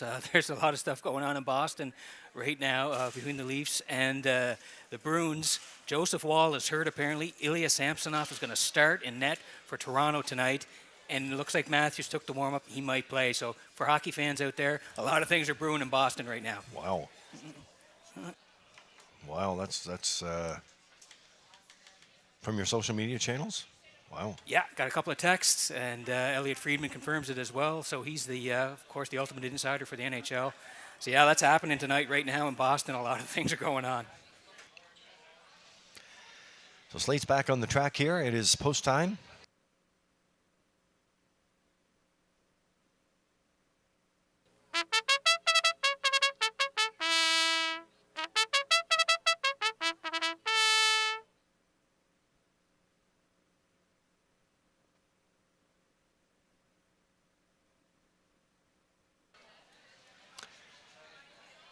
All right, so the horses lining up here in race number 10 tonight in Charlottetown.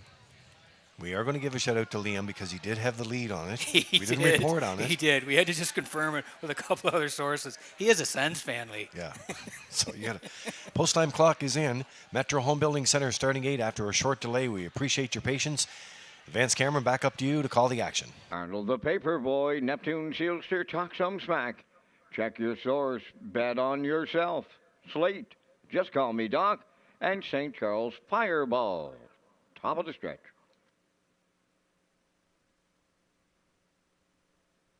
Here they come. There they go. Up and pacing, and a host of believers. Neptune, Sealster, Arnold the Paperboy, talk some smack.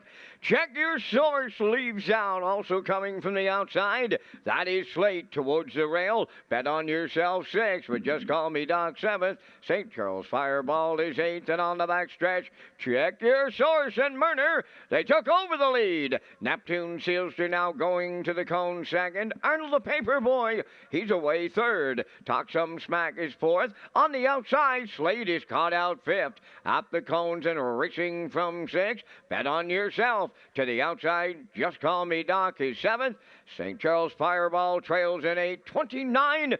And 2 was the first quarter mile. And that's check your source, the fraction center for Murder coming towards the half mile. Neptune Sealster is 2nd. Arnold the Paperboy 3rd. Slate been out all the way and advancing 4th. Coming up 5th on the outside is Just Call Me Doc. Talk Some Smack on the rail is 6th. On the move 7th is St. Charles Fireball. Now the trailer, bet on yourself. The half mile in 101 flat. Around the paddock turn for the second time they go. The 5/8's up next. Check your source, the leader. Slate on the outside. He lives there second. Coming 3 wide third. That's Just Call Me Doc up the inside. Neptune Zielder now coming 3 wide. St. Charles Fireball getting into it late. Towards the inside, Idle the Paperboy, Talk Some Smack. And on the outside, bet on yourself, the trailer.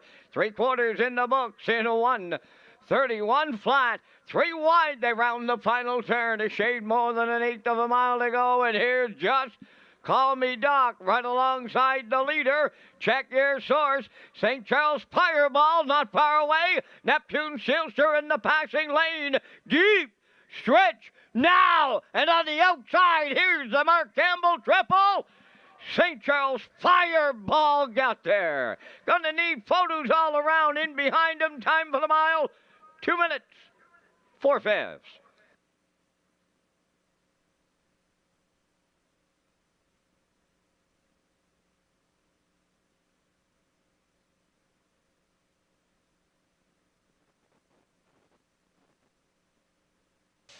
Well, we talked about this guy in the pre-race here, and it's hard to do it from post 8. You said it, Peter, but you know what? Campbell worked out the trip here tonight and able to land on the line here to get the victory. 14.60 on the nose. Yeah, nice pick. 29 and 2, 101, 131 and 1. It was all check your source. They took some shots at him. I was watching Mark. He was 3 high up the backside, and then he made a huge move around the turn, and this guy was flying on the end of it. I just go back to him having success with this guy in the past, and I thought tonight, if Mark gets him the right trip, he can get there in the end, and he did it. Mark Campbell and St. Charles Fireball in the 10th.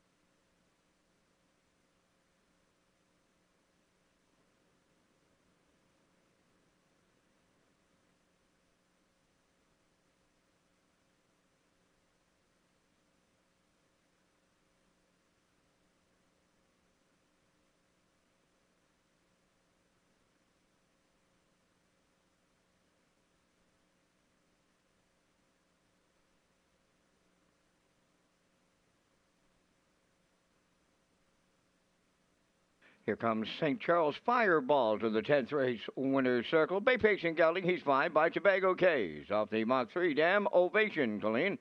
Ombadilla J of Charlottetown, bred by Jamie McKinley. Trained by Von Doyle. Mark Campbell picks up his 3rd winner for the triple, and the mile was 2 minutes and 4/5. St. Charles Fireball and the Campbell triple in the 10th.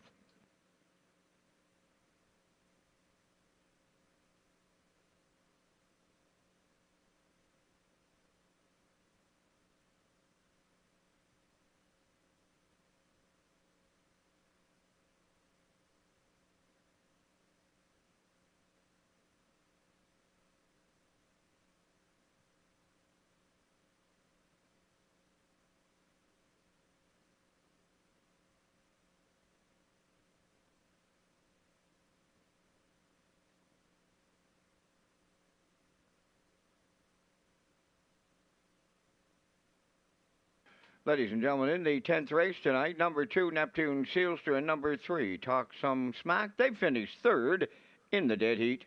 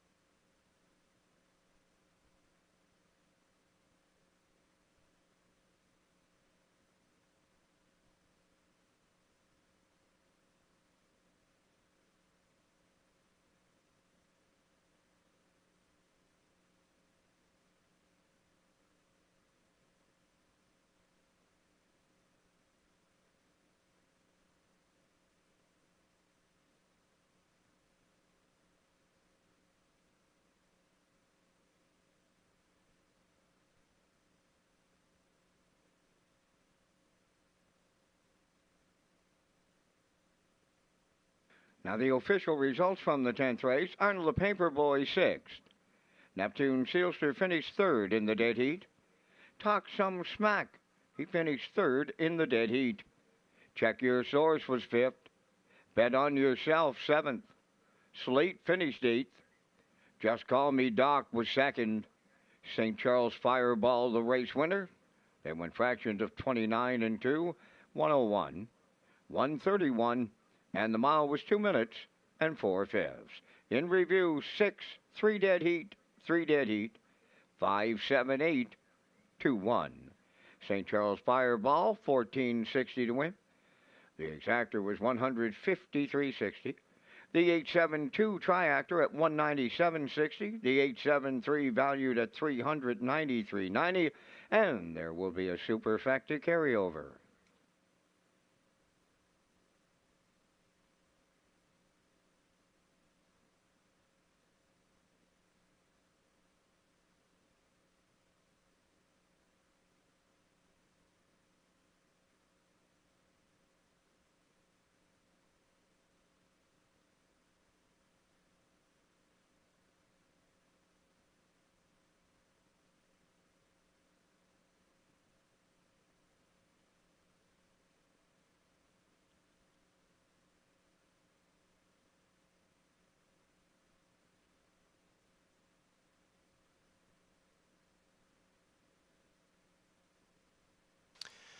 Okay, so only a couple of races left to go here at Red Shores, Charlottetown. Opening day, big crowd on hand. We appreciate all your business, and sure glad that we had so many great comments about O'Brien's Social Bar and Kitchen. And hi to Taryn Murnane and all the staff there that did a great job.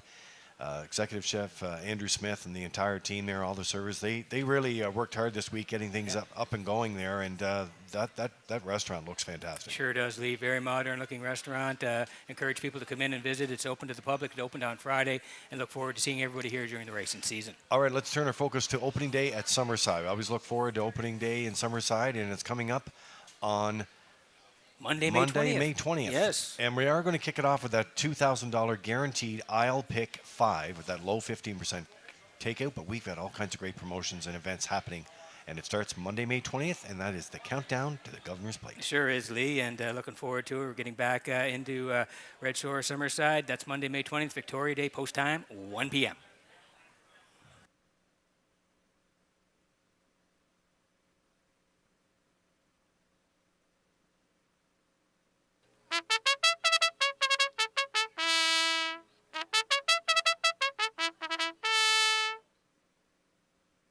Tonight's 11th race entered the track for parade. Bumpin' the Road, number 1, is owned by Brett, Joel, and Lisa Marie LeBlanc. Brett LeBlanc trains and drives. Benham Jackie 2, owned by Jeff Lilly, Blair McLaughlin, and Kent Livingston, trained by Jeff Lilly, Jill's Burial. Number 3, Chelsea, owned by Jeff Skinner of Hammond Plains and Bob Skinner of Truro, Nova Scotia, trained by Jennifer Doyle, Corey McPherson. The Real Princess, number 4, owned by Dr. Mitch Downey of St. John, New Brunswick, trained by Ellen Stevenson. Dr. Downey drives. 5 is Elm Grove Mistress, owned by Danny Bird of Vernon Bridge, trained by Jennifer Doyle, Damian McClellan. 6 is Tobin's Brownie, owned by Brittany Dowling, Sandra Weeks, and Errol Burgoyne of Springvale. David Dowling is the trainer-driver. Down to 5 minutes wagering time in race number 11. And gentlemen, once again, we're coming up with our selections in tonight's 11th race. And again, we thank our friends at Results Marketing and Advertising, once again joining us for the 2024 season and the presentation of the Vance Cam. Guys, I'm going to the outside. 6, Tobin's Brownie. Dowling had her sharp in the qualifier, got nailed on the line just on the end, but did have a 28-3 closer. I'll use her on top. Going to the 3, Chelsea out of the Jennifer Doyle barn. She looks to triple up in here. I like number 2, Bedham Jackie. Back to the Jeff Lilly barn she goes after taking a record of 51-1 at Dayton. En route to almost $250,000. And guys, this mare shows 1:49 and change twice in her career. And back to Jeff she goes. I'll use her in the try. If you play the super, I'm going to throw in the Mitch Downey horse, the Real Princess. I like 6, 3, 2, 4. Gentlemen, your choices. All right, some great choices they are, too. I'm with you on the 3. I'm going to leave Chelsea on top of my ticket there, too. Raced tough all last year, and while this is no picnic in here, I like the fact that she drew inside of the 6. So I'm going to give the edge there. I like the 6, Tobin's Brownie, for 2nd. I put Bedham Jackie in for 3rd, and Elm Grove Mistress for 4th. And you have to go all the way back to November 19th when she finished out of the top 3. But an opening day, I'm going to give it a shot here, and we'll see how it rolls. But my ticket is 3, 6, 2, and 5. This side of the desk, I'm going to the 6 as well, Tobin's Brownie. I do like 3, Chelsea, and I'm going to put the 5 in, Elm Grove Mistress, just due to that consistency that Lee talked about. 6, 3, 5 for me.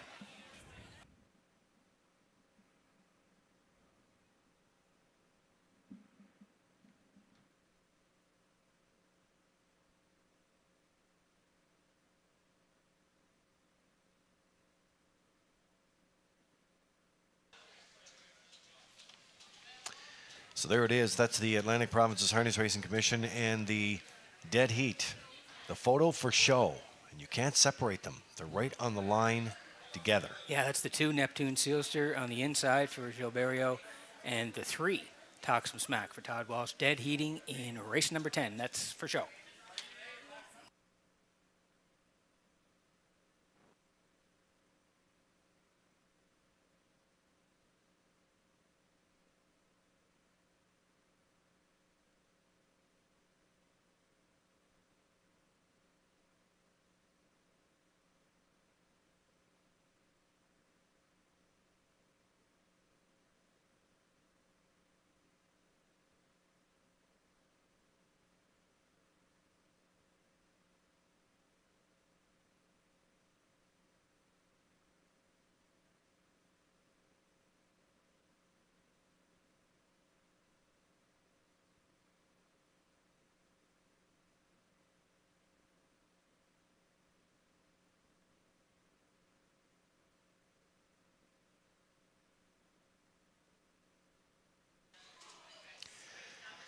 So getting ready to go here in the feature tonight in Charlottetown, the late daily double, exacta 20-cent super, triactor wagering. You can also tag your ticket with the wild horses on track. And when we're talking about Truro, we mentioned a little earlier, I know George Redison, one of the top trainers in Truro. Oh, wow. Celebrating a birthday.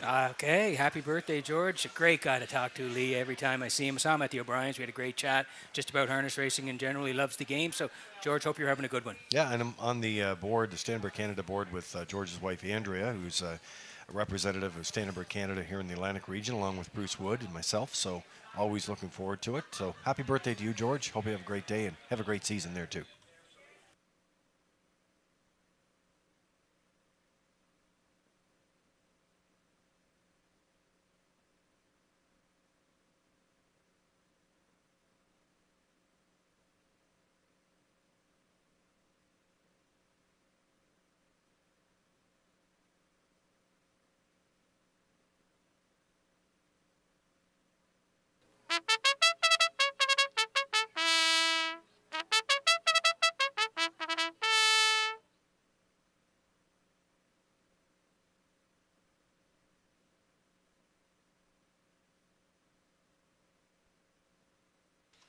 There's a look at Bedham Jackie there, and a nice tee up there on our pre-race there in the Vance Cam. Jill Sperrio doing the driving for Jeff Lilly tonight, and the ownership team with Jeff and Blair McLaughlin and Kent Livingston. And yeah, what a remarkable career there, 242,000 lifetime, and nice to have Bedham Jackie back here on island soil. Yeah, when you're looking at the lines, those are from 2021. So again, was incredible back then, and had some time off, and now has come back. In 2024, had the qualifier here for post 7. Wow, Barrio just shot her off the wings in the qualifier there. She was a nice winner, 2 minutes, 4 fifths, 29 and 3. So yeah, great to have her back racing, and the bettors are on board here right now, 4-5.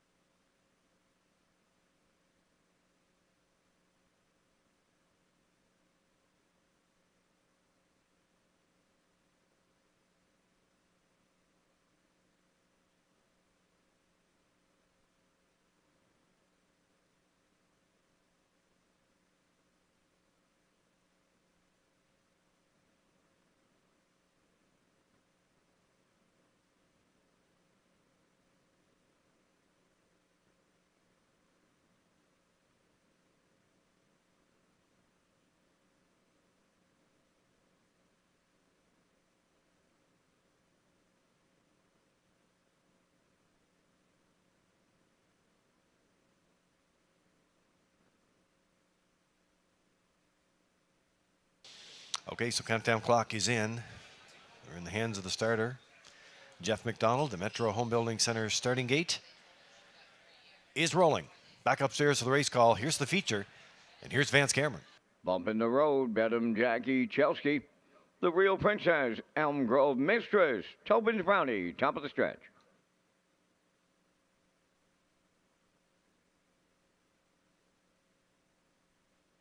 Approaching a start.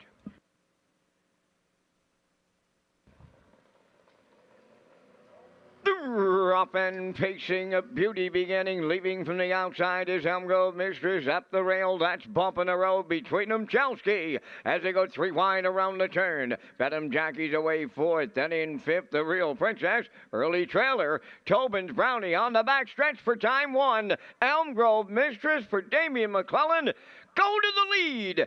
Racing from 2nd, that's her stablemate, Chelsky, and McPherson will right line her early now. She pops the 2-hole on to take over the lead. Chelsky, opening quarter was just 30-2.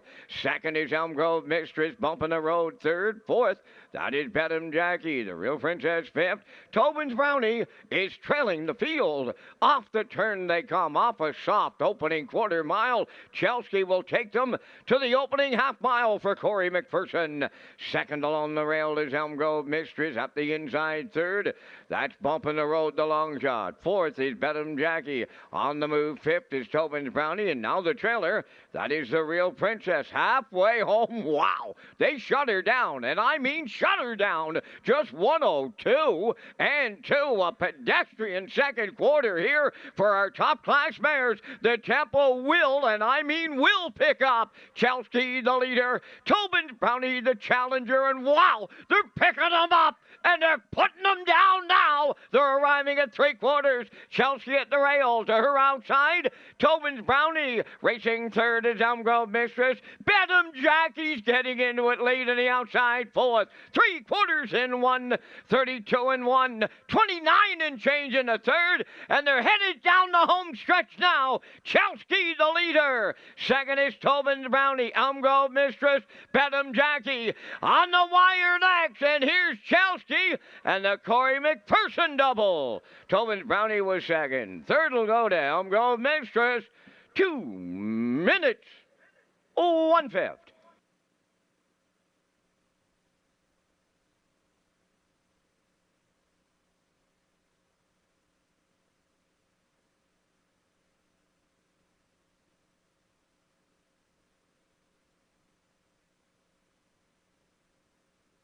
All right, here's a look at the feature coming through the stretch here tonight. Universal Media slow-mo for you. Chelsky gets to the front here, taps the brakes, and was able to hold on to the end here. Some horses flying late, but not enough tonight. Yeah, Chelsky got it her own way here tonight, like you mentioned. A little give and go early on. She sat 2 briefly, out and around to the front, 30-2. Got the half, 102-2. The first up rush, that came from Tobin's Brownie, 132-1. And down the stretch they come. She's going to fend off everybody here now. Chelsky getting home for Corey McPherson, 2 minutes and a 5th. They're in to win race number 11. 2nd is Tobin's Brownie and Elm Grove Mistress. Yeah, she always hits the board. She's 3rd tonight in race number 11.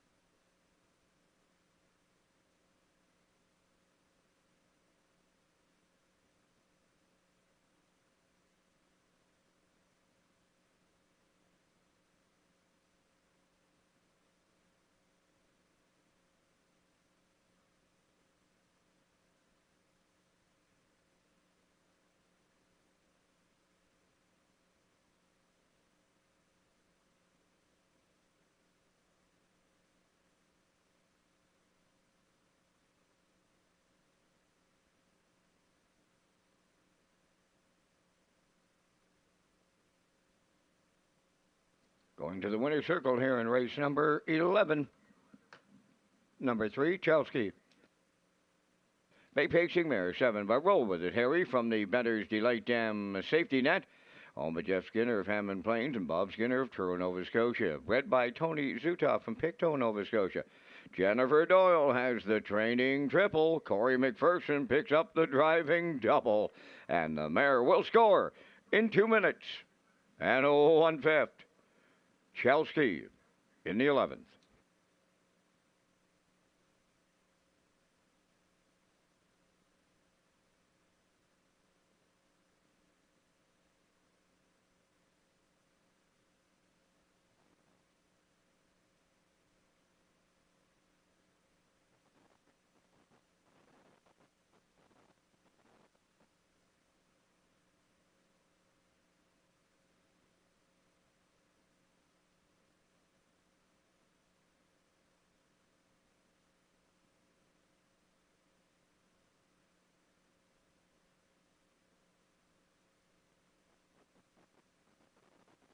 This race replay is brought to you by Sintrack Print and Graphic. Here they come, and it's Sintrack for the win with exceptional print products, exceptional graphic design services, and exceptional value. Sintrack Print and Graphics, 902-892-7719.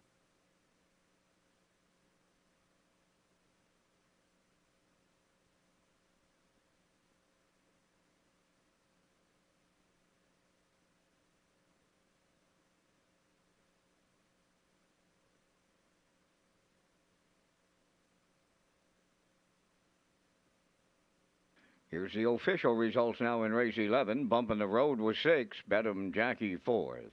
Chelsea the winner. The Real Princess 5th. Elm Grove Mistress finished 3rd. Tobin's Brownie was 2nd. Fractions of 30 and 2. 102 and 2. 132 and 1. And the mile was 2 minutes and 1/5. In review, 641 532. Chelsea paid $4.60 to win. The exactor $12.70, triactor $30, superfecta $19.61.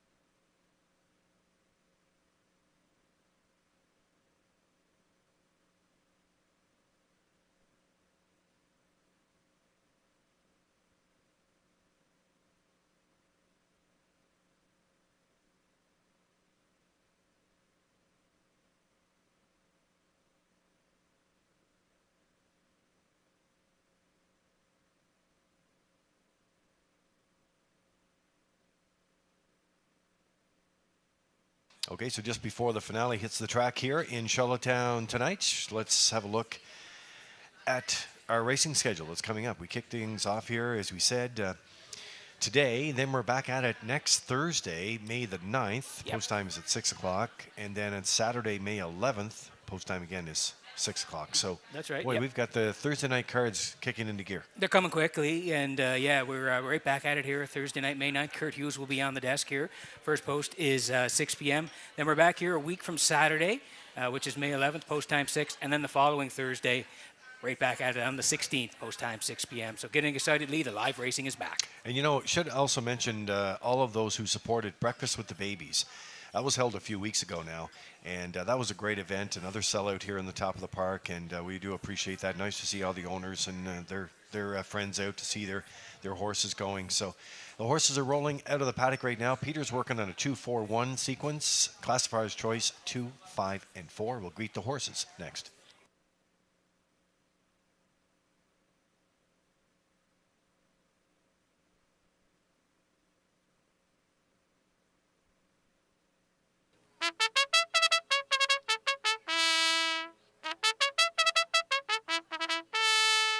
Doc Darrell will lead the 12th race on Post Parade, owned by Morgan Shepherd of Brackley. Morgan does the training, driven by Colin Shepherd. Outrageous Show number 2 is owned by Paul Holmes of Warren Grove, trained by Jeff Holmes, Corey McPherson driving. Winter Blast 3 is owned by Danny Bird of Vernon Bridge, trained by Jennifer Doyle, David Dowling. Affair Somewhere number 4, owned by Evan Ford of Charlottetown, trained by Ron Matheson, Mark Campbell. 5 George's Credit, owned and trained by Philip Kelly of North Wiltshire, Brody McPhee driving. Moonrider number 6, owned by Debbie Element from Village Green, now trained and driven by Keith Ford. Jetster number 7, owned and trained by Stanley Harper Jr. of Inverness, Nova Scotia, Adam Murner. 8 is Dylan Sam, owned by Alan Gregory of Charlottetown and Tyson McDonald of Hazelbrook. Alan is the trainer and driven by Kenny Murphy. 4 minutes wagering time on race number 12. The 2024 Atlantic Classic sale is scheduled for Friday, October 11th at the Crapo Exhibition Grounds. Back down to Lee and Peter with more details. Well, you know, last year's sale and the year before that, record-breaking sales. And here it is again. It's hard to believe. It'll be here before you know it. I don't like saying that, but it is true. I mean, there's so much planning that goes into this. It's scheduled for October 11th, Peter, 11:30 at the Crapo Exhibition Grounds. And the entries open. Yeah, the entries are open. They open May 1st. They go to the 31st of this month. 5 p.m. is the deadline on the 31st. You can enter your consignment online at peiharnessracing.ca or phone 902-569-1682. You can visit Atlantic-Classic.com for sale preview, online sale catalog, pedigree links, and sales results. And like you said, Lee, it has been a tremendous success the last few years. All right, so getting to go here. Back to the track we go. Outrageous Show. Corey McPherson trying to make it go back-to-back here tonight. He's got a good shot to do it here. Owned by Paul Holmes of Warren Grove, and Jeff Holmes as the trainer. Leads all trainers here going into the meet with a 496 average. Yeah, he was hot in January, and he's a great trainer and getting it done with Outrageous Show here. 4 wins from 15 starts last year. 57-4 was the quickest, and you go down the lines there, you can see the qualifier here on April the 30th, left 5. Middle part of the mile was outside. Still third, 59-1. Pretty good effort. Closed out 28-4. So we like him here. Corey, like you said, is going for the late double here. He won the 11th, and he's got a shot here in the 12th with Outrageous Show at 3-2.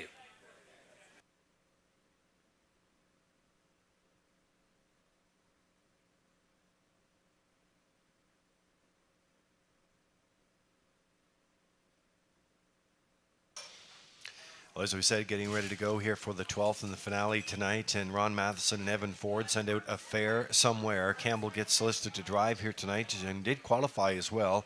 Finished third in the qualifier, 2 minutes and 3/5 there, Peter. And I just like the fact that, too, I raced through the snow there on February 2nd, the O'Brien Awards special card there, and also had a show. So back into action here tonight, gunning for that first win of 2024.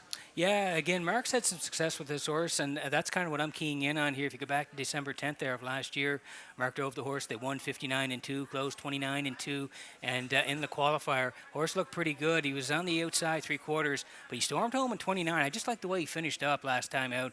Third, beating the length in the quarter, 2 minutes and 3/5. So I'm going to put him in here, Affair Somewhere, and Campbell, they're serving up 4-1.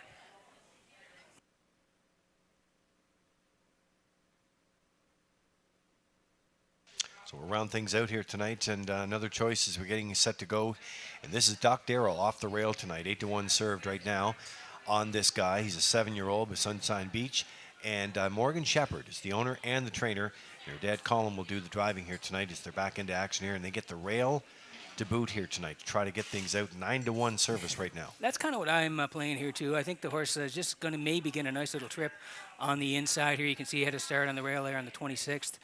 Finished 6, 2 minutes, 3/5, 30-1. But that was up higher at the 15:01. So down to the 12:01s here, coming off a pretty good qualifier, second in that one, and gets the rail. So I'm going to round it out here and take a bit of a swing on a horse that's 9-1, Doc Darrell.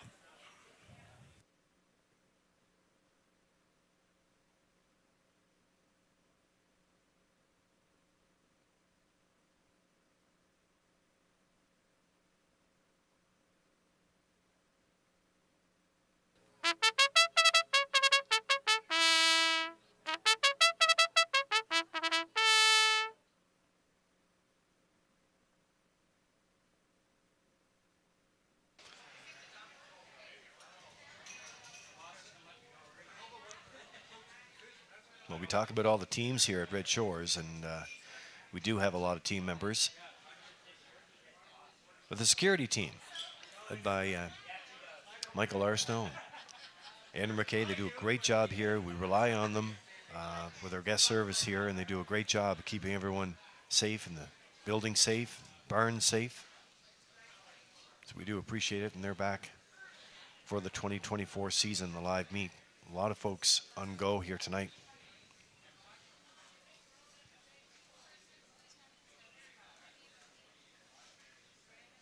Melissa Banks and her crew with great food in the paddock area. Takes a village.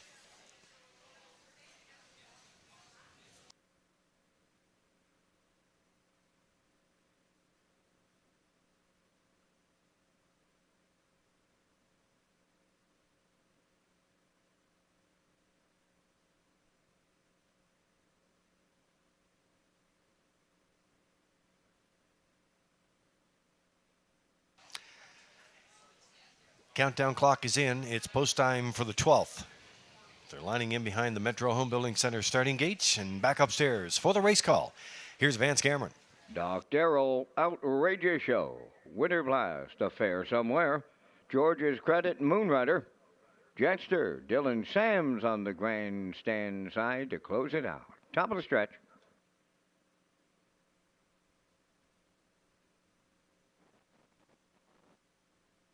Here they come. It's the opening night finale. Post time.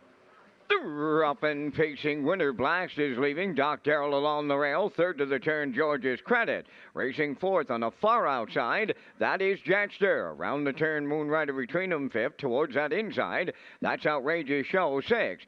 Seventh is Dylan Sam, the early trailer. Affair Somewhere. Guarding the cones. Doc Darrell for Colin Shepherd. They're leading them up the back stretch. Going to the quarter. Winter Blast for the two-hole ride. George's Credit third. Jetster wants a friend. He's caught out fourth. Moonrider along the rail fifth. Then in sixth, that's Outrageous Show. Seventh is Dylan Sam. And the trailer, Affair Somewhere, is a just 30 and 2 to the opening quarter. As they approach the 3/8, Doc Darrell controls. In the two-hole, that's Winter Blast. Racing from third, George's Credit. There goes Outrageous Show. He's on the move in the outside fourth. Fifth up the rail is Jetster, moving up sixth, Affair Somewhere. Moonrider is seventh on the outside. Dylan Sam is eighth. Halfway home in the nightcap, Doc Darrell, the midway point leader. Outrageous Show is up to challenge that leader. 101-4, a comfortable second panel. 31-2. Onward they go at the 5/8, led by Doc Darrell. The challenge comes from Outrageous Show. Winter Blast locked up in the pocket third. George's Credit moving to the outside fourth. Racing fifth on the outside, Affair Somewhere. Jetster on the rail sixth. Dylan Sam is seventh. Moonrider is eighth. 3/4 in the books. Doc Darrell along the rail. Here's Outrageous Show now on the outside to take over late. 3/4 in 1:30 and 4. 29 flat in the third. Doc Darrell's coming back on for the lead. Outrageous Show on the outside. Winter Blast up the rail third. Deep stretch now coming to the wire. Doc Darrell all the away for Colin Shepard. Type for the Deuce, Outrageous Show, and Winner Blast in the pace picture. 1:59.3.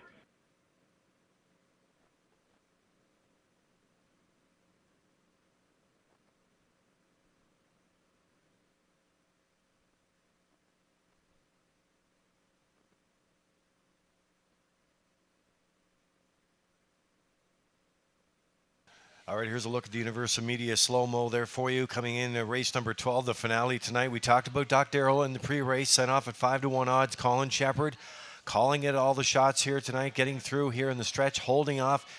Big rush on the outside from Outrageous Show. I think did a little skip there in the back field and able to get recoup there and get through the stretch here. And Winter Blast on the inside as well, but they're going to get there and stop the timer at 1:59.3. For their first win of the campaign of 2024. Doc Darrell gets it done in the finale at Red Shores.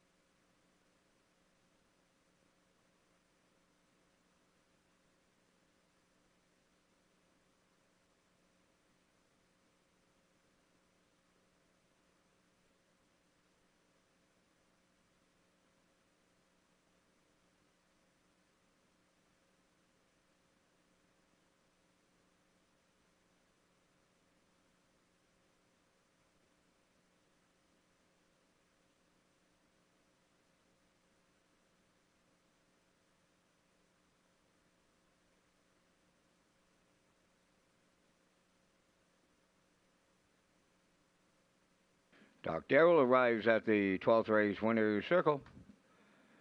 Bay Pacing Stallion, 7 years, the son of Sunshine Beach, is off the Better's Delight Dam, Sir LLB's Z-Dam. Owned by Morgan Shepherd of Brackley, bred by Hudson Standardbreds of Quebec. Morgan Shepherd, the trainer. Colin Shepard, the winning driver, to put him on top all the way this night in 1:59.3. Doc Darrell and his 15th lifetime victory on opening night at Charlottetown.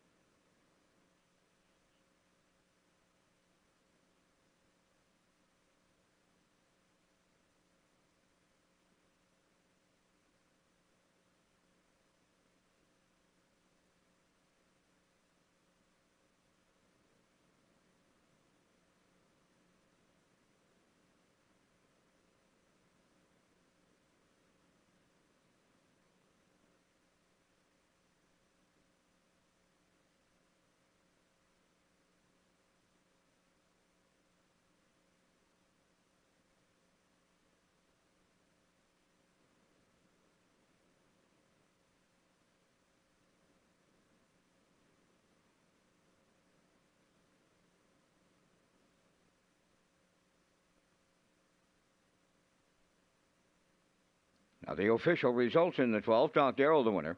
Outrageous Show second. Winter Blast was third. Affair Somewhere seventh. George's Credit fourth. Moonrider was fifth. Jetster finished sixth. Dylan Sam was eighth. Fractions of 30 and 2, 101 and 4. 130 and 4, and the mile 1:59 and 3. In review, 1, 2, 3, 7, 4, 5, 6, 8. Doc Darrell paid $13.90 to win. The exactor $20.70. The triactor was $73.70. The Lake Daily Double honored the ticket of 3 and 2. It paid $13.70. And the Super High Five was out there to close it out on opening night, returning $200. $25.50. And that's going to complete our live presentation here at the driving park tonight. The Par Mutual handle went $89,806. Live racing continues here Thursday night, this upcoming Thursday, with a 6 o'clock start time. Ladies and gentlemen, from up top of the Charlottetown Driving Park, thanking you for joining us. This is Vance Cameron bidding you a safe journey home.